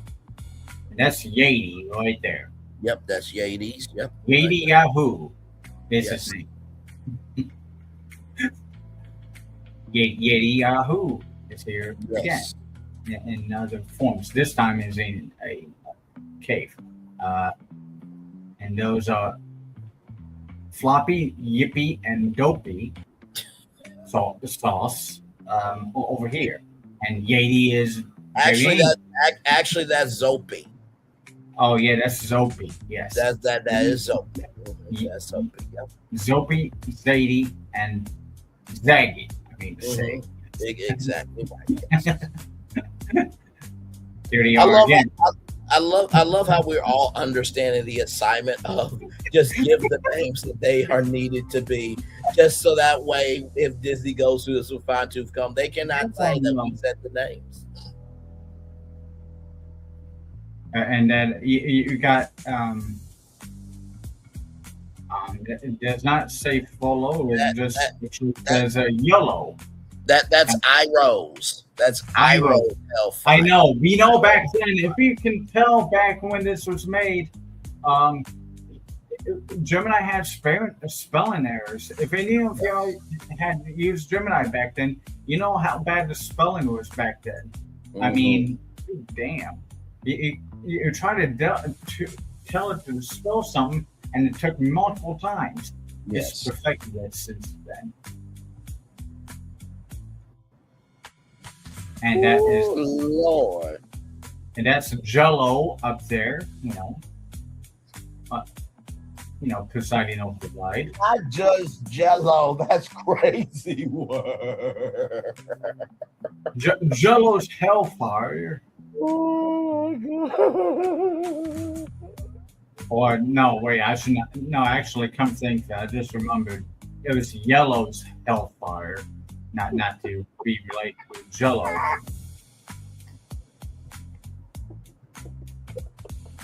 Actually, this guy looks like what's his name from Shrek? You know what? I'm gonna have to do it. I'm going to have to do it because of the simple fact that he looks so like him though. This is what the Disney FBI.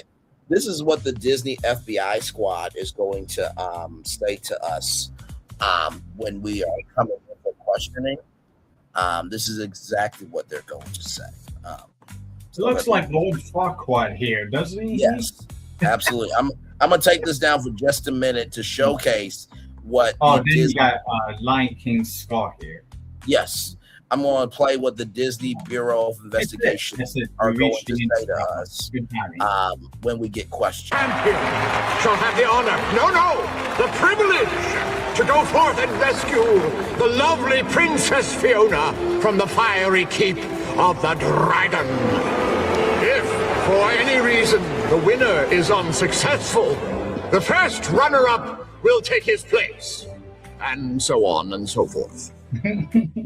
Some of you may die, but it's a sacrifice I am willing to make. That's what they're going to tell us.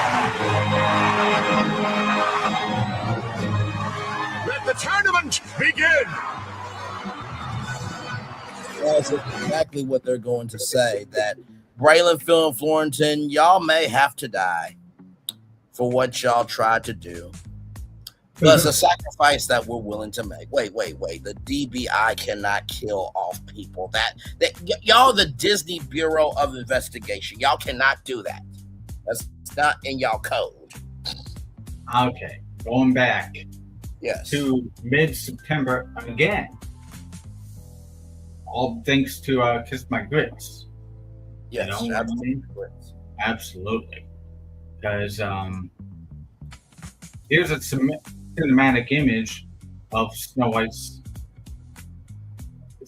in Queen's Castle courtyard. Snow White is beside the wishing well. That's Isabella's castle, though. Oh yeah, that's right, Bella's castle. I mean, yes, I am really bad at typing. You guys know. Yes. I mean, it's not just because I'm a slow typer. I literally have problems typing the words that I want to say, and it's still, that turned out very good. This is when I was thinking about making the villain's land, ended up being 20 or so rides, and Nightmare Before, Christmas, you could say, land. Then I wanted to make but this was back when it was a indoor amusement park area called Pleasure Island, being added to Disney Springs, which has later become, Braylon's baby called Disney Pleasure Springs. Yes. So that was some birthing greatness right there. I mean, that was some slipping magic happened. Yes. No magnums were used. I mean, what's that? Oh God! We were talking. What I'm referring to was like we didn't use any Dodge magnums. You know, to treat that. Yes, indeed. We're cloaking everything. We're cloaking, not doing the other thing that is sounding like cloaking. I went through it. I went through making Pleasure Springs in its purest form. Hashtag Monday Night Raw. Okay, ladies and gentlemen. So there it is. All right, moving on. So you have a earliest concepts of Night on Bald Mountain being made up here. Okay, presiding over the cursed village and the graveyard full of evil spirits rising up from the depths of AIDS or Hellies. So here's a concept of what that would look like. Nice little ghost. Here.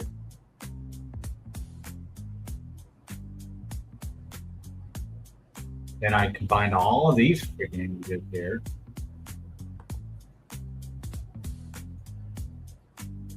That's what you do sometimes to get things right. And you end up with that. Let me see here. Sorry, y'all. Oh my God. That is incredible. Is that Chernobog? Yeah. Oh my God. Wow. Yeah, that is Cinnabog. Cinnabog.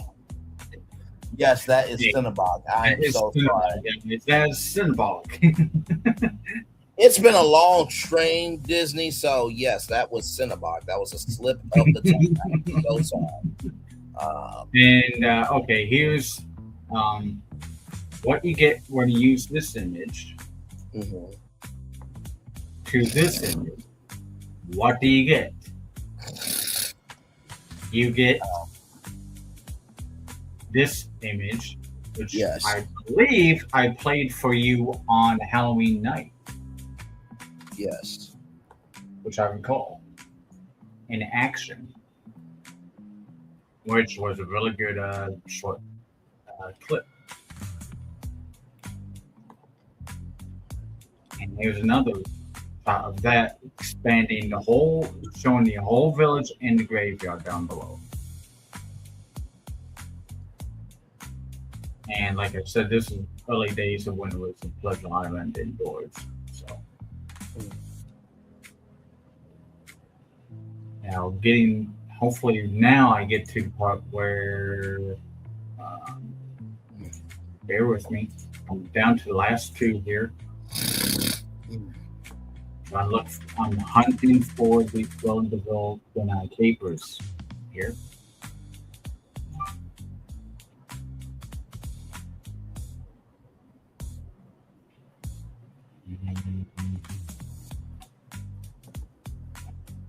Oh, hang on, sorry. I am trying to, hunt for the images here.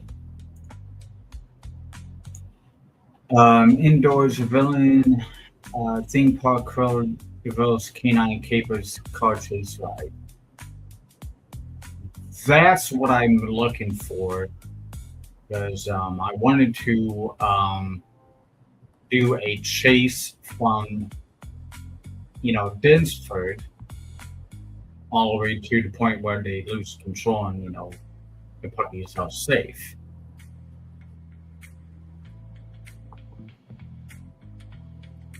Here's a concept of Zilla's car there.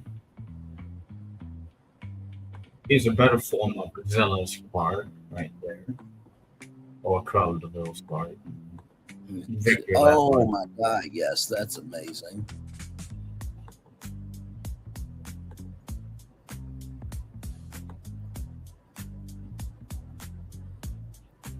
I felt like it needed snow here, so I added some snow and added some snow to it there. So That looks a lot better. That looks a lot better, like it should.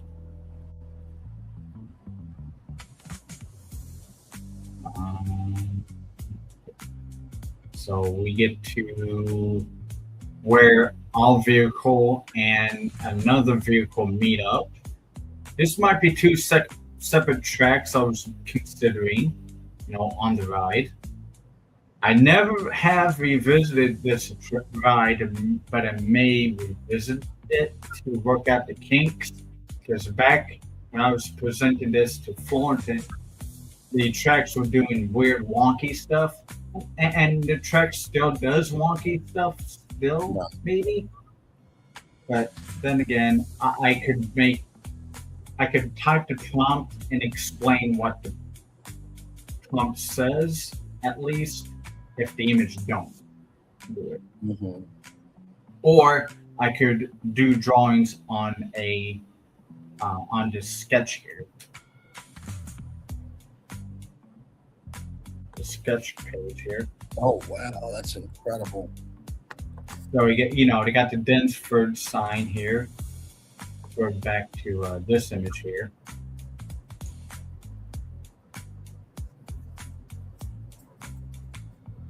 And then, hey, look, the puppies are here. Yes, I don't know if that was supposed to be happening, but I said no puppies yet, and then it just added puppies instead, even though I said no puppies, and yet they're all here. Like, good gracious. I said no puppies, dang it. So remove the puppies.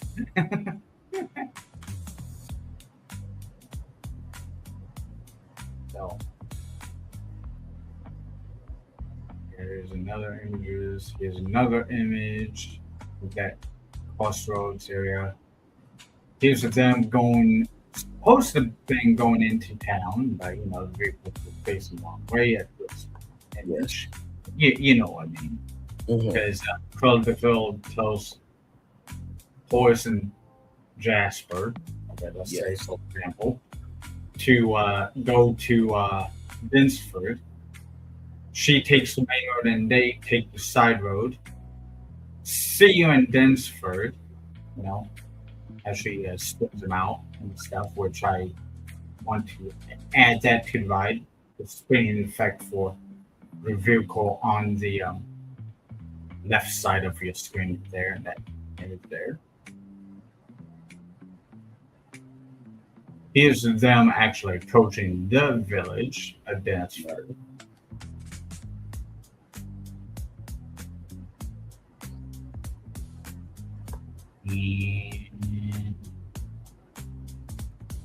I'm going to make any more images that day.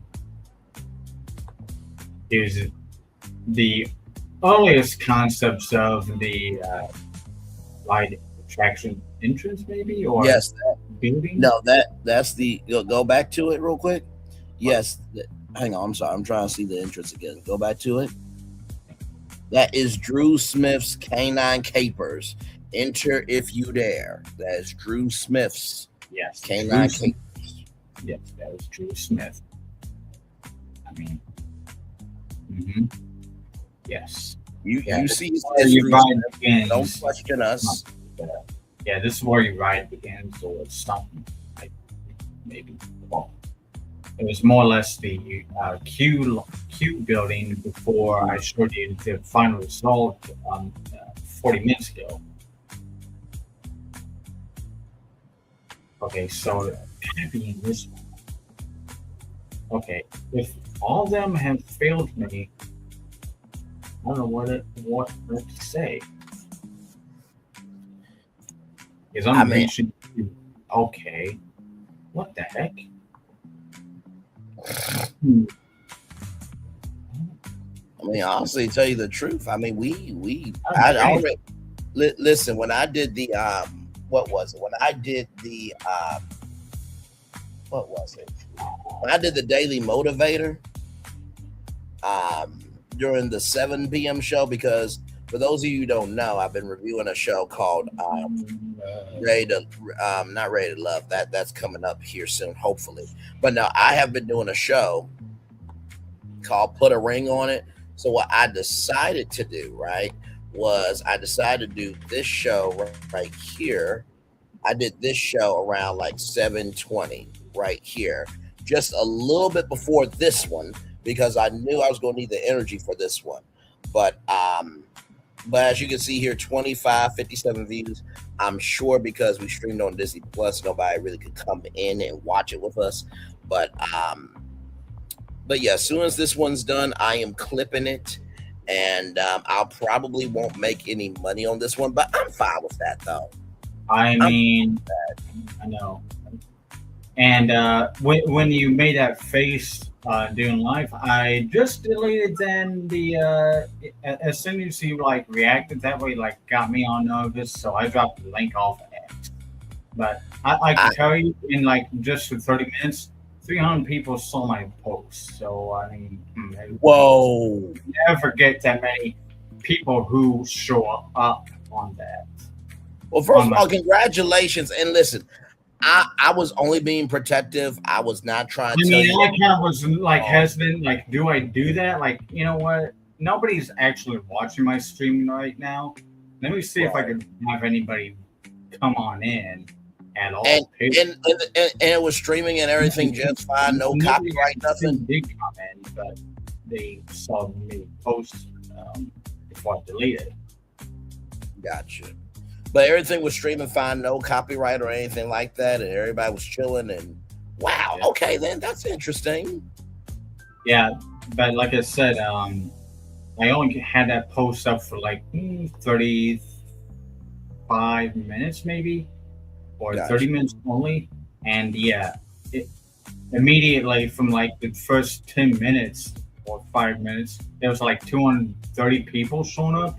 Wow! And when I deleted it, it was up to 320 reaction, seen by 320 people. Well, first of all, shout out to you for having that many people, and I hope that your audience enjoyed the show. I hope people actually did tune in to this live, because it's still allegedly. Let me check here. It's still allegedly being said it's streaming still live on my end. Check mark is shown there. All good. Well, eventually I can show a little bit more imagery. I'm stuck. Yeah, well, hold on. This might be interesting to take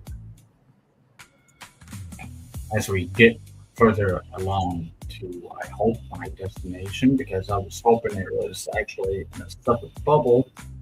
Sorry for all that. Bring that up, as this might be interesting thing to present. Maybe something you could do in Villain's Land. You can pull that up. Okay. So here's a visual of what if the villains take over Walt Disney World. Here's a of that. This would definitely be a Kingdom Keepers attraction, because the Kingdom Keepers, the book series, for those of you who don't know, they are Disney hologram imaging experts, and their job is to save the Disney magic from the villains. So that would definitely be a Kingdom Keepers attraction for sure. Yes, as you can see here, the last interacted, I dropped the bubble, and last interacted was New Year's Day. Oh wow! And First creation date, unfortunately, is not showing up exactly, but it is late September. Yes, I showed you previously. I'm trying to find that spot right there, but I'm not kidding. I had many concepts of different buildings. No, you have for a long time. And let me tell you something. I feel like a lot of, didn't do enough. and I will say this, a lot of the restaurants and shops that you have, I think those could definitely be in Villain's Land, because guess what? Not everything's been announced yet. Oh yeah, here's the dossier plans of taking over each of these parks. So they hate take over Epcot. Hollywood Studios is taken over by Cruella de Vil, the Baroness of Style. Dossier 4 is, taken over by, other than, Scar, the Unsubword King. Yes. And then who's taking over the Magic Kingdom? Maleficent? Maleficent. Who else? The mistress of all evil. Tactical objective, the heart of the empire. The infiltration is that using her conjured architecture, which is kind of a name that was presented as the architecture that was going to go into Villain's Land. Yes. Kind of way of using that word in this prompt here. She intends to encase Cinderella Castle in a permanent thicket of Xanian thorns. Strategy: she has been tasked with corrupting the source of the magic by poisoning the hub's waterways, which is kind of interesting because there was a mention about like a well, don't you think? Yes. Yeah, so it's kind of interesting. This is now referring to that, and this is way back like last year. Right. No, absolutely. She will transform the happily ever after fireworks to a beacon of green dragon fire, signaling the official start of that occupation of Magic Kingdom. Right. I'm getting there. I'm hoping I can find it. Yeah, so here's a this interactive element of the Sword and Stone here. Yes.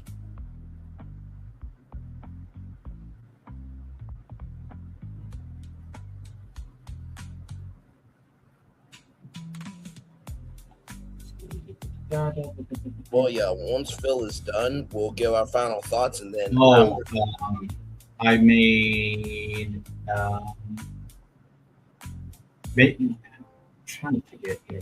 I think it's just only a building for whoever that guy was.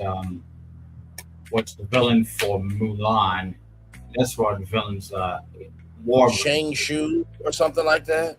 Yeah, Shang Shu, the Huns, from Mulan, and that's where the war room is located. So you see here, there's a room. I can imagine Etna Mode and Mulan having a very interesting conversation. Did you say Mulan or Milan, darling? What is your name?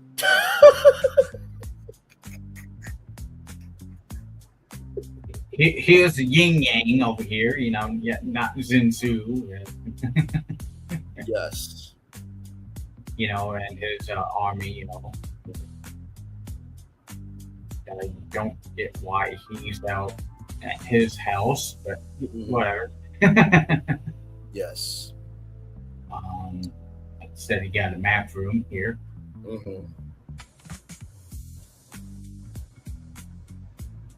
And this is more or less like an exhibit, I guess, of his conquest. Right. Look at that imagery. That's real nice. Oh, wow. That is incredible. Like I said, once Phil shows his last picture, that I am going to give my final thoughts, and he'll give his, and then we're out of here. Because I'm trying to figure out if I don't find it, it's going to be very annoying. Oh, Jungle Book, as he had mentioned earlier, has a restaurant. Here is the view from that area. And also to shout to Jungle. And also to shout to the Tiger from Dwayne The Rock Johnson and Emily Blunt's Jungle Cruise. They did a really good job with animating that tiger as well.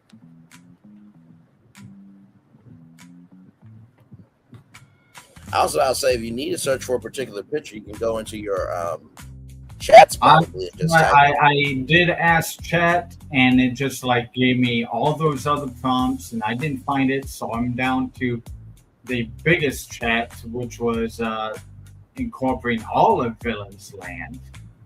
So Gotcha. here was the restaurant. Unfortunately, I know it's quite unfortunate for me too, because I was hoping it was in the chat. Because I hope I had different chats.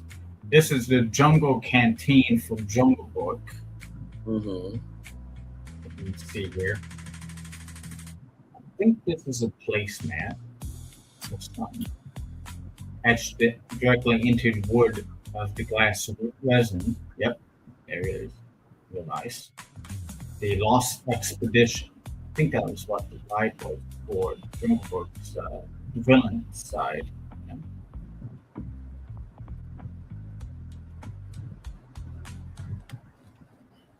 We got maybe some monkeys even playing around in the restaurant here. Details on the floors as well on the ceilings there. Here is Tyler. Mm-hmm.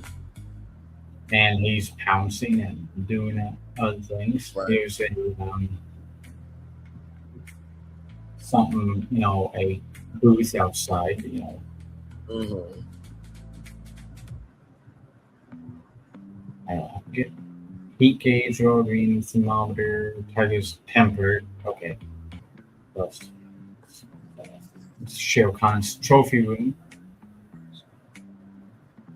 Wouldn't that be interesting to have at your house? Yes, you can pick that up at the store there. Yes. Limited edition. After that, this is what it would look like. A limited edition item you can pick up at store. Right. Encased in this box here. Mm-hmm.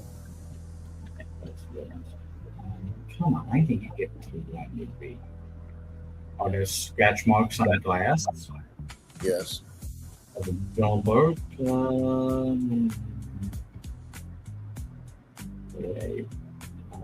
Flowers.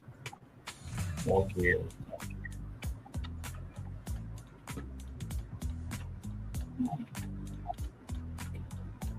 I'm not kidding. I had a bunch of this land is developed. Unfortunately, I wish I could from Code Fest. The reels.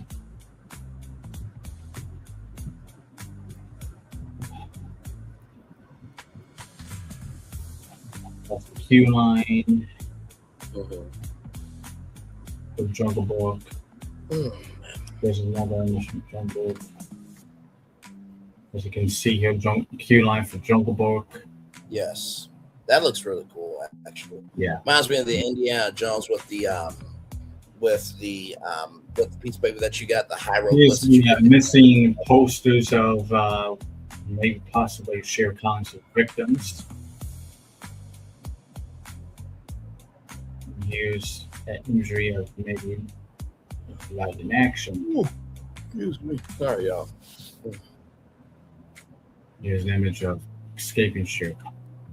Mm-hmm. And the image of Shere Khan. Layering over your vehicle as you go down the river. Mm-hmm. And you're going through the forest, and you maybe see a bunch of eyes, and one of them might be an actual animal. Yes. Hunting you.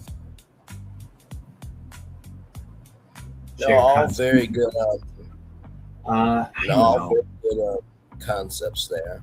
Not surprised by the thickness, by the way, at all. So I'm gonna give myself another 3-4 minutes, and I'm just gonna quit.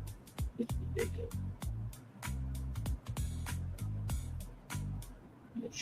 Shere Khan trying to jump on you.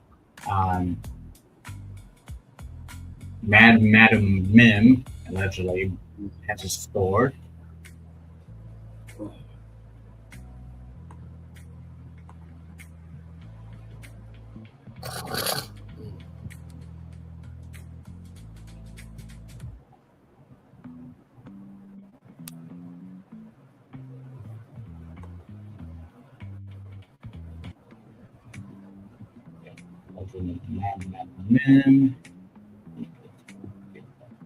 Ridiculous. Oh, you know what, Phil? I got the perfect thing for you. Click on library.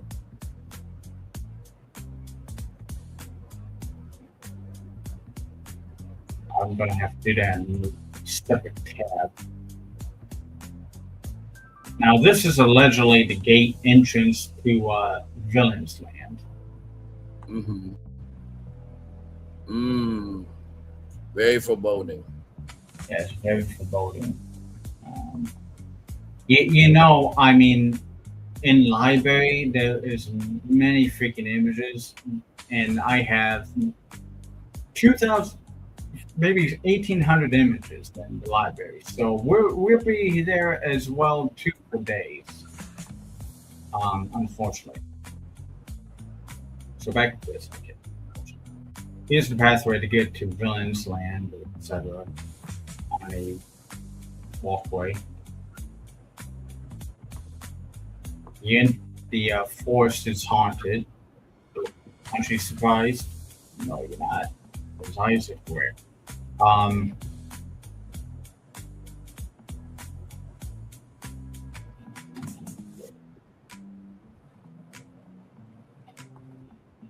Oh, let's to the land we all love.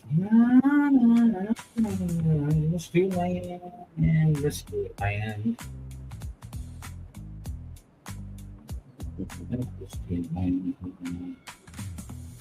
If those tries to spook you and try to eat you, let's do land. Let's do land. Yes.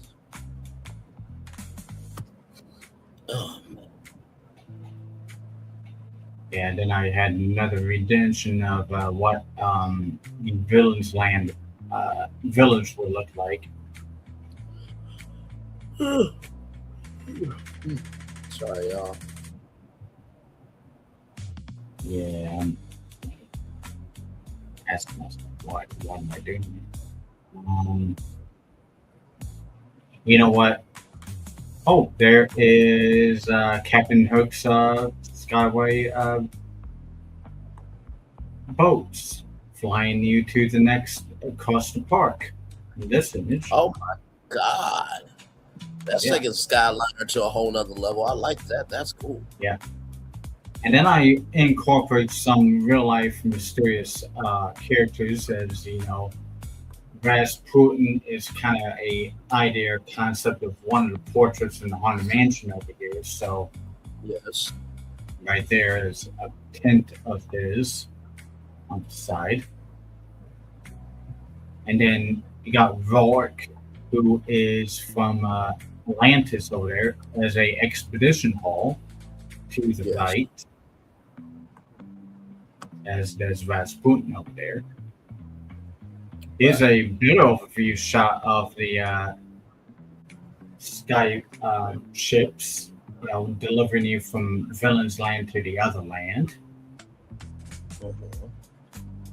I mean, think big, Disney. If you could think big, you think big, and you do this. Well, I mean, listen, we got to take it one step at a time. I mean, they just brought back yeah. We'll just have to see what are they doing to the imagination. Right. Correct. So we want this type of energy, and we deserve it.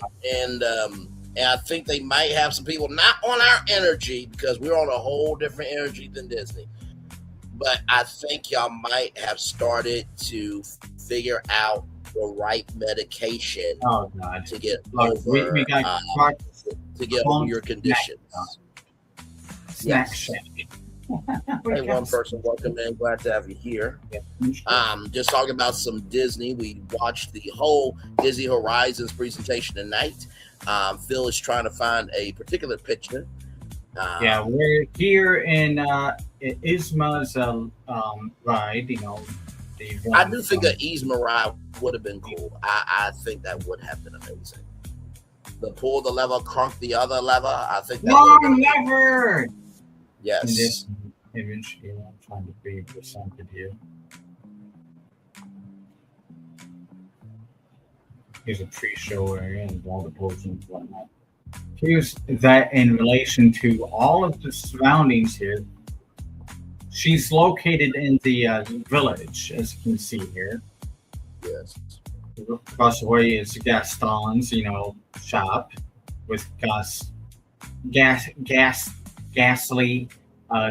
standing in front of it, or or Chad. No, actually, that's Chad standing in front of the shop there, guys. Yes, that is Chad. Yeah, that's Chad, and those are three ladies who fawn over Chad over here.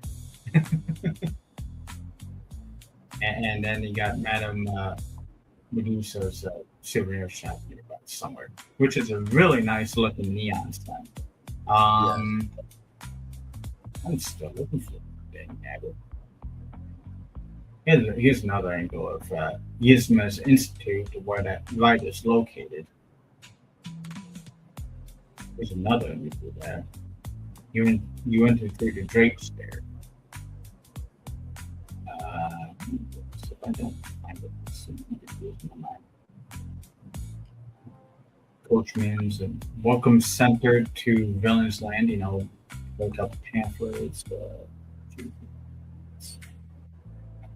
Oh gosh. You know what? I'm just going to say, are we going to be in trouble if I use the footage from the 101 Dalmatians 1961 short? That I do not know. I think we already kind of I think probably broken. I've reached the point where wait a minute, hold on. I just finally found that's just the store for Cruella de Vil. Dang it. The dance hall.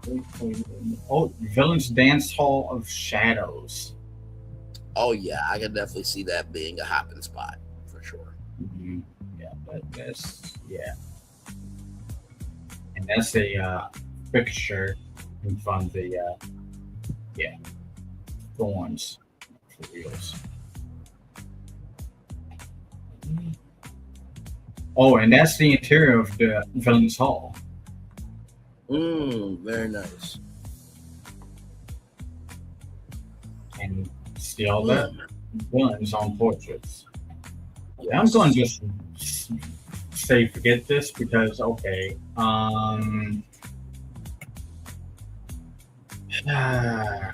I should have done this instead. First. Yeah, if you click on library, it'll bring up all your pictures. Then sometimes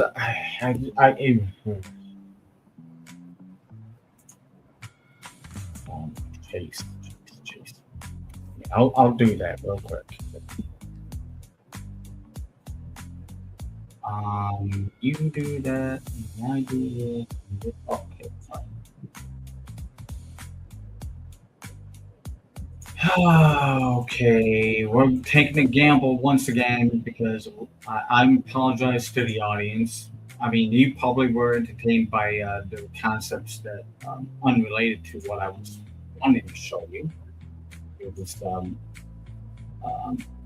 stuff that were.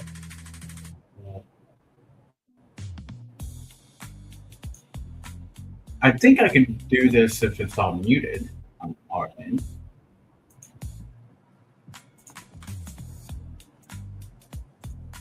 Okay, hey, you can pull it up. I got it muted on this end. Okay. I think it might be just a bit off safe like that. Or if I do it, it's going to be very low volume. How about that? Low volume. Okay? How about that? Low volume. I think it's good. That'll be fine. Oh, this is such an iconic clip right here, ladies. This is exactly what the ride would be. What I was presenting to you in that concept of like, meet me in Dansford They go schooling looking for the puppies, and you're going to be riding along with Claude DeVille, finding those puppies.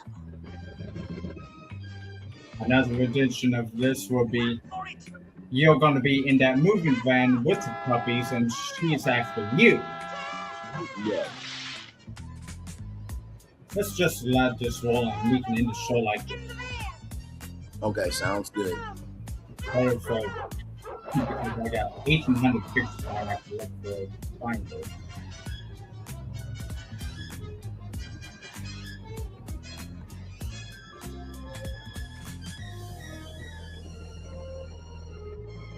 I mean, what drew me to this movie as a kid was the action scenes. Like, good grief, and the beautiful color too. So. Oh, there she is, Cruella.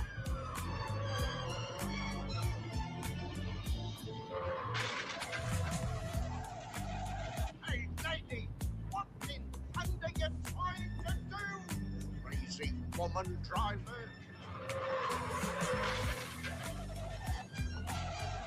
I'm researching how my vehicles can do that, kind of like swerving, jumping around, and doing that too.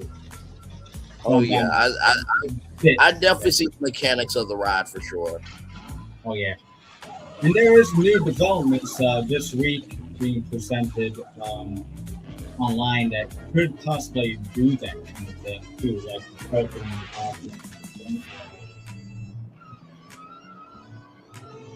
Yes, indeed. There. There ain't nothing to it. I'll give him a bit of a nudge and shove him in the ditch.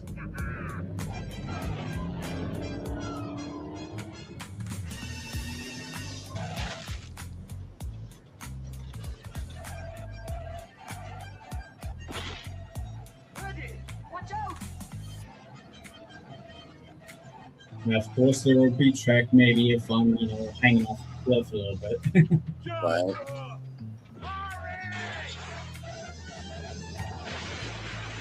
I don't know how to explain this one. We're going to just do a bunch of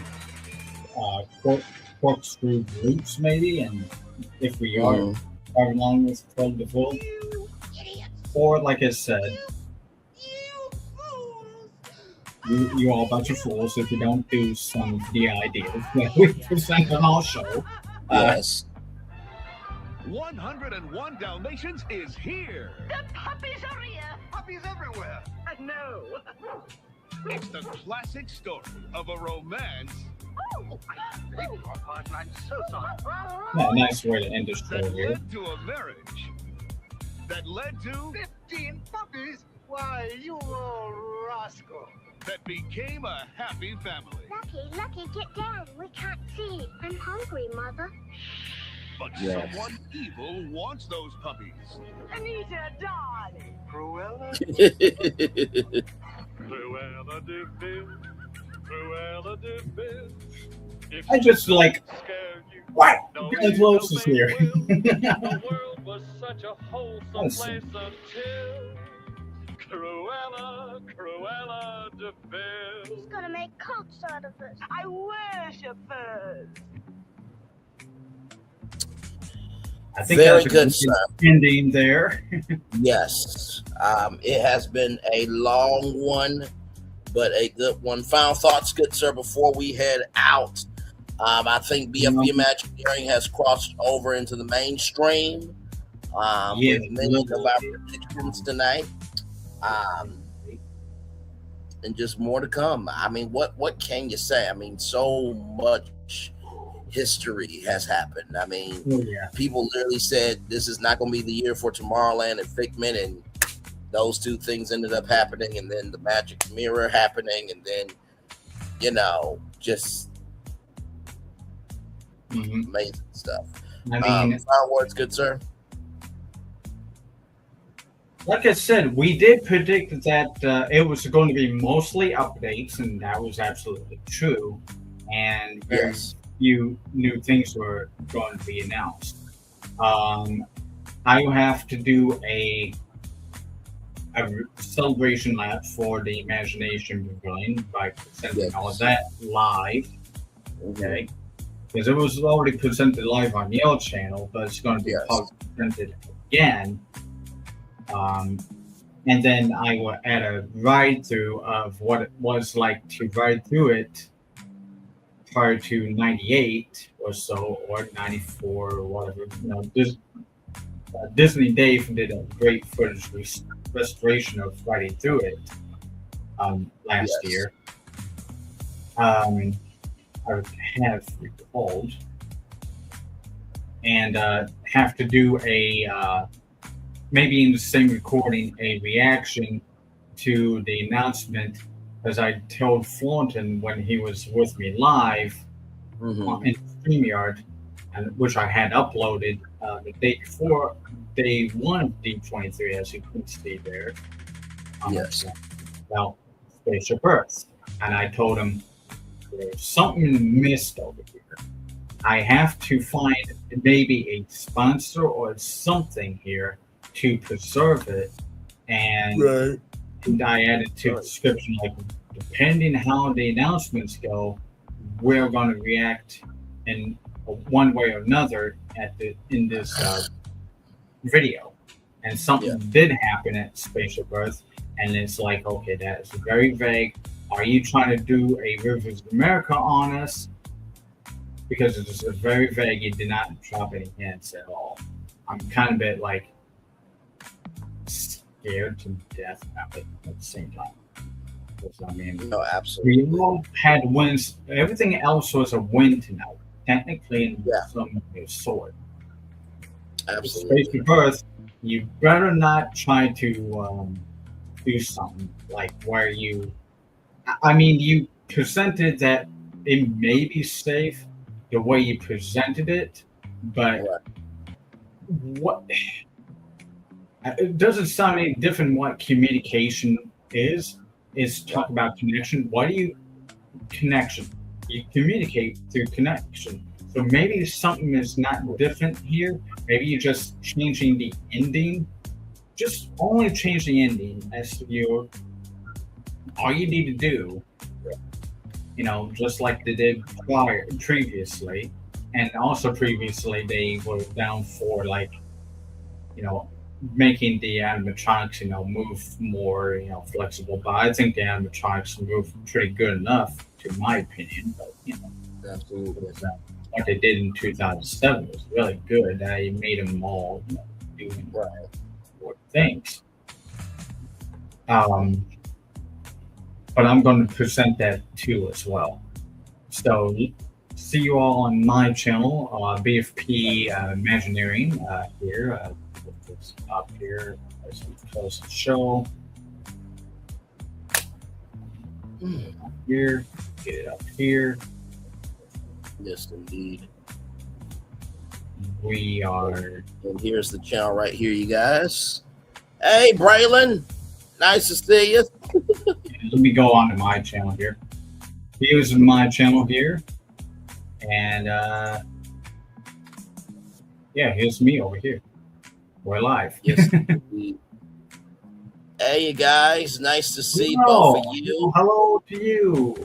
Hello to you as well. Great job to you gentlemen on the other side there, and great job to us over here.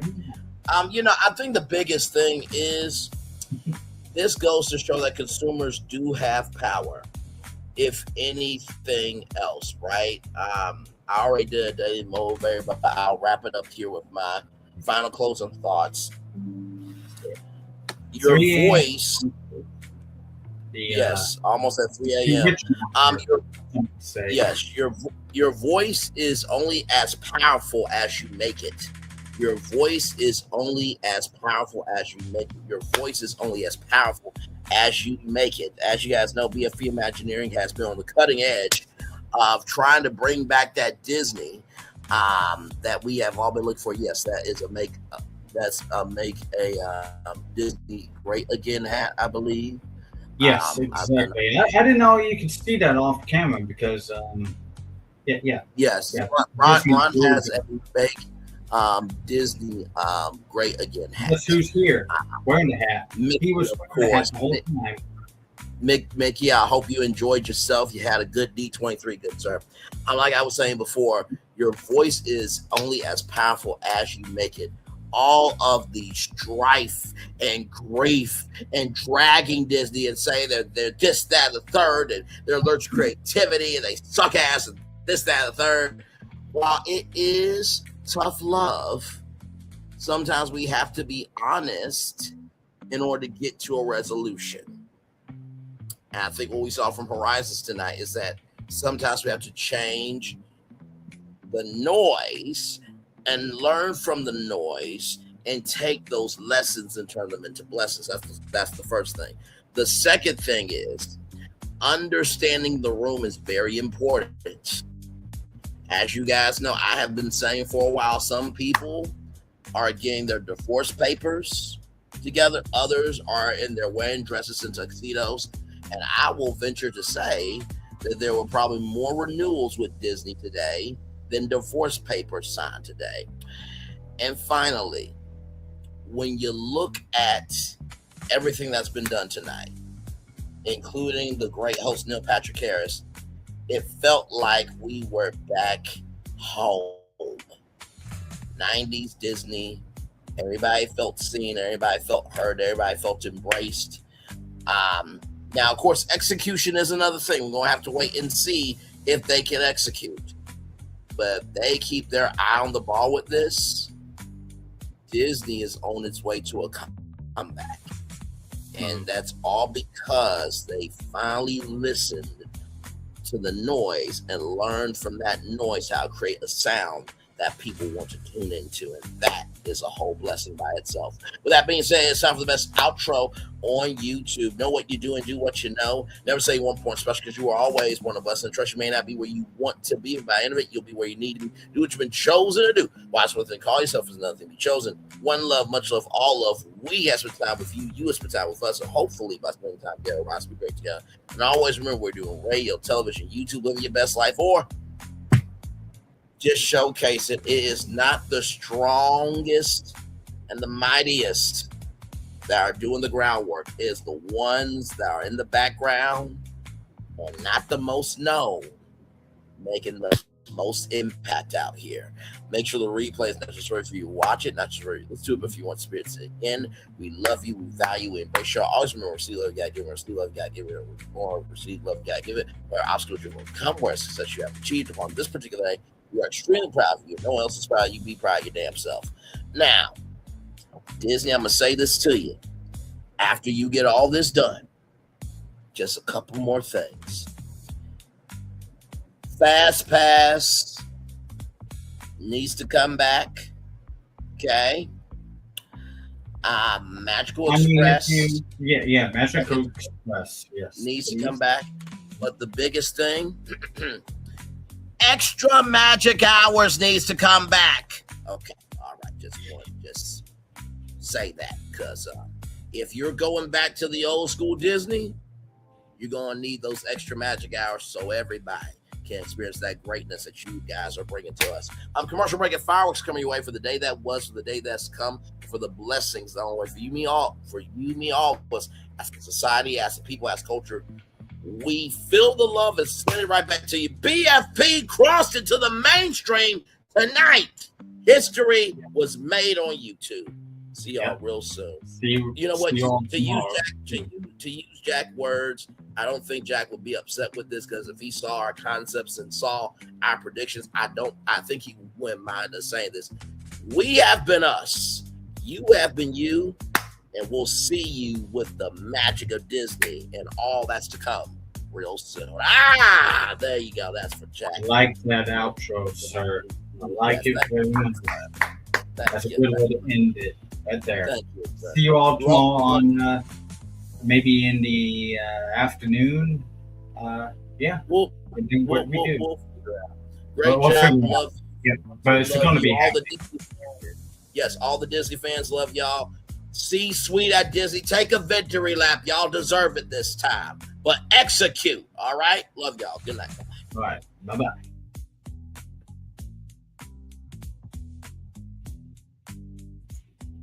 I thought I should tell you they've been talking about you.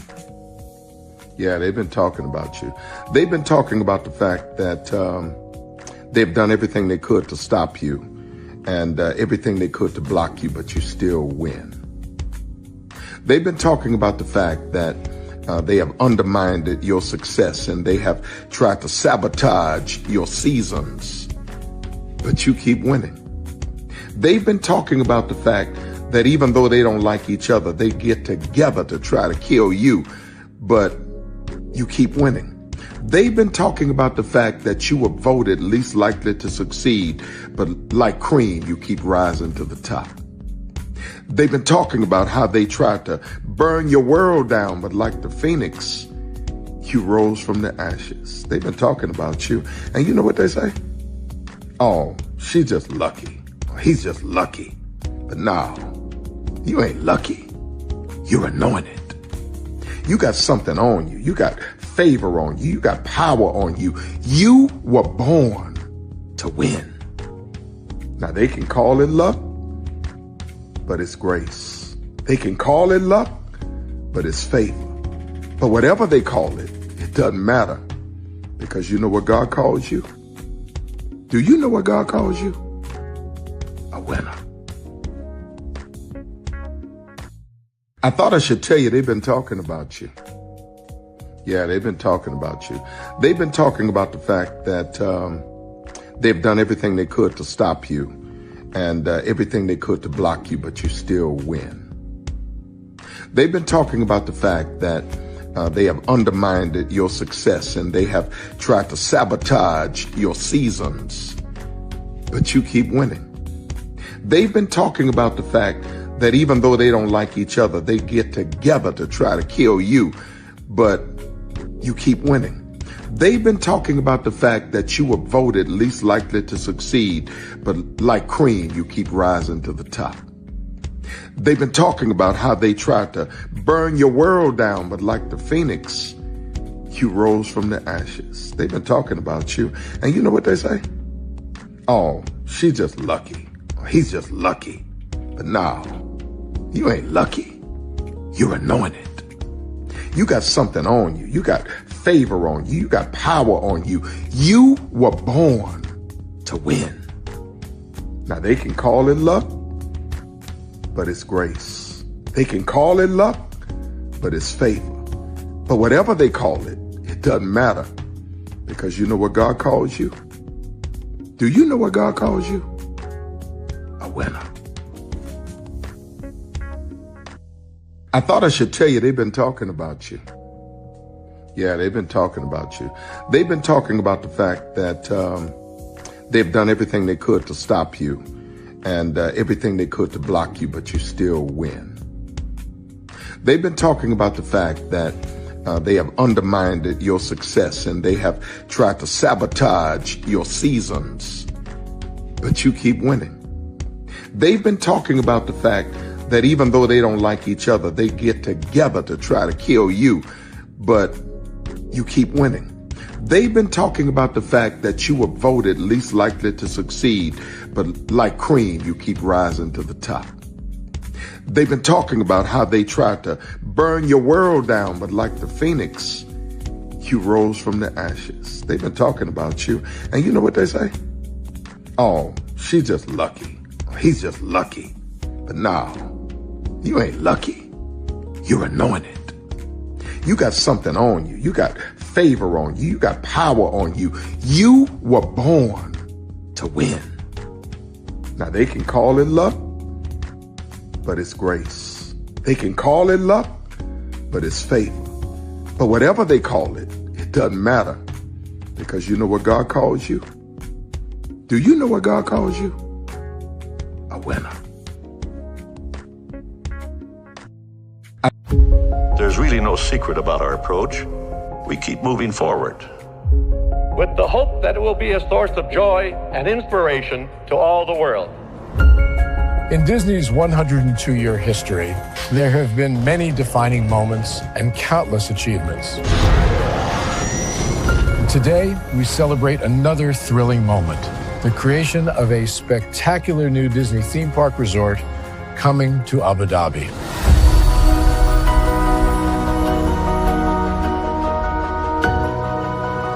Abu Dhabi is a place where heritage meets innovation, a place where we preserve our past while designing the future. Bringing a Disney theme park resort to Yas Island, Abu Dhabi marks a historic milestone in our journey as a global family destination. The 7th Disney theme park resort destination represents a new frontier in theme park ambitions.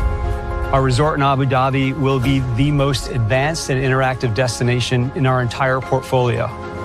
The location of our park is incredibly unique. It's anchored by a beautiful waterfront, which will allow us to tell our stories in completely new ways.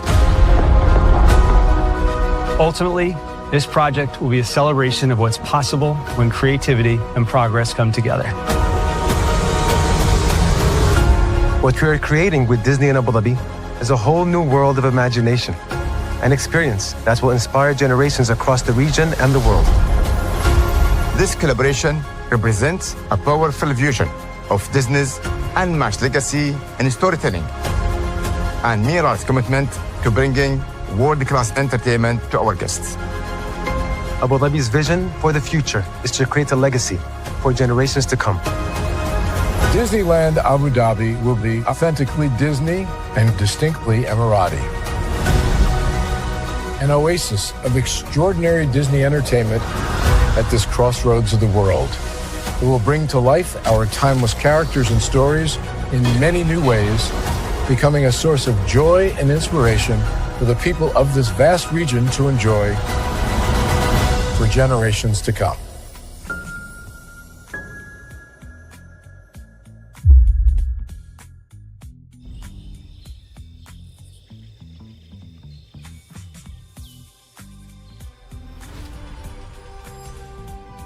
Here you leave today and enter a world of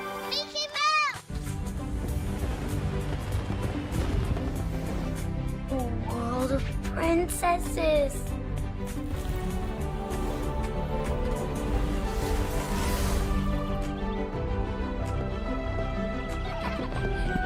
A world of villains. And heroes. Raise your sabers.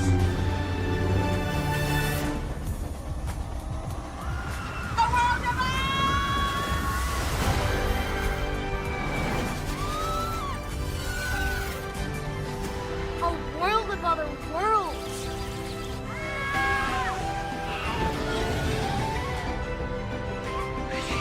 A world of all the favorites.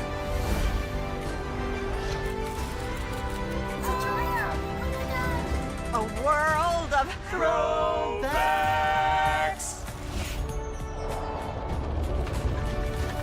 A world of for whatever you love. Infinite worlds await. Open your eyes. Think of the one place you've always wanted to see.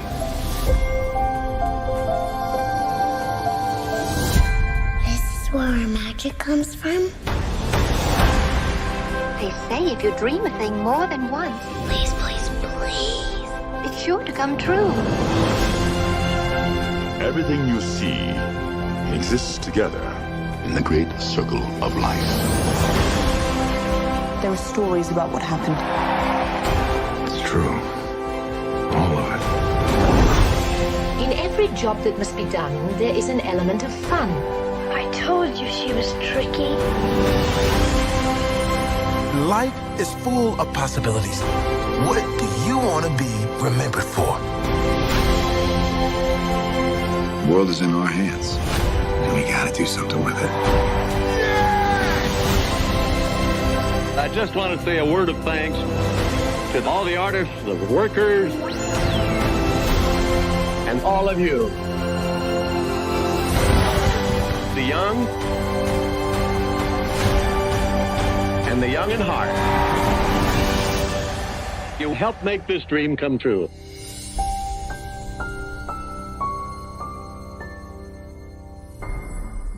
Because here's the thing, a good streamer can find other content. Because here's the thing, a good streamer can find other content. Because here's the thing, a good streamer can find other content.